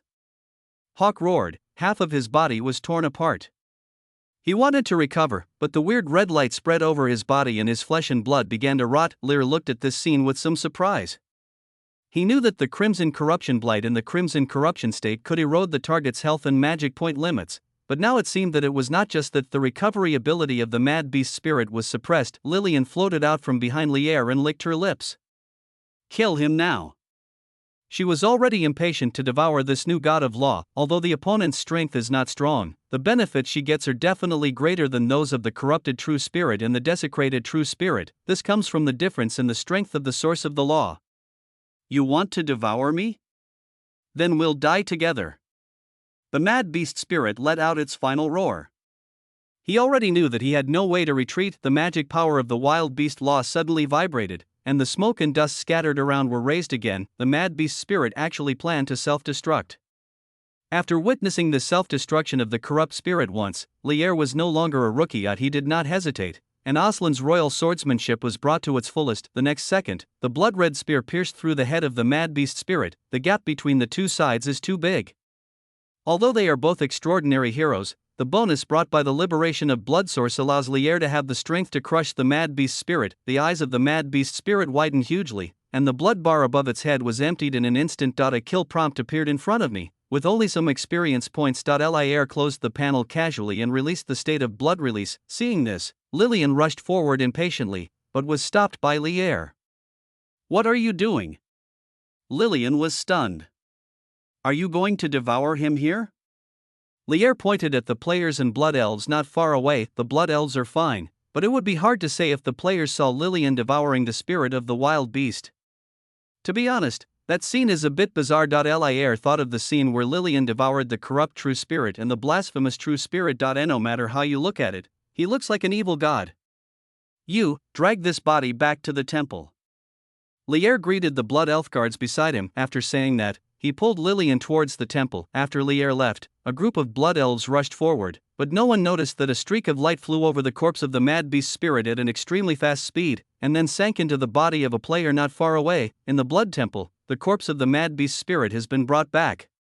Lillian once again summoned her ferocious mouth and swallowed up the corpse of the wild beast spirit. She floated beside Lier and said happily, "The origin of law in this corpse is very strong. It should be able to help me recover a lot. Well, there is also his divine blood. I can leave some for you." Lillian added. Divine blood? Lier was stunned. That's right. Lillian nodded. You can fuse a type of blood every time your blood source is upgraded to a higher level. Wild beast blood is just the right one. Lier reacted and realized that his blood source could indeed fuse multiple types of blood. His expression became somewhat expectant, but it would still take some time to reach the saint level and fuse the blood of the Mad Beast. Not long after, Lillian devoured the corpse of the Mad Beast spirit. After leaving him a drop of divine blood, she disappeared in a hurry, saying that she needed to digest it. Lier didn't say anything. He felt strange that he had solved the Mad Beast spirit so easily, but the system had indeed prompted him to kill the Mad Beast spirit. Shaking his head, Lier didn't think any more about it. He re-entered the copy of the Dream Trial. Upgrading is more important now. The days became sparse and ordinary. Emilia studies new professions and skills every day. As a goddess, she really can endure loneliness. Lier was leveling up. More than 3 months had passed, but he had not yet reached level 100. He spent more time supervising Mina. The 6 months that Mina had been studying magic was almost over, but she still hadn't been able to analyze the spell. Lier also became a little nervous, which was completely different from the situation in the game. Are you really serious about studying magic? Lier asked helplessly while sitting on the sofa. I stay there every day. Apart from eating and sleeping, I study spells.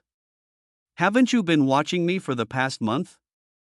Mina retorted unhappily. Then why haven't you made any progress in more than 3 months? Lier asked back. Researching magic is not like any other job. What can I do if I don't have any inspiration? Mina answered irritably. She didn't know why, but her research on the arcane book had indeed reached the final stage. She felt that she only needed one final step to complete the research, but this step was like an abyss that she could not cross no matter how hard she tried. Lier took a deep breath. He was not very satisfied with Mina's answer. These days he carefully recalled the time when the immortal witch became famous in his previous life. If according to the plot of the previous life, Mina should have completed the research long ago, but he was silent for a while, then said with some suspicion, "You haven't communicated with your mother in any way, and now you are deliberately delaying to marry me, right?" As soon as Lear said this, he regretted it. Sure enough, after hearing this, Mina stood up suddenly, her face flushed. "Who wants to marry you? You shameless, despicable." She cursed angrily, as if she had used all the vicious words she knew, but to Lear's ears, it sounded somewhat cute. As expected of a princess from the royal family of Kalia, she only knows a few simple words when scolding people. If she were on Blue Star and got into an argument with someone, she probably wouldn't even have a chance to fight back. After scolding for dozens of seconds, perhaps a little tired, Mina sat back in her seat angrily, picked up the teacup on the table and took a sip. Lear shook his head and was about to say something, but stopped. There was a knock on the door of the Pope's hall, where Lear lived. The incarnation of blood stood up, walked to the door and opened it. A knight stood outside the door. "Sir, there is a letter for you." "Letter?" Lear was stunned. "Yes, it was sent from Kalia." The knight nodded and handed the letter in his hand to Lear. "Kalia?" Lear immediately thought of Lorena. After taking the letter, Lear nodded to the knight and closed the door.